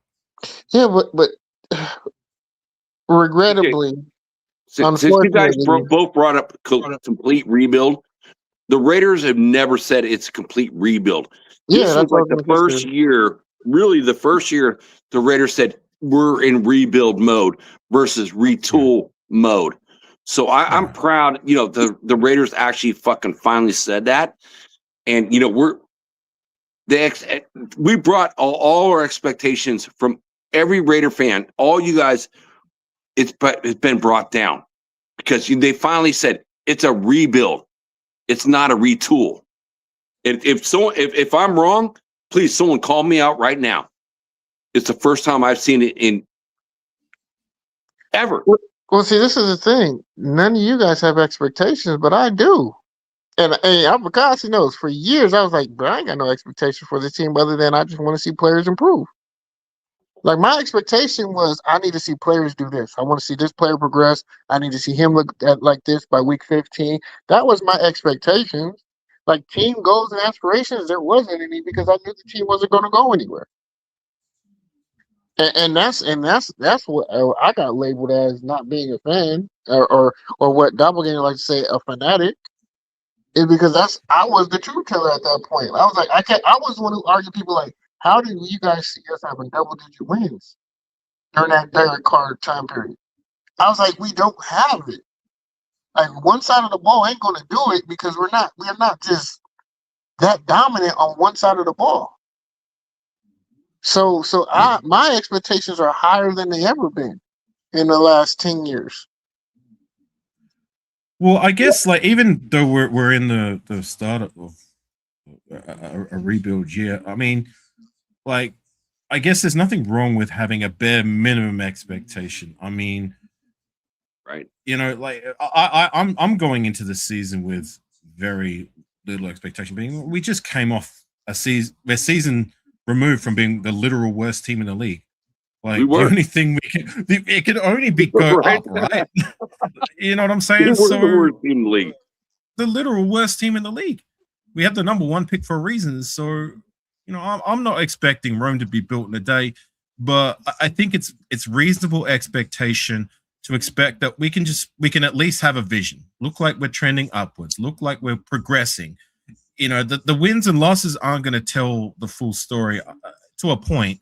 I guess they do, but they don't. Maybe I'm contradicting myself, but like as long as it looks like we can get to where we want to be in time, kind of much like 2017, like when you know we were among, if not the worst team in the league, 2014, but then 2015 you could see there was a vision, and then 2016, sure enough, we got to the playoffs. Granted, we lost it because Derek Carr went out injured, but you get what I'm trying to say. Like at the end of the day, I don't see that as being a bad thing to have that as a minimum expectation.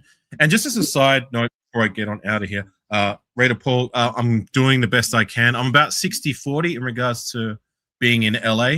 The goal and the plan is to be in Vegas for week 1 and then shoot over to LA week 2. I need to go and do some. Week 2 LA for the Chargers game. Yes. All right, AR. Maybe I'm gonna have to go buy a ticket for that game so we can meet up, bro. Maybe you should. Yeah, I'm in JT last year. I'm in NorCal, so it's SoCal, so it's only a couple hours further than Bakersfield.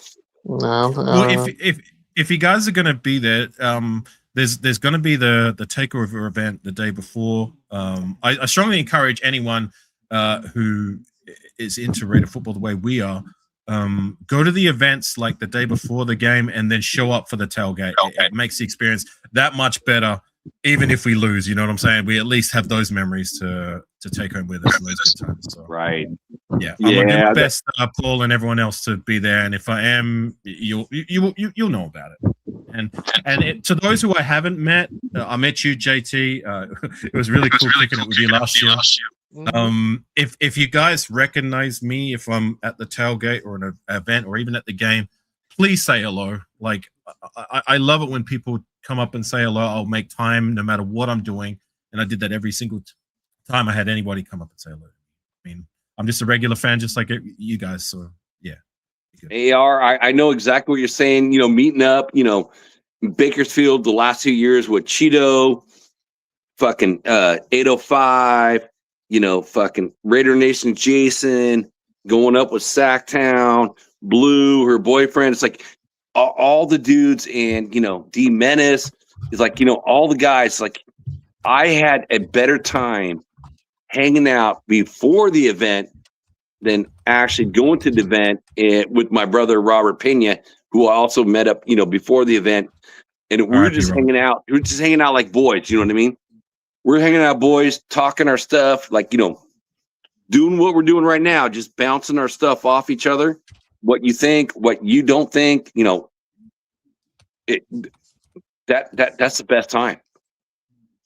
Yeah, it's really cool being able to do that in person. Yeah, it's a different experience, and I appreciate it now. Like when it first happened, when people just coming up to me randomly in Arizona, I was kind of standoffish. So like meeting y'all was actually a little bit better than just like random fans just like randomly walking up on me. But I will say, yes, I will definitely be more open, and I do appreciate it. Even though it was awkward, and I wasn't ready for it, I was still appreciative at the end after the whole You're not talking about when we met, JT. No, before that. Because I mean, I met you in person for the first time when we were kicking it at Roscoe's, and for me, like, that's what was so cool is that, I mean, I've known a lot of you guys for the last 4 or 5 years on the YouTube scene, but I've never met anybody in real life.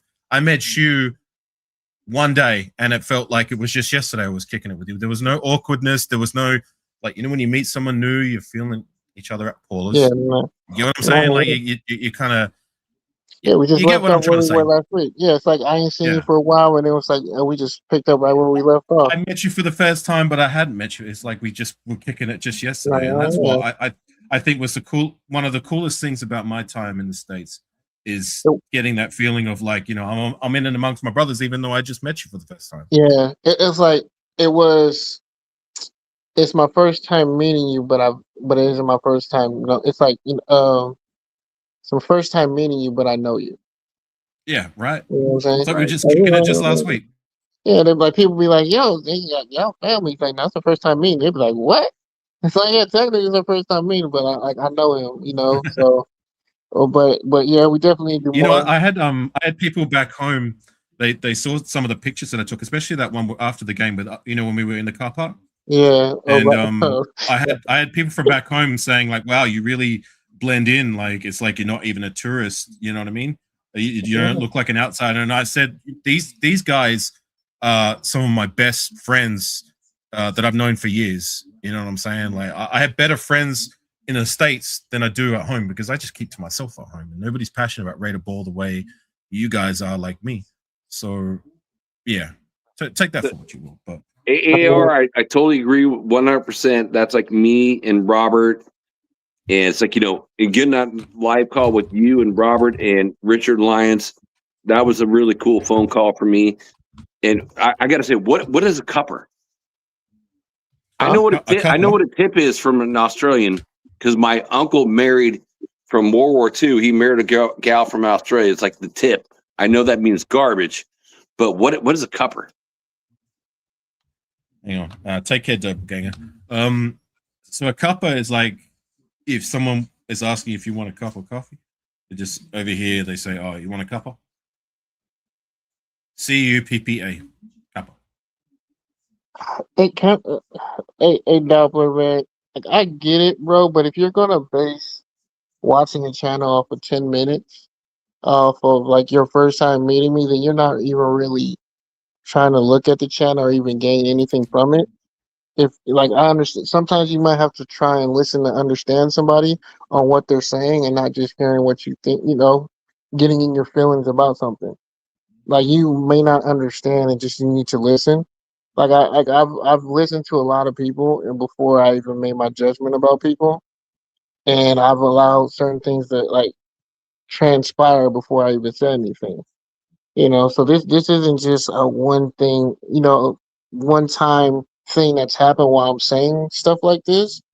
And like a lot of us know, but you know what goes on, or heard some things, or just know. Like I'm not really into the beefs, like the beef era for Raider content. Like that was a couple years ago. Oh, dude, I'm so glad that shit's done. Yeah, I'm so and glad. that's it. I wasn't even a part of it like that, but I got drawn into it, and it like for me, it ruined relationships for me when I wasn't even a part of it.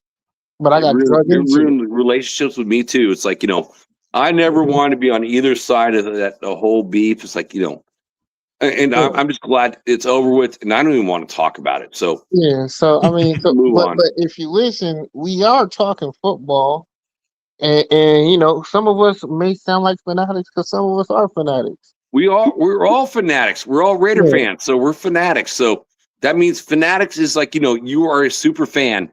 I mean, you want to be a fan of this team. So we're all fanatics. So every person that's out there watching the show, and every Raiders fan is like in bed asleep, doing whatever they're doing. We're all fanatics because we all love our Raiders.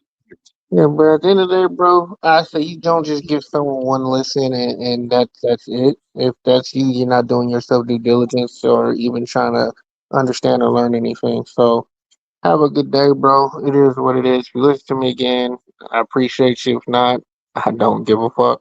But it is what it is, bro. Don't just think this channel is all about bashing people because it's not. It's just was my opinion, and that's one person's opinion. That wasn't Jack's opinion. Jack, you know, like I said, he was not approving of what I was saying, and he was, you know, a lot of us have different opinions. A lot of us run in different circles or talk to other people, and that's your God given, you know, You have the ability to talk to whoever you want to do or listen to whoever you want to. If I'm not one of them, cool. But there's other people in this channel or on this channel that talk and preach radio football that you should definitely listen to. If I'm not one of them, cool. But don't let what I say judge your decision making on not listening to a channel because of what I say. You know, if you don't want to listen to me, then don't listen to me. But definitely listen to Black. Definitely listen to Afakasi. You can listen to Jack and anybody else on this channel speak. Don't listen to that Afakazi guy. He doesn't know what he's talking about. I'm just a fanatic who doesn't know anything. I don't have my own channel. You know, AR knows this, Black knows this. JT, I don't know if you know this. I don't have my own channel, but I've been doing this. I've been doing this for so long, like literally more than probably anyone. That's why I get invited on shows, because I've been doing this for a long time, and I make connections. I try to make connections with How long have you been doing it for, Jack? Well, I said this, when I talked to Robert's son tonight, and I had to think about it, bro. I think I've been, talking to Robert for like 10 years. At least 10 for me. And so I mean, so you've been doing this YouTube, communicating with other Raider fans for 10 years. So 2017. So I think the first show I ever went on was Captain Jack, and then that's when Captain Jack used to do shows with OG Daniels, and then OG fucking reached out to me, and it's like, man, I want you to come on my show, and then I did a show with him for a year and a half. That's why you sound like him. And I did kind of hook up, like, Farrell and Raider Ray. I hooked them up, and they did like 174 shows together. So it's like, that wasn't 10 years ago, Jack. That was more like 5 years ago. ago. Farrell was like 3 or 4 years ago with him. Farrell came onto I'm the not scene. talking like Farrell for that. I'm going. But even before that, like you're talking 10 years. Like 10 years ago would have been 2016, 2017. The only people that were doing Raider content back then was pretty much Mikey and Murph. That was it. Mikey, I remember Mikey, and then it was like what's his name? Mitchell Rance. Remember that? No, he wasn't doing it then. He came on the scene. Then there wasn't 10 years. Then like, I think I met Robert at first time was like Mitchell Rance and Captain Jack, and then OG Daniels show when I used to do that show, whenever that was. Mitchell Rance pretty much was still like really, he was new 2018. If you go back and you look at his first videos, they were the off season 2018. Yeah, until about 2019 he started to gain a bit of traction in that. Yeah, and maybe it wasn't that long. I mean, like, shoot, this YouTube stuff was like all new. It's like I don't even know how I came across it. Honestly, like when I got a new phone at the time, it like popped up. I'm like, oh, YouTube, and it's like I put in Raiders, and it's like, I started seeing like certain people. It's how I made all my connections. So it's cool. I think the first ones to be doing StreamYard like panels, bringing people on, was I think Graphic was one of them. R.I.P. Darian Spotlight. He was another one who was doing them. Oh, Spotlight. I do miss Spotlight. Yeah, I miss him too. R.I.P. Spotlight. Yeah. So I think those were the two that were the first to do like the bringing guests on via StreamYard, because everyone else was just doing their own like kind of content, and if they were having panels, it was just amongst their little circle. You know what I'm saying? Yeah, I wish Spotlight would have grown like way more, because he had good takes, and it's like he put the effort in. It's like he was a good. Him dude. And Ben, the best in the business when it comes to calling games. Ben is entertaining and very he can do it really well, but Darian Spotlight, he was no slouch either. Those are the only two that I with all due respect to everyone else, that really entertained me when listening to them, because I tried it myself, and it's not easy. It's tough. It's hard. I was can one only and imagine. done. I was one and done. I tried it one game, the playoff game, 2021, and then I was like, nah, that's not for me. I'd rather just give my takes after the game. AR, you're right. That's what I said. Fluffy. I said Mikey Raider. He was him and Will to Win were the only ones, and what's his name? Murph back in 2016, 2015. I did say that. Oh, you talking about Raiders radio fan radio Murph? That Murph? Yeah. You remember Mondays with Mike and Murph? We're talking Raiders and football dirt. And I will admit, I did watch, again, normally like, Raider games, I keep it to myself. But, there was times where I'm like, I like to smoke cigarettes. So I'd go out where I'm sitting right now in the same position, and I'd watch Ben do his takes, and watching him on a live show do Raider football games. So when I've been abroad in countries that don't allow me to stream, even though it makes no sense, like I purchase international Game Pass and you're not letting me use it. Like when I've been in Bali on holiday and they've had Raider games on, like I used to listen to Ben, just listen to him call the plays. And even when I've been working, sometimes like if the game's on early in the morning and I'm working, I'll just listen to Ben because it's more informative rather than trying to listen to an actual video stream where they're just kind of calling what they see and they're relying on you to visualize it. It's not like back in the days where we used to have Greg Popper and you know what I'm saying? Like I was able to access that via the internet streaming. Now I can't do that. It's a paid service now via, I think, Sirius XM or some shit like that. I don't know. For Papa, yeah. I watched several games, like, or not watched, but listened to Ben's channel on, in the chat, and just, again, ask questions and, listen to the game with him talking to. It's like, so it's great at the same time.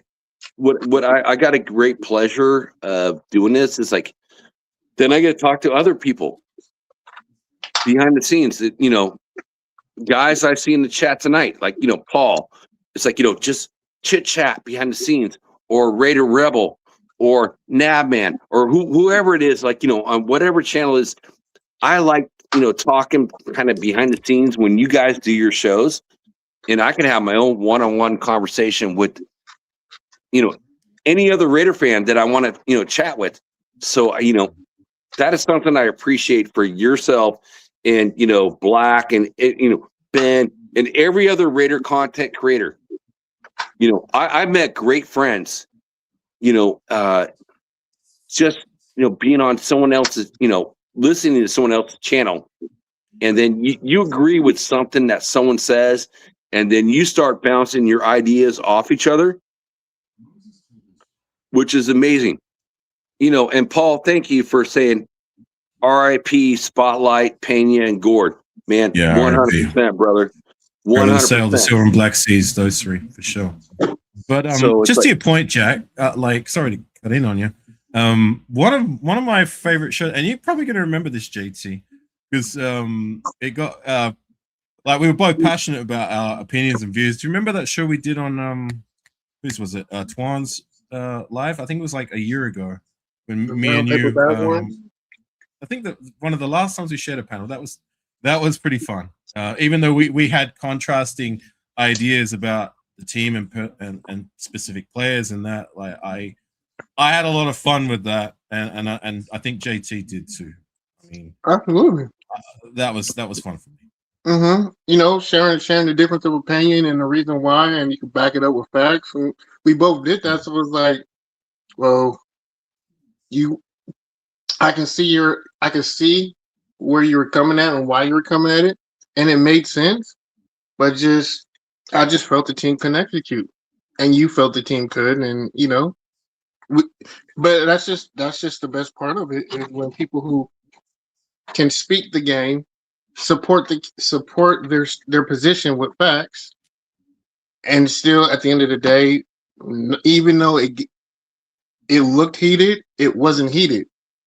No, JT, me and you, we're homies. The only thing that I do not like or appreciate is say you give your opinion and you try to give facts and all that to back up said opinion, and you're not trying to come across as a know-it-all, and someone's going to dismiss you as not knowing football or whatever it may be. I mean, like, I it's no secret I'm an Australian. I don't have coaching credentials. I don't know X's and O's. I can only go by what my eyes see and just try and connect the dots per se. Like I'm not the all-knowing, but sometimes some of the things I say can contrast to somebody who say has had coaching credentials, who has played the game, and sometimes I get it right and they get it wrong. Sometimes they get it wrong, I get it right. You get what I'm saying? Like, we all have an opinion at the end of the day. You know, I used to do it, but you can say it. I used to do that with certain people. I did. I was that person who would do it with certain people. Like but I wouldn't do it with you because I understood you're on the opposite side of the pond. But you would. Wait. Huh? Wait. You know. Oh, no, I was just looking at the chat. Sorry, go ahead. Yeah, but you're on the opposite side, so I wasn't overly. Some people I would overdo it for, like. You know, like I said, some people I might have been more contrarian with them than others, but they were wrong, and I wouldn't let it go. I wouldn't let it go. I'm like, no, I'm not going to relinquish this point. You're wrong. This is why you're wrong. I'm showing you why you're wrong. So either argue my point or just shut the fuck up. Do you remember what we were debating about, JT? What me and you were debating about? I really don't. Yeah. I do. I'm talking about with other. No, but I know when we had like, if you bring up like one thing I could remember, I just don't remember off the top of my head. Zamir White and Neil Farrell. That's what we were Will White and who?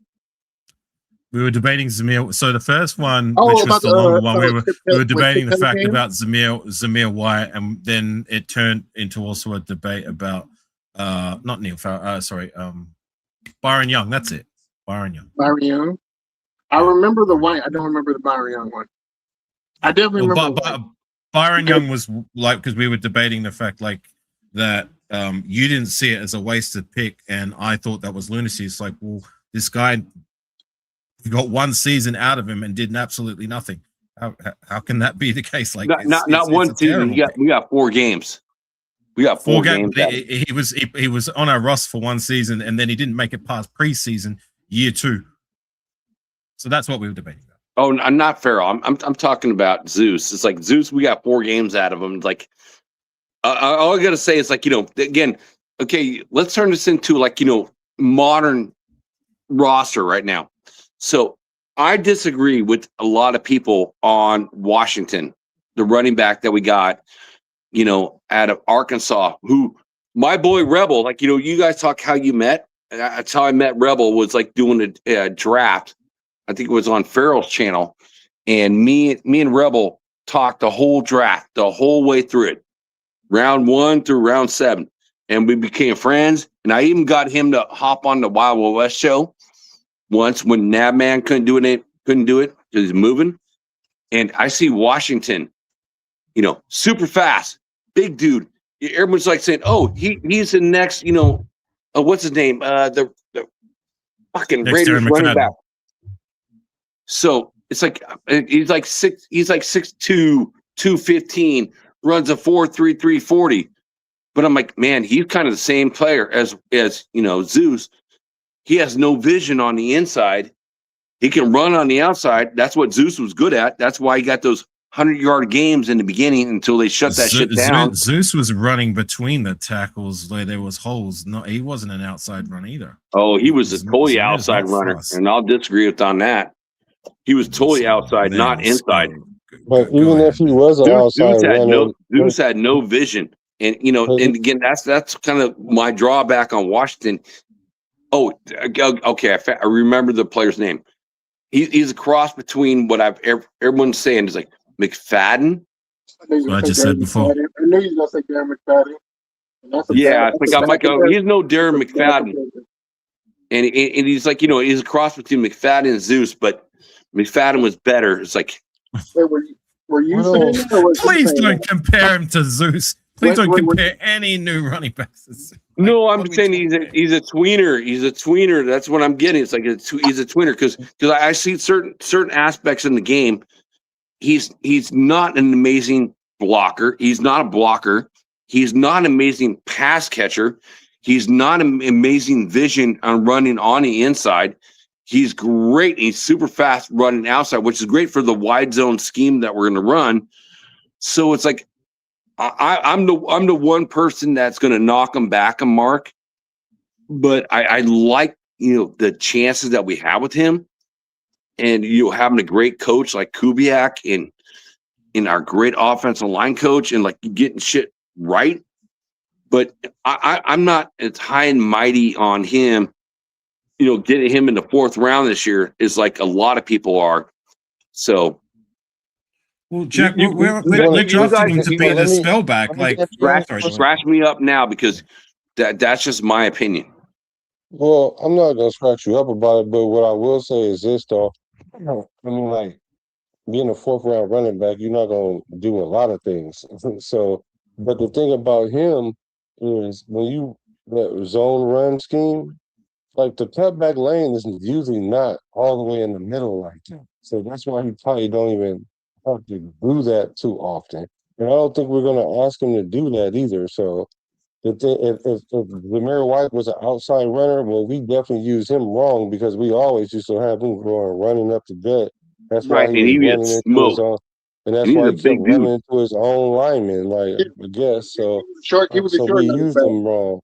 So that's probably why we didn't get what we needed to out of him. But like you said, Kubiak is just sucked. He just outright sucked. But I'm saying if he's an outside runner, we didn't never run him that way. So I don't know. But I just know that Kubiak is going to use Washington to his strength. And I think he'll be good. I mean, like, I don't know how good. And when people say that, he's McFadden, I think they're saying his running style. I don't think they're saying his career going to be like McFadden. His running style is like McFadden's. I kind of feel like, the body shape of McFadden, 6'2", around 215, and running that 4.33, 4.30, range. That's where I think like the McFadden, conversation comes in. It's not his rushing ability. It's just a visual problem. One cut and go. Because McFadden is a one cut and go guy, and so is Washington. That's the style. Same college, same position, same kind of build. But when you watch the way those two run, they don't look anything alike. Like when you watch Washington run, he kind of leans forward and has a different style of running to McFadden, who was more upright and I don't know, just from me personally, had a bit more wiggle. But like to your point, Black, like Washington, we're not drafting him to do all this and all that. We're drafting him to be a competent spellback to our feature back, which should be, and rightly so, Ashton Genty. So I like the fact that we've taken a guy and what seems to be on paper a competent enough person to be able to do just that. I mean, have more confidence in him than anyone else that anyone else that we brought in the door for the last, since Josh Jacobs has been out of here. I mean, who have we drafted or who have we signed as a free agent that you could say you had some sort of confidence in? I didn't like any of them. None of them. Nobody. Garbage. Trash. You're right, AR. The add on to the topping on the cake, man, we got Hemby. Undrafted free agent. Yeah, JT. Who? What mean who? Come on, JT. Hemby. Man, all my mock drafts that I've ever done, I've taken Hemby in the 6th round. We got him at the UDFA. Man, he was a starting running back at Indiana until he got hurt. And then Black took over. And they said, like the coaching staff, when he came back, he's like, okay, we're on a run. We're not going to interrupt this stuff. The kid had over 1,000 yards. He runs a 4.5, 4.40. He can block.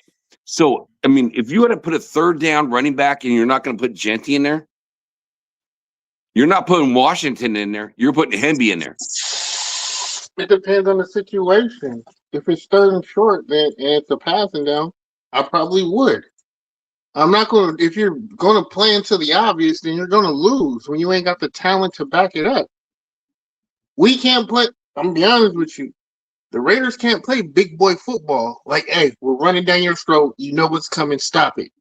Man up. We can't do that yet. So you gotta play the X's and O's game and be tricky and hide behind formations and players. You gotta be tricky. That's how you get the big plays. That's how you get the touchdowns. So JT, I got to ask you this. So, when have you ever had a better running back room than Genty, Washington, and Hemby? When do you feel like there was a better running back room than this?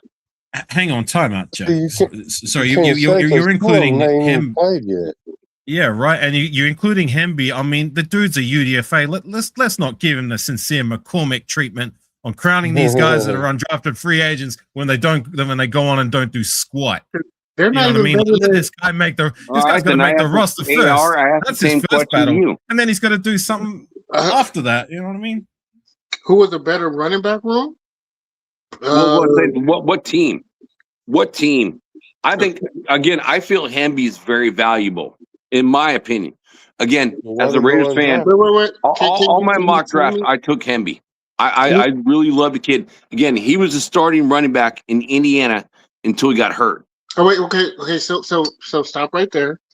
Show me where his value is if I can replace him with a player who was his backup. So, would you rather have him or Lobby? I'd rather have Lobby. And the reason why I have Lobby, he gives me more. He's a more dangerous player. Why? I can run him out in the slot. I can run him out on this. Hemby. Huh? You can do that. You can do that. You can do it to Hemby too. Can I? Because he couldn't do it. He didn't do it in Indiana though. What do you mean didn't do it in Indiana? They didn't run him. They didn't run him at the slot in Indiana. Did you? I'm a college guy. I love college better than I love the pros. So did you watch the Raiders play Lobby in the slot whenever he got the opportunity to play, which was not much? Maybe 3 plays. He probably got 3 or 4 plays. So but I know. But here's the thing. He can. I mean, he's never going to do that again. So Lobby's not going to play the slot ever again. I mean, if they motion him out and they use him for mismatches, he will be. That's the whole point in having him as a Swiss Army knife. He's going to play multiple positions. He can start in the backfield, then you're going to motion him out to get him on the linebacker, which he probably be in slot or on the safety to utilize his talent. That's at the end of the day, gang, this is our third string running back we're talking about. Yeah, we're debating over the third string running back between a guy who we drafted he's now 3 seasons as a Raider in the 5th, 6th round, who hasn't done pretty much nada, and a guy who's an undrafted free agent who literally hasn't done nada, is going to be fighting for a roster spot. I mean, what are we expecting here from these guys? but to answer your question, what was our running back room when we went to the playoffs? When we played Josh Cincinnati? Jacobs. Pretty much Josh Jacobs. That's it. It was Jacobs. You're talking 2016, so yeah. No, not 2016 when we played Cincinnati and we lost. You're talking about 2021. So we had Josh Jacobs. We still had Jalen Rashad on our team. Rashad was good. Rashad was good at what he did, but there was it Mike Washington? Yeah, and the Washington kid. Yeah, not Mike Washington. No, it was Mike Washington was drafted in the 5th round. Was a fullback. No, you're talking about DeAndre Washington. He was long gone before then. Ingle was Ingle. That makes Ingle was a fullback. DeAndre Washington was gone a long time ago, and Ingle is a fullback. But he's still in the running back room. That's a better running back room. You could put him as in that Marcel Reese kind of jack of all trades kind of fullback. If in recent years, I'm taking that running back room over the one you just gave us. Yeah, I'll give you that, JT. Like I know those guys can get it done. So let's talk about last year. So yeah, Genty on both squads is Zeus and Lobby, or Yeah, but I'm not putting Or that. this year, it's like you got Genty, Washington, and Hemby. Well, to that, Jack, like our running back room hasn't done squat since Josh Jacobs was around for his best days. And to that point, like you were asking the running back room in 2021, it was Peyton Barber and Sutton Smith to round off the other guys outside of Jacobs, Ingold, and Jalen Rashad. So it wasn't exactly star-studded there either. But yeah, well, it's only gotten worse since the days of Josh Jacobs. You know, I think, do too. It's not a high bar, Jack. It really isn't at the moment.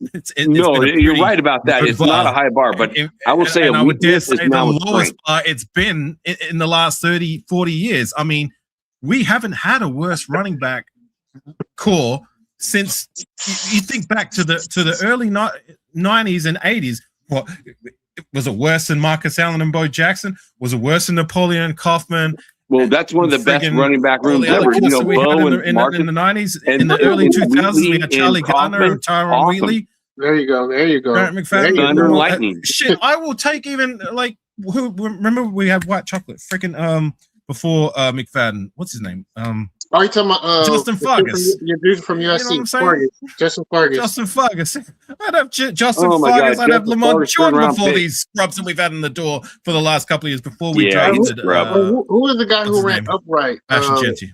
No, yeah, Latavius Murray. Murray. Upright guy. You're talking about that we signed over from the Niners. What's his name? Charlie Gardner. No, what's his name? It's like the last really running back. Like he ran straight up. God damn, he's from the Niners. Latavius Murray ran upright, but he was drafted by us. No, this is way before. Or Darren McFadden. He ran upright. It's way before McFadden too. Before McFadden? Yeah, you're not talking about Harvey Williams. You're not talking about Harvey Williams, are you? No, well, I think it might even be before that than Harvey Williams. He was from the Niners. Roger Craig. That's it. It's Roger Craig. That guy was super upright. Roger Craig. Well, Jason just dropped Nick Bell. That year we were in between. So check this out. So I've done my research. That particular year when we were between Marcus Allen, Bo Jackson, and then moving on from those guys to Harvey Williams and Napoleon Kaufman. That I thought was the worst year up until I did my research. That year in 2024, when we moved on from Josh Jacobs and we had the likes of Zamir White and the rest of those whatevers, you know what I'm saying? Like they rushed for less yards in more games than that running back room did back in I think it was 92 or 93. So make of that what you will. But my point is that it's been a low bar in the last couple of years. But we've at least made strides to address that with I believe it was the right move getting Ashton Genty, and then we've made another move in drafting Mike Washington to be the spellback. Hey, you know what? See, this is the problem with the Raiders, is that it's a problem. When you in a rebuild, you want to be able to put in new pieces to replace old pieces, right? When you put in the old pieces that we were trying to replace, there is no new pieces that you can fill it in. And that's what the issue has been. Like at quarterback, it's always been Rich Gannon. Some people will put in Derek Carr, some people won't. At running back, it was the last great running back before Josh Jacobs. Who was it? Charlie Gardner. Murray. Great running back? I'd say Charlie Gardner. I think Charlie Gardner did everything that 2002 Raider team needed to do to get to the Super Bowl. Darren McFadden in his best days was one of the most dangerous players, most elite players in the league. Yeah. Yes, he was injured. Yes, for the most part. He wasn't better than Charlie Gardner, though. Darren McFadden? No. Wasn't better than Charlie Gardner? No. In his best years? Are you kidding me? Show me a statistical category that will tell me that Charlie Gardner in his Raider years was better than Darren McFadden in Darren McFadden's prime. Because I guarantee you there isn't one.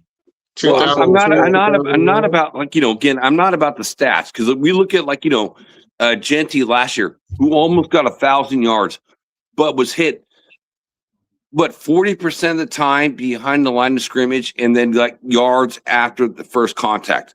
So I'm just not about pure stats. I'm just looking at, eye contact, your heart contact, and the player that you see. Yeah, but stats matter. You just got to know how to read them. He didn't say they don't matter, but that's what I was about to say. You can look at the stats, but the stats don't tell the whole story. Entire picture, right? Because what happened is I feel you, Black. You watch the games. You got the eye test. I've watched both of them.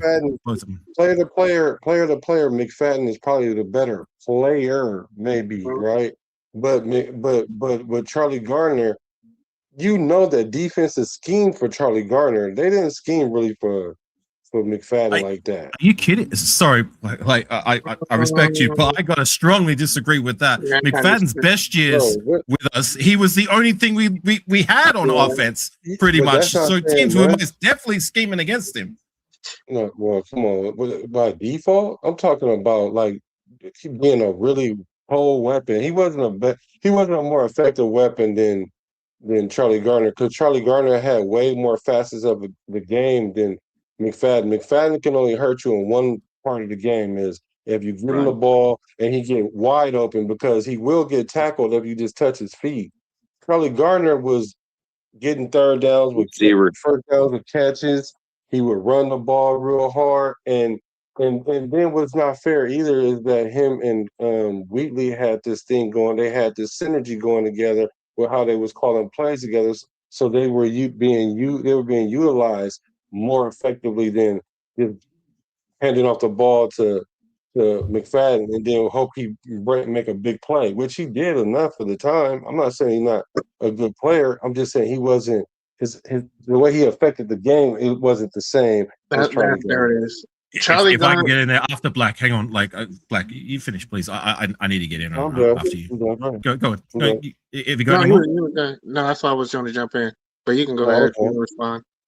Okay, look, I love Charlie. I have his jersey in my closet. He's a guy who I wasn't around for, but I've gone back and I've watched. I bended the season, so I kind of do what I kind of know what I'm talking about, because I didn't just go by highlights. I'm not just looking at the stats, even though I brought the statistics before. I actually watched these guys play, so I do appreciate Charlie Gardner. He is what you say he is. However, you say that like teams were scheming against just him. Well, his best years with us was what, 2001, 2002? That was a star-studded offense. You had Tim Brown and Jerry Rice. Granted, they were older, but they were still playing like the superstar players that they were. You know what I'm saying? They had a lot more pieces than, say, Darren McFadden in his Raider prime. Like, yeah, we had some guys who were nice for a minute, guys who I appreciate, but they were not Jerry Rice. They were not Tim Brown. They were not the offensive line that, Charlie Gardner was blessed with. They weren't the QB at the time. Like, Darren McFadden was playing with what? Like Jason Campbell, who I appreciated, and Jerry Porter, Jerry. They both had a Jerry. Jerry Rice. Yeah, well, I'm just trying to. I just like to give you a bit of perspective. That I disagree with you that teams were just specifically scheming against Charlie Gardner when like Darren McFadden. No, he was. I'm not saying they schemed only against Charlie Gardner. What I'm saying is on Monday when they say we're scheming against certain players, I'm not saying that they don't ever scheme against McFadden. What I'm saying is he wasn't a higher priority than Charlie Gardner was. I'm gonna disagree with you on that one. Like, wait, guys, hold on. I watched Charlie Gardner every week while he was at the Coliseum. Black JT. This is what right here. What we're doing right now. I'm gonna pause you guys because this is what I think that makes Raider Chat so much fun. We're talking about different eras, different teams. And we're all talking, what we love to talk about. And put players in certain positions in in that time and era. This is what makes every Raider Chat the funnest thing you can ever do, what we're doing right now. So, okay, my pause is done. Keep going. I'm loving it. I'm sorry. Go.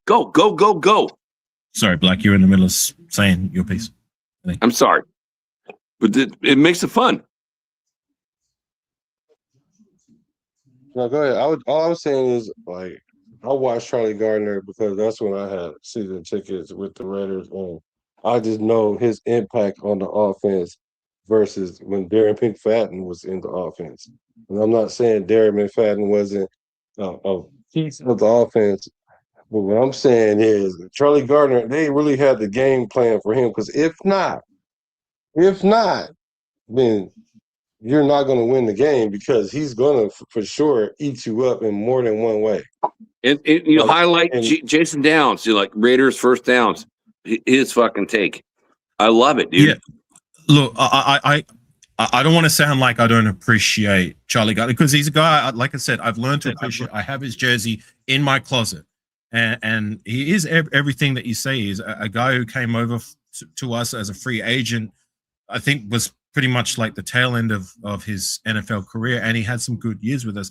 I just disagree with the fact that like they had to scheme more for Gardner, being that McFadden, when he was around during his best years, I'm talking about 2010 and 2011, when the guy is one of maybe 2 or 3 running backs that over a sustainable amount of period as our feature back averaged more than 5 yards per carry. Not even Josh Jacobs did that in his elite years with us. The year that he broke the record for the most yards as a Raider, you know what I'm saying? So like when McFadden was here, he was here. I'd say we drafted him 2008, and then his last year was 2014. So okay, so about 7-8 years. Right. I'd like to highlight Black when I'm referring to comparing him to Charlie Gardner. I'm just talking about his best years. I'm not talking about the years after that when we know what we got with Darren McFadden. But like those years where he was at his Raider best, that guy was not just one of the most dangerous players, or the most dangerous player on our roster. He was one of the most dangerous players in the league. So like. So to he say was that the teams were scheming less for him than Gardner, I'm sorry, I highly disagree with that. So McFadden, so you're gonna take 2 years out of his career with the Raiders and say, okay, we're gonna compare his 2 years to what Charlie Gardner, 2-3 years or whatever. So yeah, I'm just comparing their best years. I'm looking at how they play with the team, period. But okay, you want to take his 2 best years, then you got that. Right. That's all I'm talking about. Is those his best years when pretty much he was our only real like dangerous threat. Like we did have other threats, but not to the caliber of McFadden. Like he wasn't just our threat, but he was a threat in terms of running backs in the league. You could put him there up there with the likes at the time with Chris Johnson, with the likes of Adrian Peterson.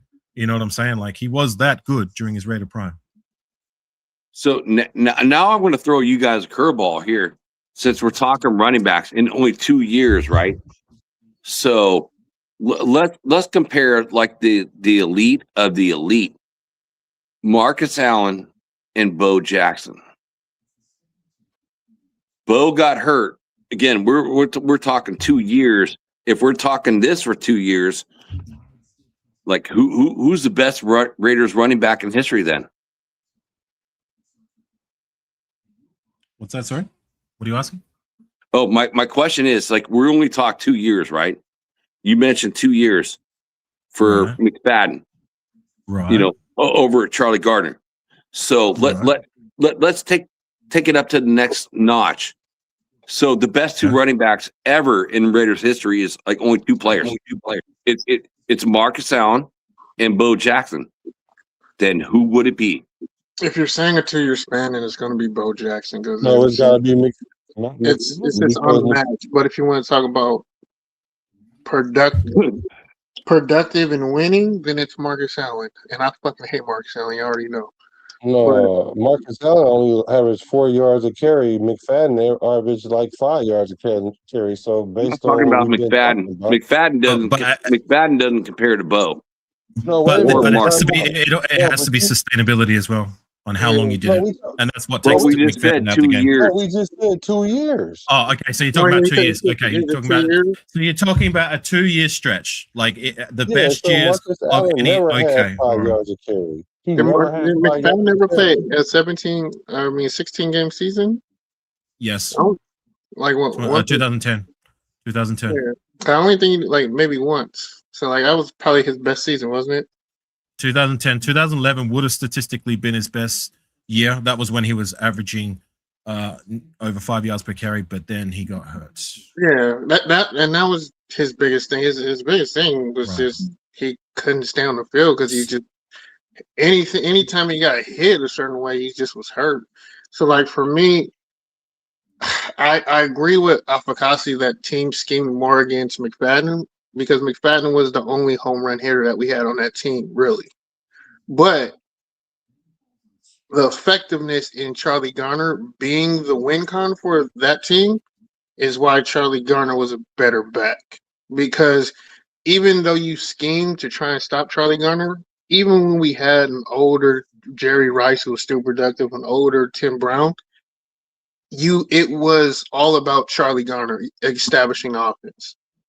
So teams were scheming for him, and they still couldn't stop him, even with they were scheming.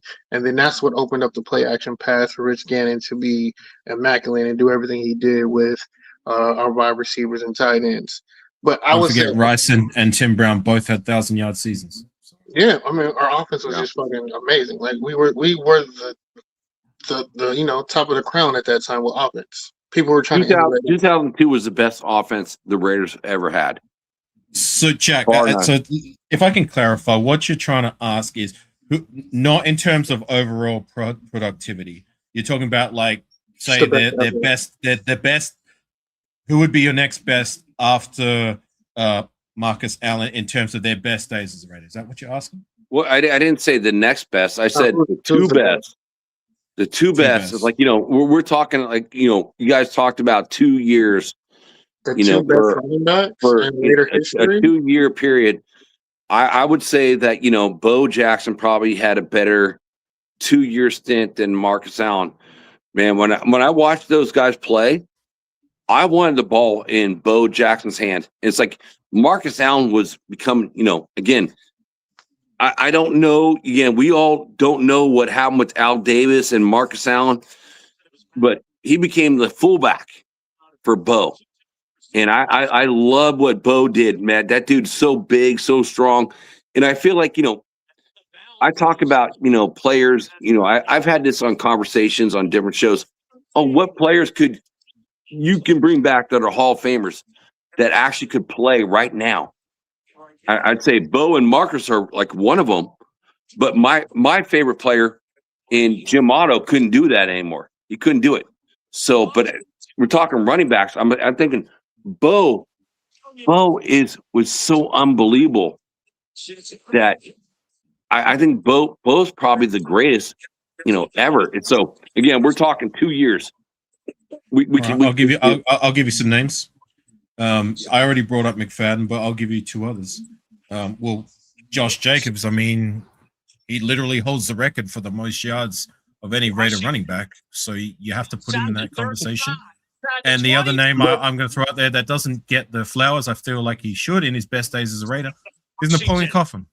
He's another guy. I would actually, you might get upset with this. I would actually rate him more than I would Charlie Garner and Tyron Wheatley.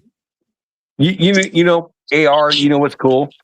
So no, that can't even be a real thing. There's no way Napoleon Coffin. Black, let me say something to AR. So I sold Napoleon Kaufman a bed when I was working in San Leandro. I sold him a bed when I was working at a mattress store when I was a young kid. I sold him a bed. No, hang on a second. You sold him a mattress when you were a kid. Yeah, when I was like a young man. I was like in my early 20s. I sold Nap a bed. Oh, I was going to say, aren't you older than Napoleon Kaufman? No, well, no. No. I'm old. Okay. I'm 50. I'm 55 going on 56. No, I'm young. Kaufman would be in his late 40s, early 50s, if I'm not mistaken. Well, then you're wrong. I don't know. All right, well, I'm gonna.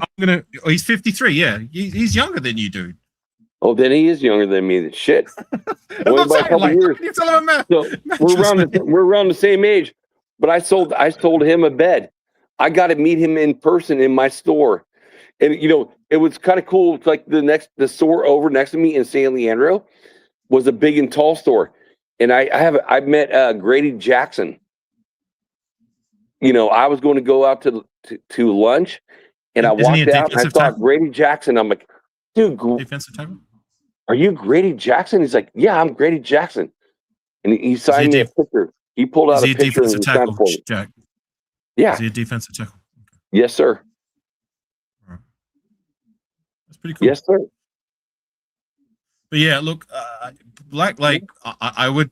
The reason I would say Napoleon Kaufman is 97. That dude was rushing for over 5 yards per carry, and that team was like, I think the third worst team, even though they had a high-powered offense. But Napoleon Kaufman, I remember because I bended that season too, and yeah, I again, I'm not taking away from Charlie Gardner. I just personally, I would take Napoleon Kaufman. It's crazy because even as much as I say, look, who's a better running back? I asked Jim and I, whatever, who's a better running back? He was very versatile. Charlie Gardner was so versatile. Charlie Gardner or Napoleon Kaufman? Like, it's like saying Charlie Gardner, like, that's a hard call, Black. It's not that hard. It's really nice. It's a definitive edge with that. Even when he averaged over 4.9 yards versus Kaufman 4.6, whatever. Gardner name. It's not just a number. It's what you have to do.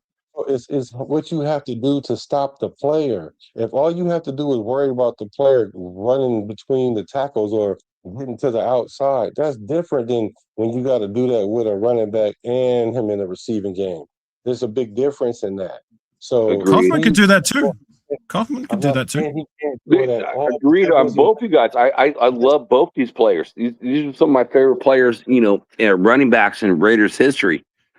Yeah, but that's why I threw out his name. That's why I threw out his name. They wasn't using Kaufman as a receiver like that. That's not to say he didn't receive the ball out the backfield. I mean, he was lights out when he was getting the ball thrown to him. Like yeah, I don't know. I know that I literally watched how the league had to prepare for Charlie Gardner. Like, I literally watched them had to do the same for Napoleon Kaufman, same thing for your boy McFadden. And I know the way the game is affected is way more difficult to stop Gardner than it is those two guys. Now, you wanna say a 2-year period? Okay, I'll give you that.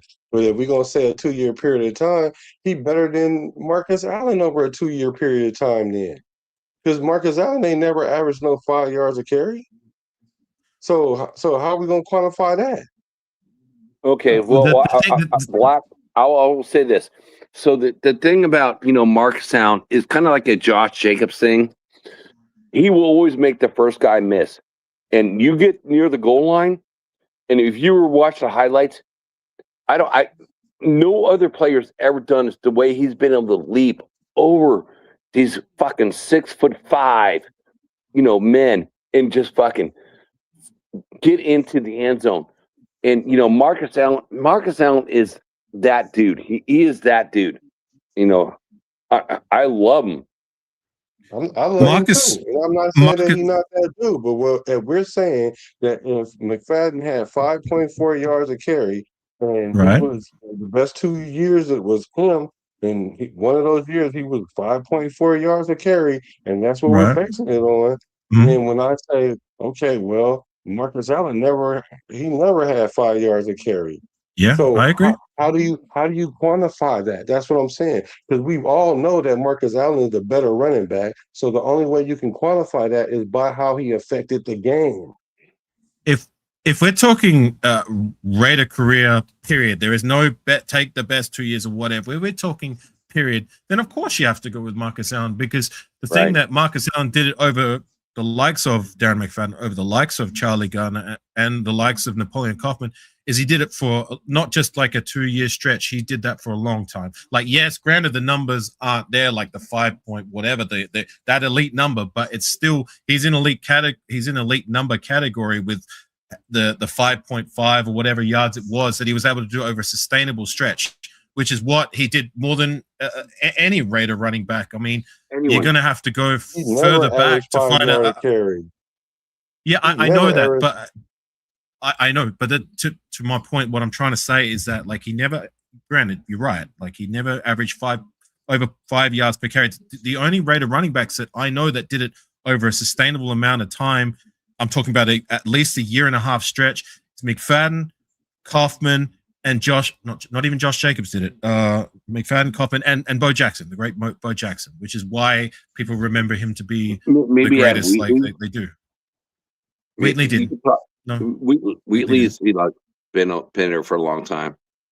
Right, but he didn't average that elite of the elite number. No. All I'm trying to say is why average. Marcus Allen gets considered the greatest is because he averaged, what was it, like 5.5 yards for so many years. Like, how long was he a Raider for? Over a decade, right? Oh, Marcus. Marcus Allen? Yeah, he was a Raider for over a decade, right? Yeah, but you said he averaged what? No, I didn't hear what you said. You said he averaged something or whatever you said right before that. He did it over a sustainable amount of time, averaging at least 4.2, 4.3, 4.5, whatever the number may be.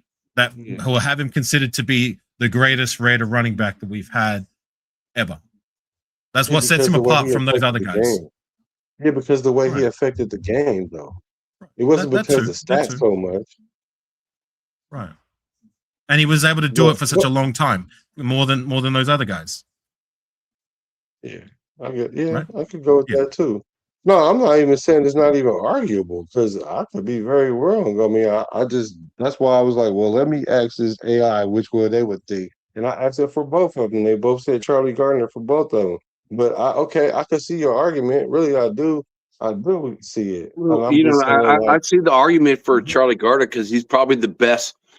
I think Charlie Gardner is probably the best receiving running back all around that the Raiders have ever had. Best receiving running back. What, like JD said earlier in the chat, he had 850 yards rushing and 850 yards receiving.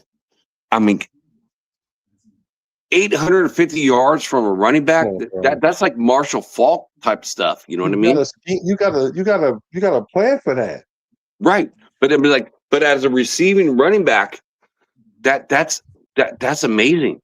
You know what I mean?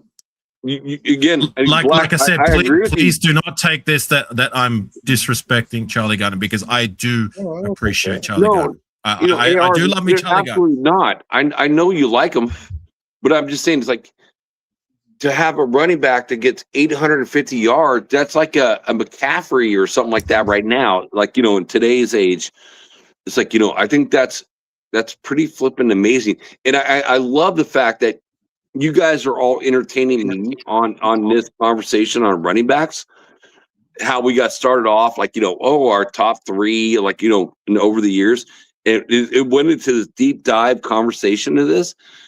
This is absolutely what I love, because we're going into history, we're fucking pulling players, and it's like, this is good conversation. Right. Look, like I said, I'm not trying to discredit. No. I do love Charlie Gardner. I just, when we were asking the question before, I personally feel McFadden was better. And just to the point of McFadden, like, yes, Charlie Gardner, he was great in the passing game. Like, McFadden was great too.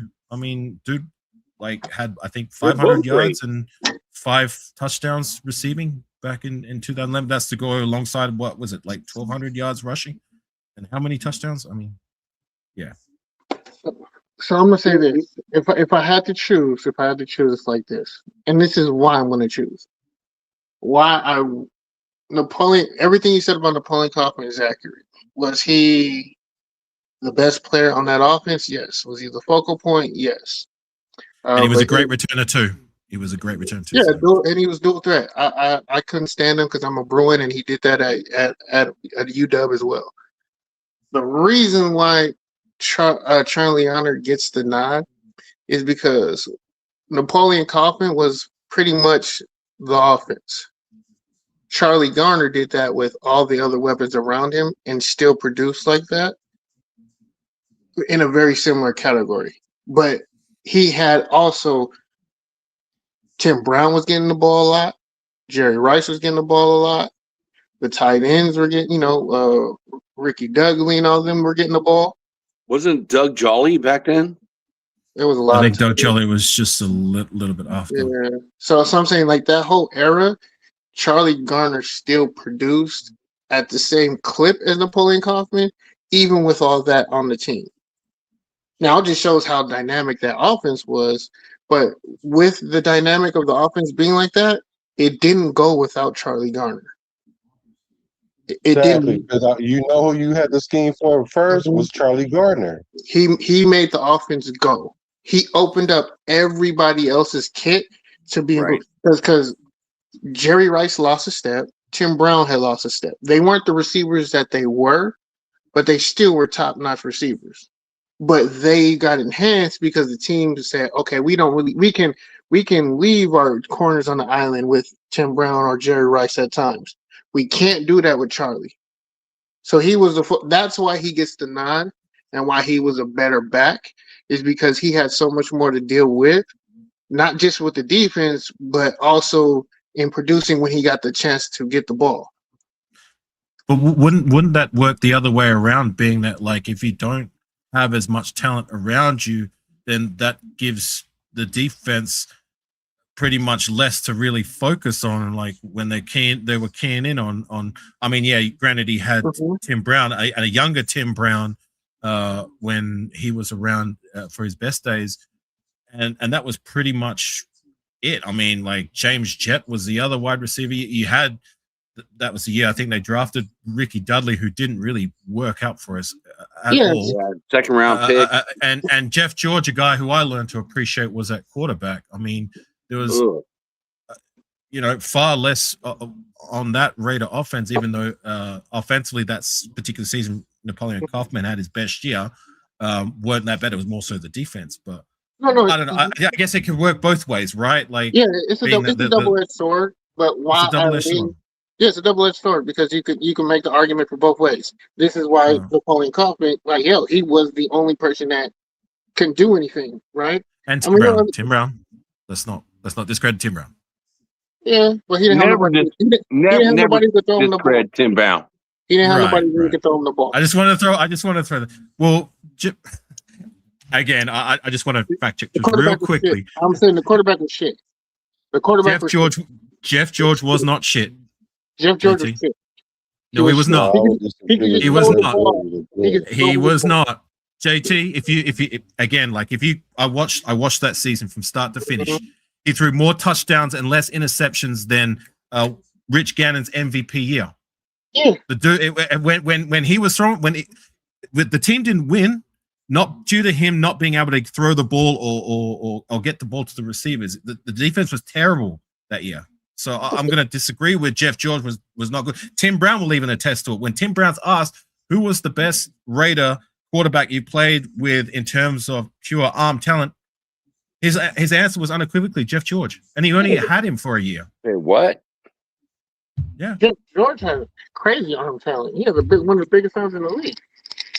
But I get what you're saying. But for me personally, he was a shit quarterback. Wait, no, I want to rewind. Like, that's a huge statement, AR. It's like you're saying Jeff George was better for Tim Brown. My boy. Like that's my boy. And it's like he's saying that Jeff George was better than Rich Gannon. Yeah, Tim Brown said from Rich Gannon is the best quarterback in Raiders history. No, he's saying for production wise, was he a better quarterback than Rich Gannon on the team? No, absolutely not. I'm not saying that. I'm not saying that at all. Statistically, He's saying that Jeff George was the chopped liver, though. Yeah, that's what I'm trying to say, Black. I'm just making a point that JT, you were saying that we were talking about 97, the year I was making a point about Napoleon Coffin, and we went on a tangent about the QB play because you said the QB play was trash, and I was trying to make a point that no, it wasn't. Like, Jeff George is a name that doesn't get the appreciation, and if you go back and you watch the tape, because I watched that season from start to finish last year off season, he was no scrub. He's a guy I had to learn to appreciate because I was like, well, do my eyes deceive me? I mean, I know they're not winning, but it's not through lack of what he was doing. Because from what I was seeing, like, he was actually doing great, and the statistics back that up. Like I said, I'm not saying he's better than Rich Gannon, but he threw for more touchdowns and less interceptions than Rich Gannon's MVP season. So that's why I'm just making a case. He's not better, but he's good. He might be. I don't know if he's better, but he right there because they sure kept calling him off the couch to come quarterback for somebody's team, and he was hella old. Yeah, I personally knew how to throw the ball. Yeah, he just overthrew too many balls for me. He was inaccurate a lot. Not as a Raider. Not as a Raider. For me, he was. I saw the games I went to and I watched. Yeah, he wasn't the reason why we lost, but he could have definitely won a lot more games. Than, if he just had the proper attitude and just knew how to command and lead a team. He wasn't a good leader. He wasn't. Now I got to look up. I remember watching Jeff George. And I remember watching Rich Gannon, and now I'm gonna have to Google this shit when this show's over.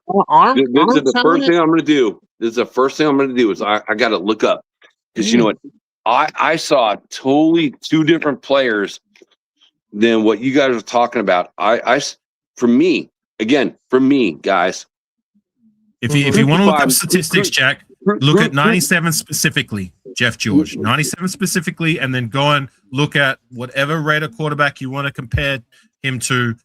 2002 Rich Gannon. So 97 Jeff George to 2002 Rich Gannon. It's like, Go ahead. I'll do it right now. I'll share the statistic with you.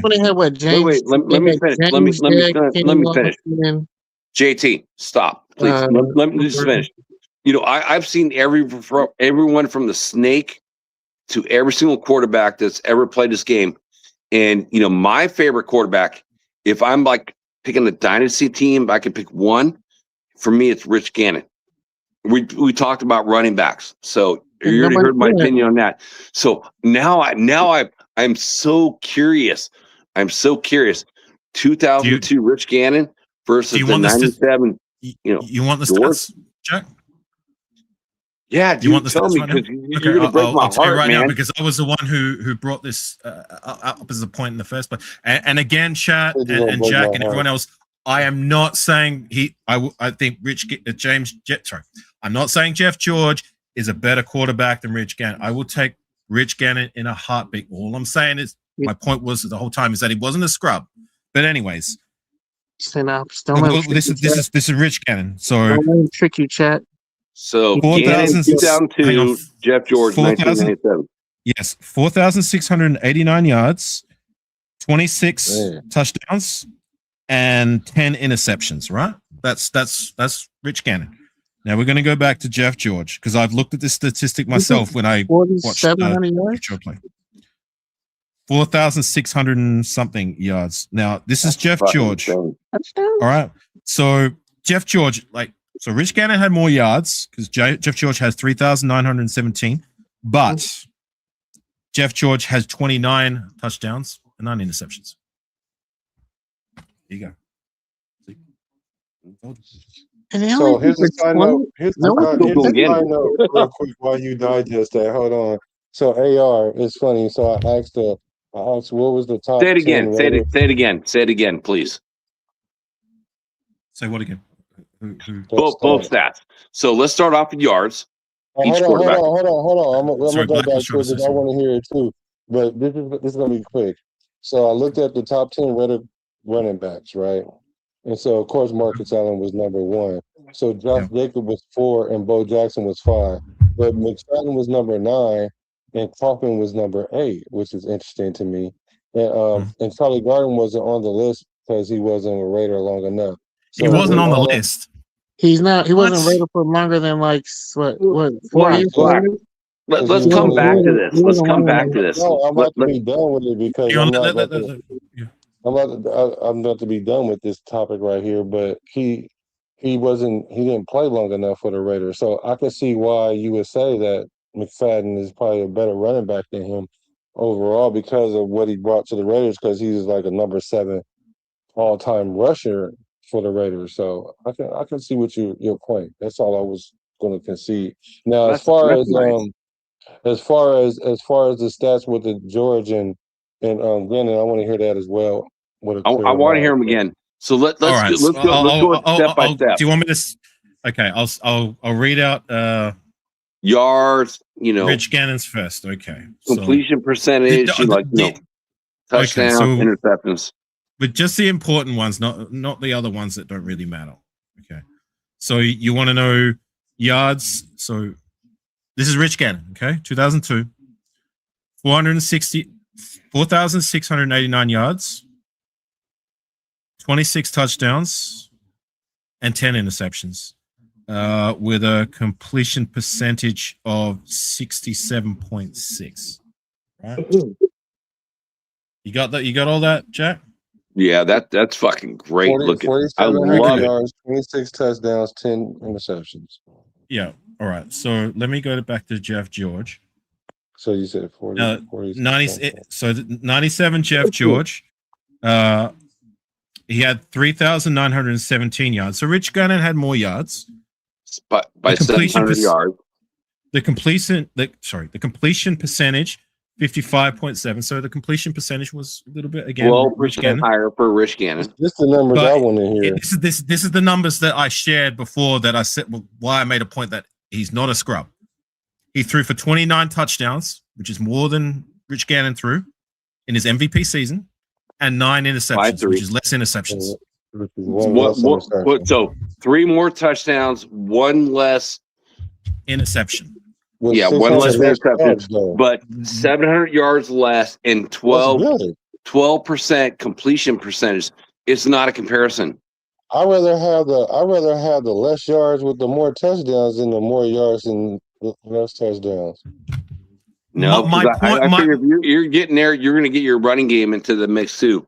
So my point was and is the whole time was that Jeff George was not a scrub as a Raider, like JT you tried to allude to. That's what I was trying to say. Is that to my point? Jeff George had more touchdowns and less interceptions than Rich Gannon's MVP season. Am I saying he was better than Rich Gannon's MVP season? No, because Rich Gannon won the literal award. All I'm saying is that the numbers speak for themselves, and my eyes back up what I saw because I watched that season during the course of the offseason. So that's all my point was the whole time, is that he was not a scrub. I felt like Jeff George had like less to work with than again, like a lot of the Raider teams have been working with less. So I think Hoffman and Tim Brown and James Jett. Yeah, what did Gannon have? James Jett's not all that great. And Tim Brown, when he came out, I watched him at Stanford versus Notre Dame his senior year, and then becoming our first round draft pick. Man, Tim Brown was the fucking he was a dog. He was a dog all the way through his career, and the number 1 wide receiver ever for the Raiders. I don't care. Anyone you want to post up with that. Tim Brown was the best receiver we've ever had throughout an entire career. You're not going to get objectivity from me. I'll agree with you on that. I think everyone will. Maybe some of the older heads might throw out like Fred Biletnikoff and whoever else, but you know what? I'm even a guy like when Brett. I think AR. We already had this conversation before, but I don't know if not with these guys. So it's like I went to the in Oakland Coliseum when Brett Favre's dad died, and we played the Packers. And Brett Favre threw 5 TDs, and I go up to the bar because I'm like going, dude, we're getting our asses smoked. We're getting smoked. my favorite moment in Raiders history for a game that we lost. We got killed. And I'm sitting at the corner of the bar. And a gentleman turns over to me and is like, hello, my name is Cliff Branch. What's your name? And I'm like, I'm Jack Kenna. And I'm like, holy shit, you're fucking Cliff Branch? You know, it's not like this YouTube stuff back in the day. I had nothing to say to the dude. He's like, I want to buy you a beer. And Cliff Branch bought me a beer. And Cliff Branch is a Hall of Fame wide receiver for the Raiders. And they're like, I did not know what to ask him. It's like I was so starstruck. I'm like, starstruck. I didn't even know what to say or what to do. I'm like a 21, 22-year-old kid, and I'm like, oh my god, this is fucking Cliff Branch. It's fucking Cliff Branch. The guy that's a wide receiver. It changed the NFL game forever. At being that speedy wideout guy. Can I just share you a little side note since you're talking about Cliff Branch? He was inducted in the Hall of Fame a couple of years back, right? Yeah, like after he died, you know, it's like fucking the same shit. Fucking like, you know, our quarterback and like everyone else on the Raider teams, like you have to die to fucking get in the Hall of Fame. Right. R.I.P. to Cliff Branch. Once a Raider, always a Raider. A great Raider. But what I wanted to say was when he was inducted to the Hall of Fame, in order to celebrate that, the Raiders at halftime for one of the games early in that season, I think it was either 2021 or 2022, they had somebody reenact, Cliff Branch taking that 100-yard touchdown and running to the other side of the field.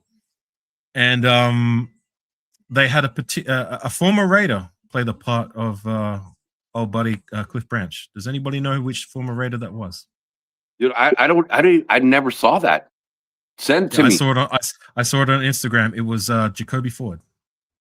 Oh, Pretty dude, cool, right? Jacoby Ford was fast. So, AR, do me a favor, bro. Send that to me on IG because you know we're connected. I don't have the clip, but like I know what happened because it was a while ago and somebody shared it on Instagram or whatever. There was a fan clip of them reenacting the play, but then because I follow Jacoby Ford and he was sharing on his personal story because he doesn't share much. He usually keeps himself, but he shared on his personal story. Somebody was taking photos behind him in the tunnel with the Cliff Branch jersey. I was like, how fitting getting Jacoby Ford to reenact Cliff Branch. Because I mean, Jacoby Ford, he's still young enough and still speedy enough to kind of reenact, but he's no longer in the league. So I thought that was pretty cool and pretty interesting. That is really cool. I mean, that is really cool. It's like, you know, like, you know, when I was a kid and I was like, you know, growing up, I saw like the Willie Mays, Willie McCovey. I thought Willie McCovey is better than Willie Mays, not knowing the Willie Mays story. Willie Mays, the baseball player, it's like, you know, probably the second best baseball player or maybe the first best baseball player ever. And then Isn't he from the movie? Willie Mays? No, that's all. It's all San Francisco Giants baseball stuff. But then going into watching the Raiders and seeing Cliff Branch versus Blitnikoff, and you know, growing up as a kid, I'm like, man, Cliff Branch is so much better than, you know, Blitnikoff. And you know, Blitnikoff became the first Hall of Fame wide receiver for the Raiders. And I'm like, this kid's way better than fucking Blitnikoff. I'm like, you know, I'm not understanding it. You know, and you're young. And that's why I'm going to say, you know, JT, it's like never fault a young person on their knowledge. And I'm looking at, you know, shit, 2 Hall of Famers. And I'm like going, this Hall of Famer who wasn't a Hall of Famer is better than a Hall of Famer, you know, on the team. It's like, I'm like, you just see what your eyes see, right? And your gut tells you what you see. So that's what I love about this conversation tonight, and that's why I stayed up, is because we're talking about fun things that we all like. We all like certain players. We like what they do, and we all compare. Like, okay, you didn't have this, you have this. You know, it's like this is what makes conversation fun. Can I ask you a question, Jack? Yes, sir. It seems like a no-brainer who would be your Mount Rushmore in terms of wide receivers as a Raider. Tim Brown, Cliff Branch, Fred Biletnikoff. And maybe if you guys want to chime in on it too, because you guys have been around. Like, yes, I do know a bit about Raider history, but I've had to go back and watch. But who would be that So fourth guy? is it five players? No, it's 4. You can only have 4 on Mount Rushmore. Yeah, so who would be a Mount Rushmore of wide receivers besides those 3? Who would be your 4th?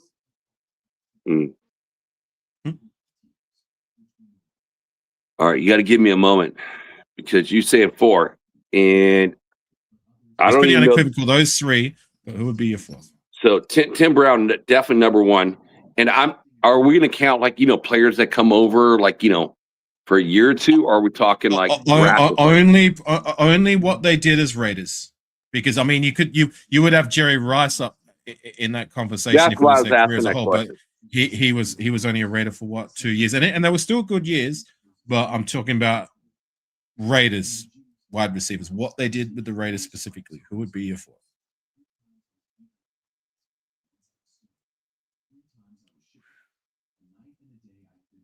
All right, I'm going to think about this for a moment. I want to make my JT, you got a name?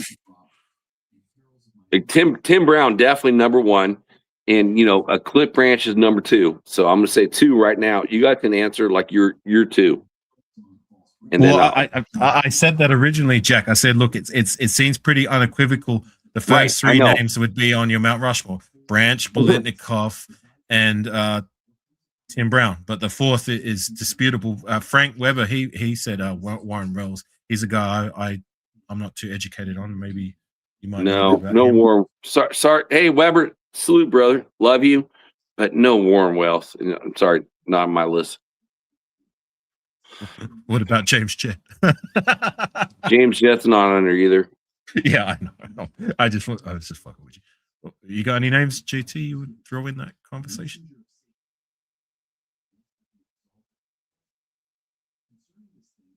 Black? Anyone? All right, I got one. I got another one. The top Raider wide receivers. Okay, so my question was, sorry, Jack, if I can. I asked Jack, who would be your Mount Rushmore of Raider wide receivers for their time specifically as Raiders? So I said the first 3 names are unequivocal and undisputed with Tim Brown, Cliff Branch, and Fred Biletnikoff. But who would be that 4th on your Mount Rushmore of wide receivers? James Lofton. Who? Sorry? James Lofton. Oh, James Lofton. Okay. Swerve and Mervin. Willie Galt.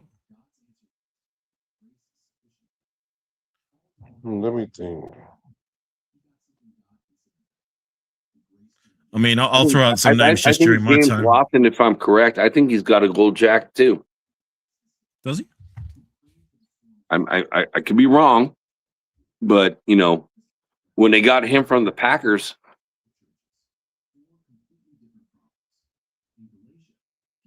I'm sure you guys are looking it up right now. Dude was only a Raider for 2 years, man. Well, how many years do we need to have play on the team? So you're telling me those 2 years he was with the Raiders, you would take over every other wide receiver we've had on the door? I can't pick Jerry Rice, right? You're not letting me pick Jerry Rice, so. Well, you can pick him, but you're talking specifically for what he did as a Raider. He had a lot of yards as a Raider. Would those 2 seasons he had as a Raider be better than every other wide receiver we've had since our inception, not named those 3 guys? Would you say yes? Well, he had like 1,200 yards in the season one of those years. So, I mean, I don't know how many times I don't know who, Amari Cooper, maybe. I don't know. Devontae Adams. Cooper. Porter. I'm like, all these guys. I don't want Porter either. No, I'm just saying those guys haven't had 1,200 yard seasons. I don't know who could be better than him. James Jett, Art Powell, Warren Wells. Raider Chris, you said Art Powell. That's a good name too. Old school. Branch. Well, of course, Cliff Branch. Yeah, that's why I said the 3: Tim Brown, Cliff Branch, and then then I'd say just add Jerry Rice to that. That's an easy pick. Then I would say James Lofton after that are probably the top wide receivers we ever had.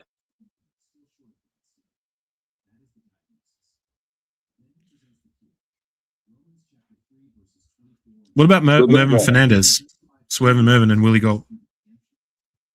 I think Willie Galt was like a toy player. Like, after we got him from the Bears when they won their Super Bowl, he was like super fast, but he had no hands. His hands were like, crappy. And the other guy you said was better, I think, than Willie Galt. But Willie Galt was fun. He was a fun toy to have because he was just so fast. He was like, I don't know if you guys knew this, but he ran in like the Olympics and stuff like that. It's like, he was just so fast. That's why we went and got him, because he was in the Olympics. Right. He was fast. Bobby Chandler. Oh my God. I haven't heard that name in a long time. Weber. Yeah, that dude was not fast. He's kind of more like in my mind, he's like a Renfro without the better moves in his, cuts. Is the way, but I'm glad that you brought him up because I did like him as a player. Guys, I know most people are going to be sour on him, but where would you say Jerry Rice's time as a Raider was more productive than say Davante Adams' time as a Raider? Absolutely. Yes. No, don't be sour. I agree. I agree with Black. I think Ruggs could have been that phenomenal player if he didn't do what he did. Yeah, but he did what he did. He did what he did. So he did what he did. But I'm saying if he didn't, it's like if Bo Jackson didn't get hurt. You know what I mean?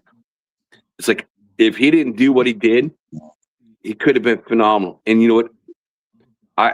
When he gets out, whenever he gets out, I wish him, as a father to a son, I wish him the best of luck ever. But he can't ever come back here.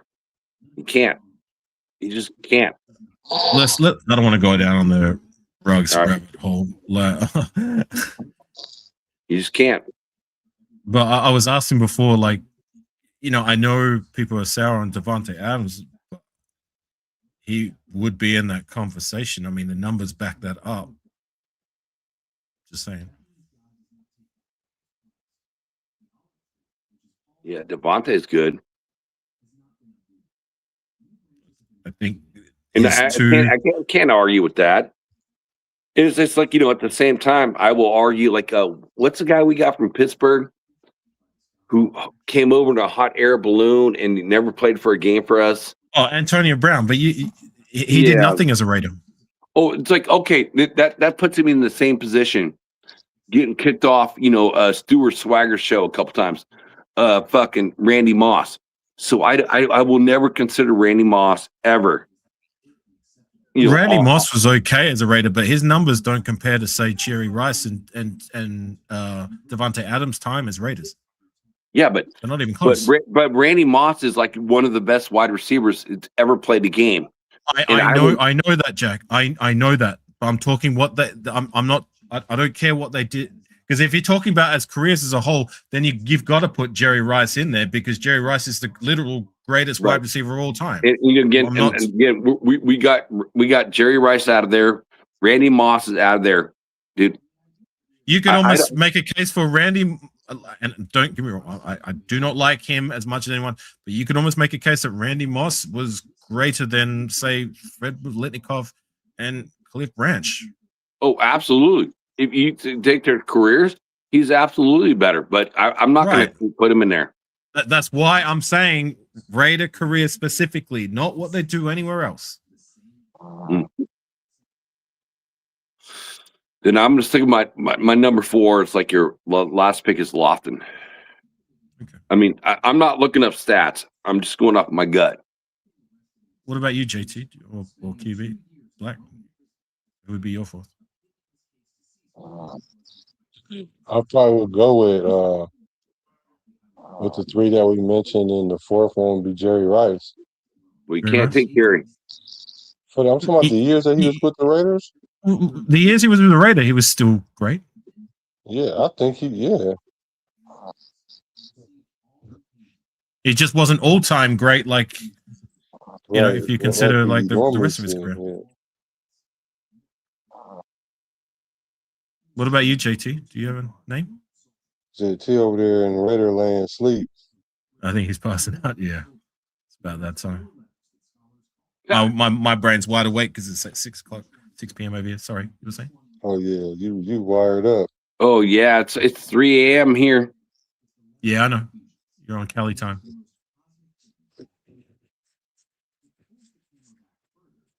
I know. I just thought it was interesting because it seems to me like the first 3 names is, like I said, undisputed and easy, whereas the last name we're having to kind of scratch and claw names to fill that 4th spot. We didn't really have that many great wide receivers look like. I mean, during my time as a fan, I guess, like, statistically, Devontae Adams and what he was able to do in those one-on-one situations, yes, I know it didn't end too great. And that's a shame. With him. You know, it's a shame. That's a shame he was able to come in here and do like all that fast. He could have been the greatest wide receiver we had if he played 5 years with us. Yeah, he would have. To your point, Jerry Rice would be the next name. Well, Tim Brown's like definitely number one. You're really having to scratch the surface for like guys who you would consider elite wide receivers. It's Jerry Rice and Tim Brown. I mean, like there's been guys that have been good, like your Hunter Renfro's and that, but you wouldn't really put them in that Mount Rushmore category, would you? No. Let me ask you guys this. That brings up a great question. You know, I've seen some videos, again, watching Raider YouTube stuff. What do you think about the Raiders? You know, like, again, we know what our record is going to be. We're going to probably get the top wide receiver next year, potentially, or trade, you know, like a 1st and a 3rd and go after Jefferson from Minnesota, who right now, in my mind, he's the best wide receiver in the entire league.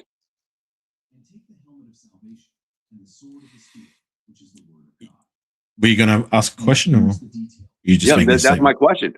Would you go after Jefferson from Minnesota and take on that cap hit, and and roll with him? Because it's like we got a bunch of unproven wide receivers. We got Besh, number 2 pick. We got Dante Thornton last year, 4 pick. And we got Trey Tucker, who's improved every year, and we just signed the other wide receiver from Minnesota, Naylor, for like $11.5 million a year, which is, I think, it was kind of crazy, but we did it. So it's like, would you trade like a 1st and a 3rd or whatever it is, to get Jefferson, who is by far the best wide receiver that's out in NFL land, and take on that cap hit? I mean that just unleashes a whole different potential with this offense. What do you guys think? Being the first year of a rebuild, like, look, I'm all for whatever makes the team better. I mean, for the now, yeah, absolutely. I would love a guy of his caliber, but in terms of looking towards the future, I would rather keep that draft capital. And I'm not sold or confident on any of these wide receivers in our room until proven otherwise. So, right, take from that what you will. But I agree. I'm gonna hope and pray that one of these young guys can emerge this season. But if not, if worst case scenario they are as productive as what we expect, which isn't much, then drafting a young wide receiver needs to be the priority next year. It may still be the priority anyways. Like, I mean, if none of these young guys emerge, then quite frankly, I'm all for just, cut and bait with all of them, if I'm gonna be honest. Like, Jack Besh and Dante Thornton, they got to show me more. Trey Tucker, this is the last year of his rookie contract. I don't see a way he can stick around unless he proves to be everything that I don't believe he is. Jalen Naylor, I think he's gone. Can he be what we're paying him to be? I don't know. To me, he's a bit of an unknown quantity, but there's a lot of more variables on the no side, if that makes sense, than the yes side. But I believe no matter how or why, unless Jack Besh or Dante Thornton emerge, then wide receiver needs to be a high priority regardless, even if we do make a trade for Jefferson.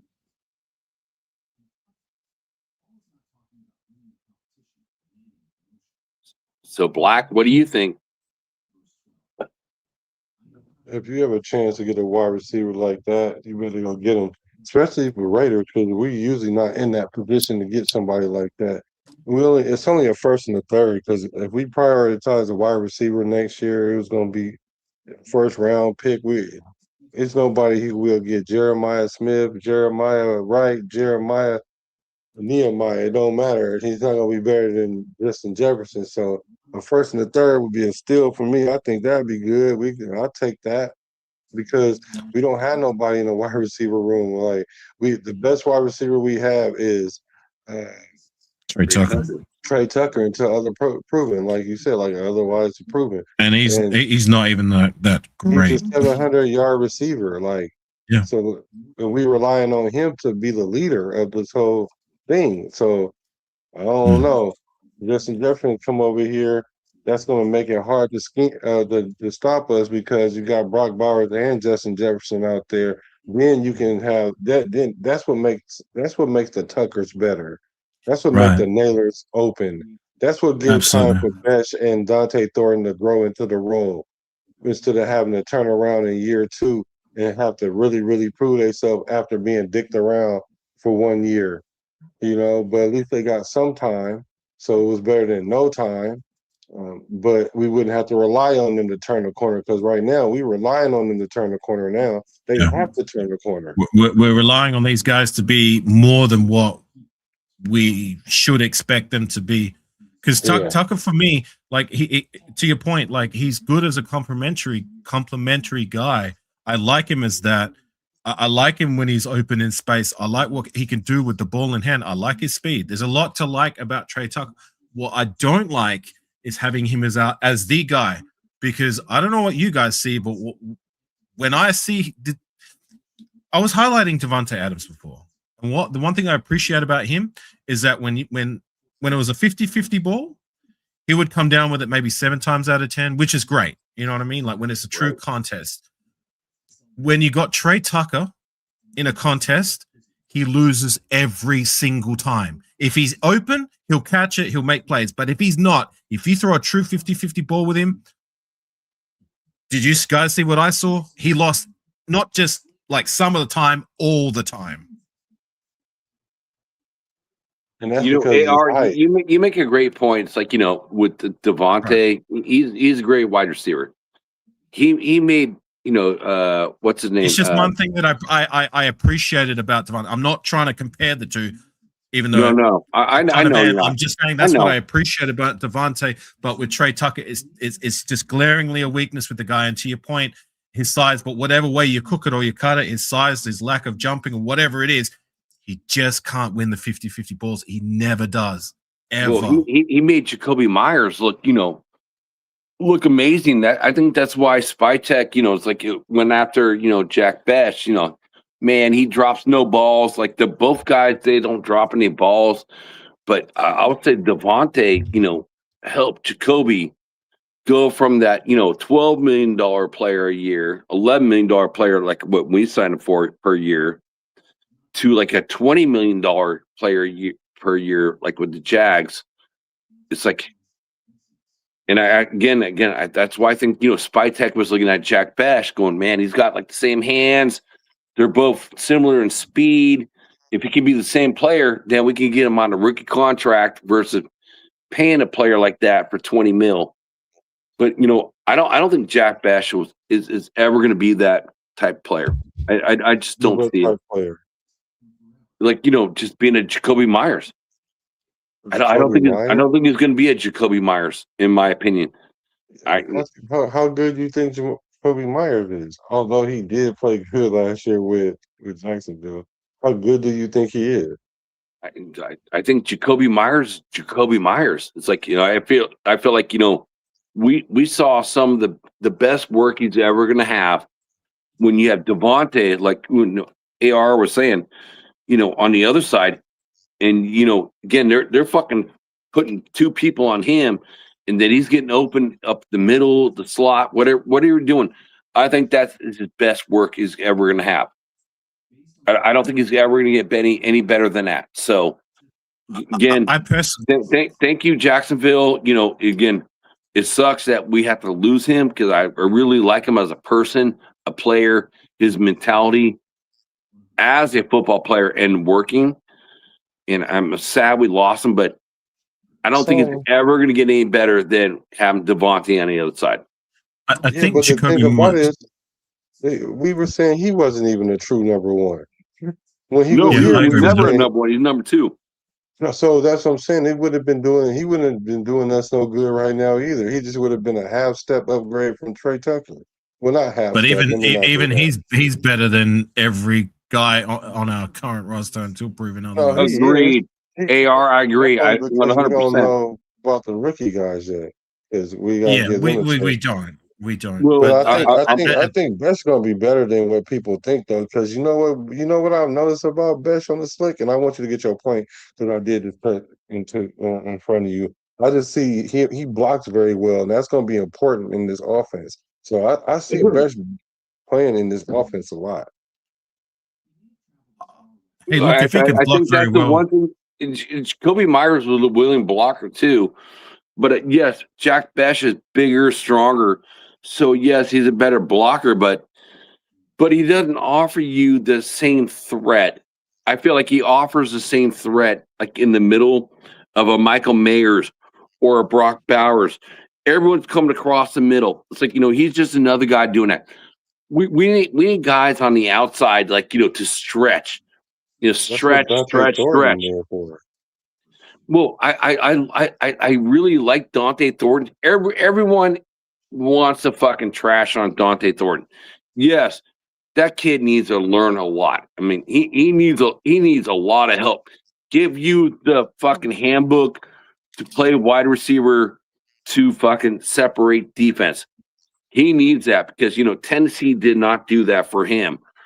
And you know what? He's got all the physical traits that you want as a wide receiver. 6'5", 210 pounds, 4.30 40. I mean, the dude's but he never gets separation. It's not true.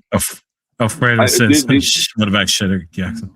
So did he got benched. He got benched. He got benched last year. Black. What I'm saying is, I have hope. I have hope. Didn't want to start rookies. That's why he got benched, because he didn't want to start rookies. And I understand that. Remember the first game? But they did start. They did start him in the beginning, though. They did start him in the beginning. Yeah, he was the week one starter. You know why? Because he stretches the field. You don't have to teach. You don't have to teach stretch in the field when you run 4.3, 4.4, and you 6'5". Like, all you gotta do is run a post or a 9 or a post pointer. That's the only 3 routes he needs to run. Really. But he never got separation. That was the problem. That's why he got benched. That's not why he got benched. The first did you not see him run by that corner, and then he had to stop and come back and get the ball to secure the game? Like that's how we literally won the game. Because really, if Geno Smith would have threw the ball any further down the field, he would have been still running. Like you don't remember? Hold on, I'm about to show you right now. Although to that point, when you were talking about like the guy can run block. Look, for me, like yes, that's a good thing to be able to have is a wide receiver that can block. But to me, that's complementary, not primary. I want a wide receiver who can catch and can receive, and is going to put up like numbers that are competent or good enough to be that. What's that? Number one wide receiver. No, I'm not saying he should be the number one wide receiver. We don't have a number one wide receiver. I'm not saying you said that. I'm just saying that I'm just speaking out loud that I feel that run blocking for a wide to have that trait in a wide receiver is more complementary, more rather than being a primary thing Not that in you this look for in a offense. wide receiver. Not in this new offense we brought to run. Not in this new offense. We got just like Brock Bowers. Watch and see how much Brock Bowers blocked this year. Watch how everybody blocks. That's why they all bulked up because they got a block in this offense. And the thing is about the best is he blocks already, and he averages over 10 yards a catch. That's really ideal for a receiver that's his stature. Like he can get like a first down on every catch. On any catch, I won't say every catch, on any catch, and then he blocks. I mean, you can stay in the game. Look, I hear you. All I'm saying is that like I would love to have a Devontae Adams type player who Devontae Adams couldn't block, but what's your primary job? To catch the goddamn ball when the ball's thrown to you. I would rather have that as the primary trait in my wide receiver one. Like all those other traits, like being able to run, like you can have guys on your roster that can do that. But in terms of what I want in my wide receiver one, if he's a great run blocker, then fantastic. But I want him to be elite at catching the ball or making a contest of it. Well, yeah, but check. So, hey, quick question for you guys: can you guys cancel this fucking Nightbot? No, that's Ben's. Yeah, can't touch that. I don't think he'd appreciate it either if we tinkered with that. Well, we can't because we're not connected. If I could, I would. Right, but I'm just saying, like, even if we could tinker with it, like, I don't think Ben would appreciate it. This is still his. Yeah. Well, I could just cut his string, but he's not here anyway. Like, I'm sitting here only because you guys are here because I'm not connected to this string. Yeah, see, Weber likes that shit too. It's like fucking get rid of that shit. I get that. We all love Ben. Ben's a good dude, but the Nightbot is like dominating the chat. Well, that's what keeps the stream in the algorithm. Right. Well, and it is late. It is late, Jack. Like you're going to be getting bare bones in terms of audience at this time of night for you. Yeah, but it's cool though. Man, it's like I do think we're gonna stick with like the wide receivers we have because I think Spy Tech. Of course we are. We have to. well, he trusts his picks. You know what I mean? He trusts what he does. So I do agree with that. I feel like he's going to trust what he does, and then like if it doesn't work out with any of these wide receivers, fucking Tucker's going to walk maybe. Or these other guys are like are going to like move back on the depth chart, and then we're gonna have like probably I'm gonna say it, I'm probably gonna have a top 10 pick next year, which sucks, but cool at the same time. And then we'll get a wide receiver. Then it's like who knows? It's like all I know is go on. Sorry, Jim. Go ahead. Oh no, go finish it. Finish up, bro.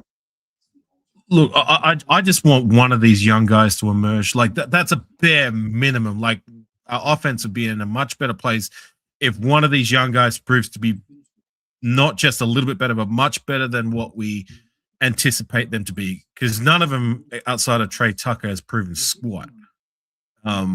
Nobody. But if we go 0.00 across the board, like none of these guys take that next step or emerge to be a competent enough number 2 guy, then they can all bounce next year, if I'm going to be honest. Jack Besh, Dante Thornton, if neither of those guys can establish themselves as a competent number 2, then see you goodbye. I'm looking at the draft and finding someone better. Like in years past, we've drafted guys by year 2 who've emerged to be competent enough to be able to hang with as a wide receiver number 2. I mean, Trey Tucker even was able to accomplish that. So why can't Jack Besh or Dante Thornton be able to take that step? Surely that's not a bridge too far for either of those two to take that step, right? By year 2.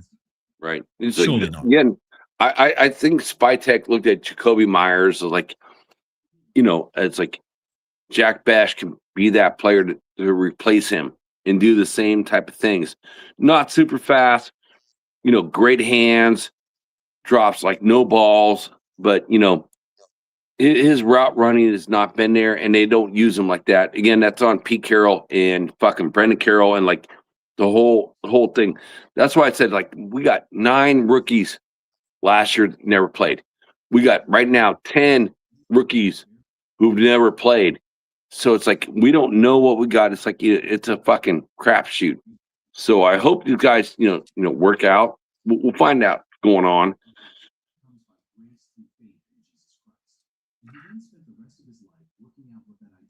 It's like it is straight up a crapshoot.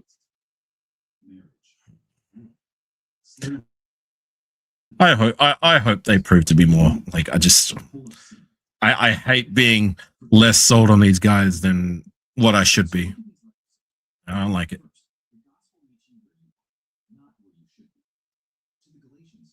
Alfredo, I hope that's not I hope that doesn't work out that way. So they're counting on Jack Besh and Tucker. Well, they are. They are. I see Tucker, but I don't know about Besh. Besh hasn't proven me shit. They count on every single wide receiver in that room. They're counting on them, literally. Right. And it's kind of sad if you're saying that we shouldn't be counting on Jack Besh. I'll say the same thing about Besh as I did about Michael Mayer. He's a 2nd round draft selection. You know what I'm saying? All right, he had his rookie year. He didn't get as many opportunities, but still, this is your sophomore year.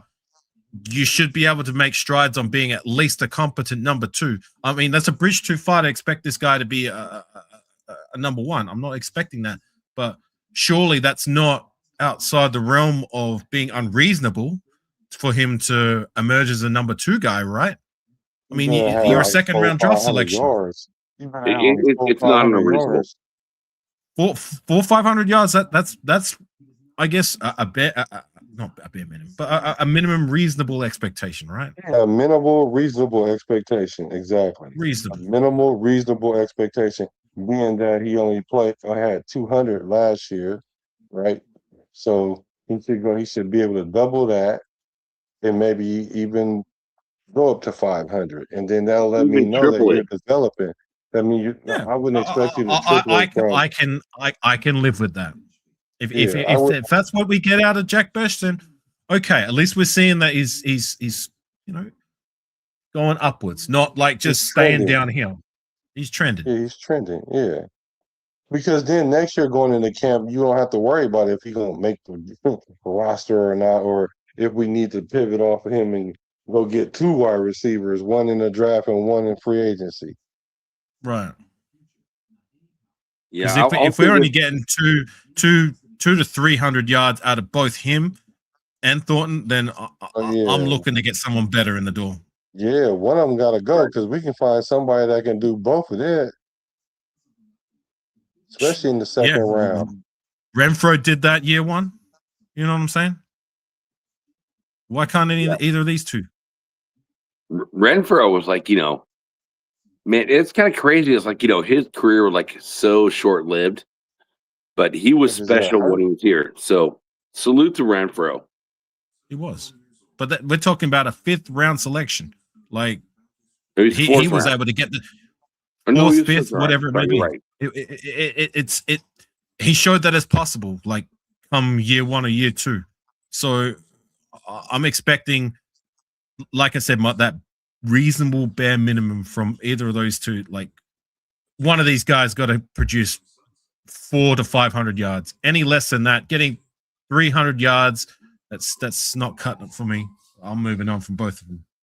And you're right about Michael Mayers. Like, I watched him all 4 years. I'm a Notre Dame fan. I watch Notre Dame football. So I watch it week in, week out, like I watch the Raiders. The whole Notre Dame offense ran through him. And I've expected way more than what we've gotten from him. And then, again, we got Brock Bowers, who's that generational player. But I hope the Raiders offense includes him more into it because he could be that player too. Again, supplementing, the lack of the wide receivers we have. But it's like there's so many guys now. It's like they're over the middle. Like we talked about Jack Besh, Brock Bowers, Michael Mayers. They're guys that are like over the middle. Where's our outside guys? It's like, you're going to rely on Trucker and fucking Naylor Tucker. I'm sorry. So it's like, those are the two guys we're relying on the outside. It's like, and Thornton, it's like, it doesn't seem that's where we're lacking is on the outside.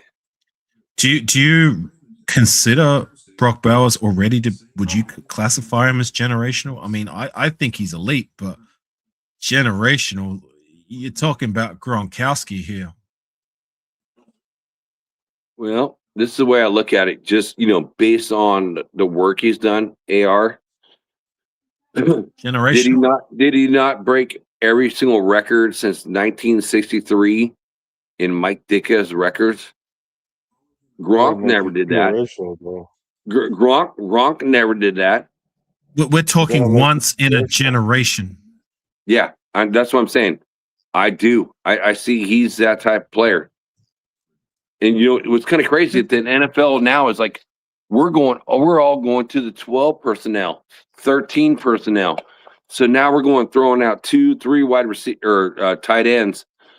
And yes, and he broke almost, except for touchdowns, he broke every record. He wasn't doing that for the most part with Michael Mayer on. I mean, to your point, how many people were talking about this? I'm not talking about Michael Mayer doing that. Yeah, I know that. I'm talking about. I'm just saying, like he didn't do that playing 2 tight end sets. Like how much did we talk about? Not just you, but like in the last couple of years, how much was people talking about? We're going to be running 2 tight end sets. How many times did we actually see that on the field? How many times did you see Brock Bowers and Michael Mayer on the field at the same time? Because I don't recall seeing it being as much as what people were saying was going to be the case. Right, and I agree with you on that. It's like I agree with that, but when you ask the question, it's like, is Brock Bowers that potential type person? Oh yes, I see it with them. It's like I think he can be, but I don't think he's there. Like, I don't think we can classify as that yet. I mean, how many records did he break? How many records did he break as a tight end his rookie year? Yeah, but Justin Herbert broke records too when he in his first 2 or 3 years, and he's not generational. Well, like, we're not talking quarterback, Black. We're talking tight end. No, but that don't make it generational because he break a record. But I do think he's generational, though. I do think that, but it's hard to say that because he already only been in the league 2 years and he was injured one of them. So I can't call him generational yet. Yeah, not yet. I think if he sustains the path that he's on, then okay, I'll be right there with you. But like 2 years, and one was elite numbers. I'll give you that, breaking records. But it's just not enough body of work to put him in that generation. For me, is once in a generation. You're talking about the greatest of all time. And I can't say that about Brock Bowers yet. It's just way too early. Well, only because if he had a season like he did last year, similar this year, then I'll be like, yeah, he about to be generational because he's obviously good. Like he does things that we haven't seen before, like Gronk was doing essentially. But Gronk didn't break all these records, and he was generational. So I don't.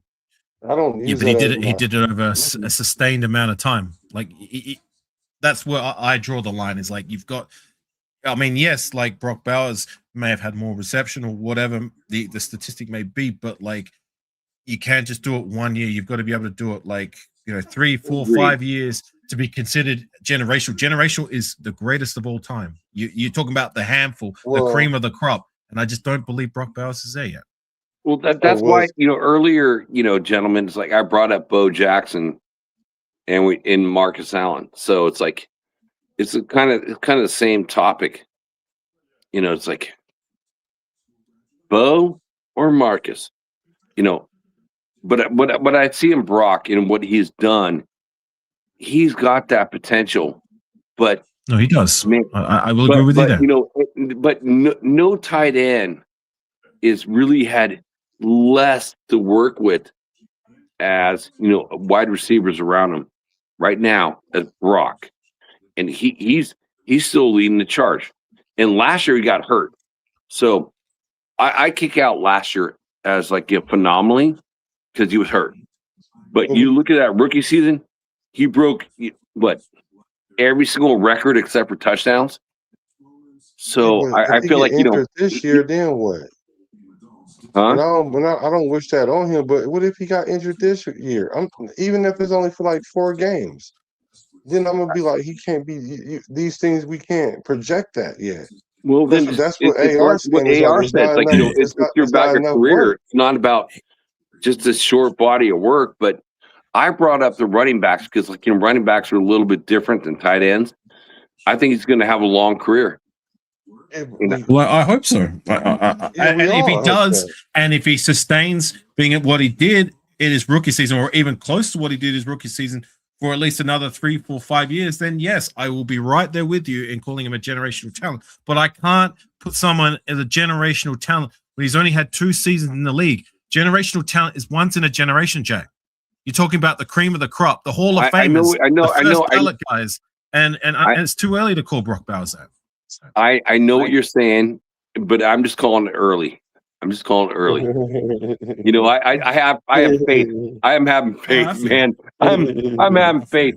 I've only bought 2 jerseys for myself ever. I got me a Jim Otto, and off Leo, I got me a Brock Bowers. That's what's up. So it's like I feel like I do feel like that kid is going over the years. He's going to be the Raiders' all-time leading tight end ever over anyone we've ever had. I hope so. Raymond Chester, the Ghost. I feel like anybody like Todd Christensen. I feel like he's going to be that player. Well, I could say the same thing about Genty then. I could say the same thing about Genty. I hope he does. I don't buy it, but I hope he does. Well, wait a minute. What makes him so different? How you don't see him being with the Raiders for a long time, but you can see Bowers with? What's the difference? Okay, well, I'll say Genty. I think Genty reminds me a lot of Josh Jacobs. A lot. It's kind of the same player. So wait. So he's like another Marcus Allen. He makes the first guy miss, right? But I don't see the long speed in either of them. You guys talked about McFadden. McFadden's got fucking super speed. I mean, super speed. Bo Jackson's got super speed and big. I see a Genty falling into the Marcus Allen, fucking Josh Jacobs. Make the first guy miss. You can run up the middle, do your thing, but you're not going to break that 60-yard fucking touchdown. I think out of the 3 of them, Marcus Allen is probably the fastest one of the 3. Who's not going to break a 60-yard touchdown? Did you not hear what I just said? No, I didn't. That's why I'm asking. Okay, so yeah. No, I'm asking the name. Who'd you say wasn't going to break 60-yard touchdowns? You talking about Genty? What it said is I don't think Genty is being super fast. I don't see Josh Jacobs being super fast. But what I see with them, they have great vision. It's just like a Marcus Allen, great vision. Always make the first guy miss. and cut I your heard all hole. that. I'm just asking you, who'd you say wasn't going to break 60-yard touchdowns? Man, I said I don't think Gentry's going to do that. And What was his Josh longest Jacobs. touchdown last year? Well, no, Probably close to that. it happens once. Yeah, I mean, I swear he had one touchdown. Yeah, his longest rushing was 64 yards. So what are we talking about here? So he had one. Okay. Yeah, but you're saying he can't do it. Period. You said no. You don't see him breaking I'm up for not trying 60 to say plus can't do yards. it. Period. What I'm just trying. We're trying to compare running backs, right? So it's like, out of three, I see Marcus, having the best potential for that. But I'd see him all like the shifty player, make the first guy miss. You can read your fucking offensive lineman and go to the hole. But I don't see him I don't see any of them like super fast. That's an unfair comparison, comparing Genty to Marcus. I mean, Marcus Allen's had a whole body of work, whereas Ashton Genty, this is just a second. I agree with that. It's kind of unfair. It is unfair. Ran a 50-yarder. I can only compare what I've seen so far. So I hope I'm 100% wrong, and I hope Genty runs for fucking 4,000 yards and gets more yards than quarterbacks. Man, I hope that happens because last year with that shitty offensive line out of Brendan Carroll, the all-time leading rusher is who? Emmitt Smith, right? And we know he ain't fast. Can I ask you guys a question since we're talking about Brock Bowers? But I think Genty faster than him, though. Yeah. Go ahead. When's the last time we've had a tight end stick around on our roster for more than 4 seasons? Can you remember? Todd Christensen, Miller, Zach Miller. Yeah. See, that's what I was going to say. I was going to say that earlier, AR. I was about to be like, we'll be lucky if we keep Brock Bowers that long. We'll be lucky. That's what I was going to say. Yeah. No, I'm right there with you. Because you sure as hell can believe Michael, to me personally, I don't see a world where Michael Mayer is going to be back next year. Either way, if he balls out, he's going to want to get the bag and go to another team because we're not going to give him the bag because we've got Brock Bowers. And if he doesn't perform, why would we keep him? All right. See you later. So, he's not about to ball out either because he might catch the ball, but he only ball out when Bowers ain't in the game. Right. And he's gonna want his opportunity somewhere else to be more than what he has been with us, regardless of how he performs this year. So for me, this is his final year as a Raider. But to my original question, like the last time a Raider was we had a tight end that was longer than 4 years. You're having to really think back, right? Right. Makes you question, I agree with you on Mayer going to be around for more than 4 years. I think Mayer's gone too. So it's like it almost makes you like and I hate to say this as a Notre Dame fan and watch him through his whole Notre Dame career and watch him be the leader. He's always going to be second fiddle to Bowers. He's always going to be second fiddle. So I agree. It's like, he's going to want to go somewhere else where he's going to get that opportunity. So it's like halfway through the season, a trade will probably need to happen. Doug Jolly or Zach Miller. Neither of those guys did it. Doug Jolly was a Raider 3 seasons. Zach Miller was a Raider 4 seasons. Wow. So I don't think that we had any elite tight ends in the 90s. So you're probably right. You're probably going back to the likes of Christensen and Waller was a Raider for 2018, 19, 20, 21. So that's 4 seasons. Oh wait, no. Waller had 5 seasons because he was a Raider for parts of 2022. So Waller would be the only one. But have we had anybody else?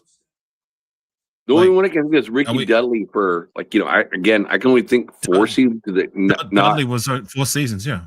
So I think Waller is the only one. Damn.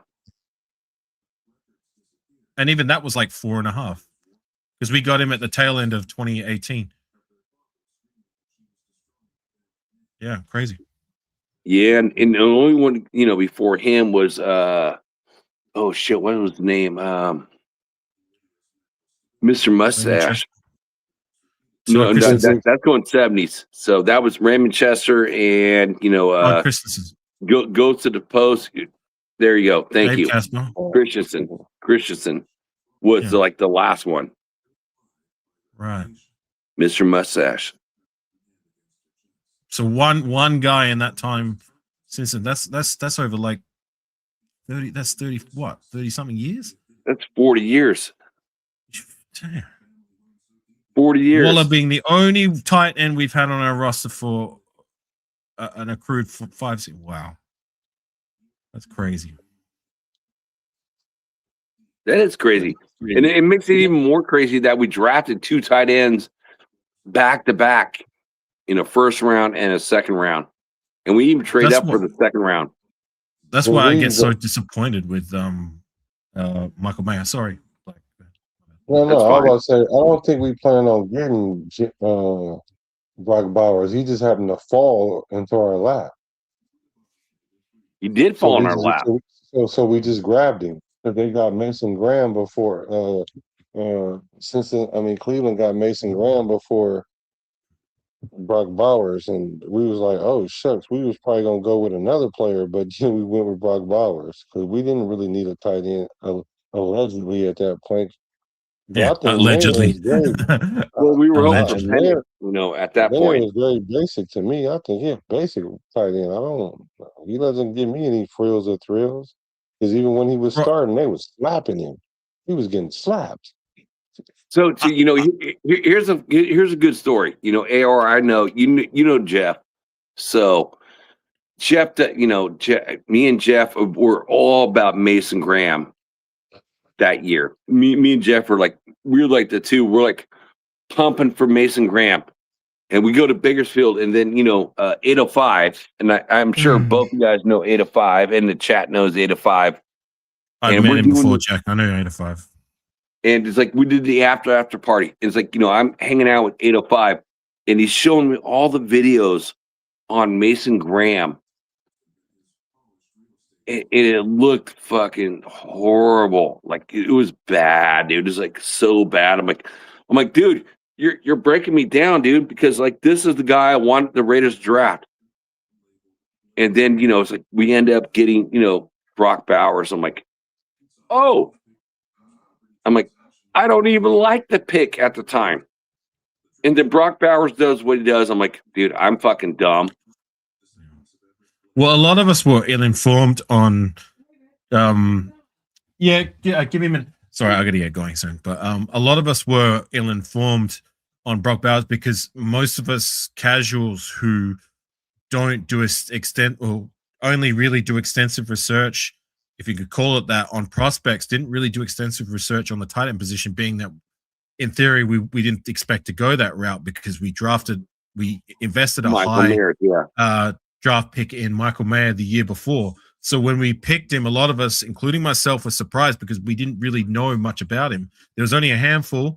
And shout out to Raider Ben because he was one of them. Shout out to Westside, he was another. I don't know what your stance was at the time of the pick, Black, but the people who were in right. So you were as ill-informed as what I was. Just I was uninformed because I didn't. So you were on the other side of the coin. But my point being is that like there were a lot of us that were ill-informed, but were made believers soon thereafter. And I guess my stance was I wasn't so much shitting on the pick. I was surprised with it, but then real quickly when I was reacting live to it, I put it together in my head. It's like, well, there has to be a reason that they invested a first round draft pick in this guy. If we invested a second round last year, he must be good. And sure enough, he proved to be just that. Right, he had to be. I got to get going, gang. Thanks for having me on, Black and Jack. Yeah, I think it's about time anyway. AR, I gotta go. Salute, bro. It's like it is almost 4 a.m. here in California. All right, my brothers. I appreciate y'all. All right, Jack. Have a good one. Hey, Black. It was good. Thank you for having me on. I appreciate it. It's good to hang out with you live. Yeah, and I hope to see you again, bro. And Nathan, salute. Alfredo, thank you. Hey, Alfredo, you know I've been doing this a long time already today. And y'all gonna see me again later tonight too, so this evening. So I'm just trying to How get long to you it, been y'all. doing this show? I've been on for like 4+ hours. So I've been on here for probably like 4+ hours, but before that I did 2 hours, 2.5 hours. Damn. And then yesterday I did 3 shows, I think yesterday. I'm just trying to get out there because I'm new in the circle, so I gotta put my bid in. So when the season Yeah. comes, everybody, enough people be then caught on. But That's one thing I will say to all the fans in the nation, man. When you see a new show, that's where before it gets too big, fucking go on those shows so the hosts know you, because that's honestly the best part. It's like you meet a new Raiders fan and they're doing a show, not knowing you're supporting them, but you can have that one-on-one conversation. You can have that conversation. When a show gets too large, then it's like they may or may not read what you say on their show. But that's what I've always loved about new content creators. It's because I can just sit there and talk to the host in the chat. Man, it could just be me and the host and nobody else. But I can just have that conversation. And, I think that's what, a lot of Raider Nation likes. It's like, man, my voice is heard. So your voice is going to be heard. And you can have that conversation with anybody, you know what I mean? Which is cool. Because, everyone's got their different opinions. We talked about a lot of different opinions tonight, which I always find fun, because if everyone agreed on the same thing, then it's boring. So I thank you again, sir, for having me on. yes, sir. And I will see we'll you. cross paths again. Yeah, dude, I'll see you again, dude. It's been fun. It's like I have a good time. This is what I do. Oh yeah. All right, Chad. Thank you guys. Have a good one. See you guys later today.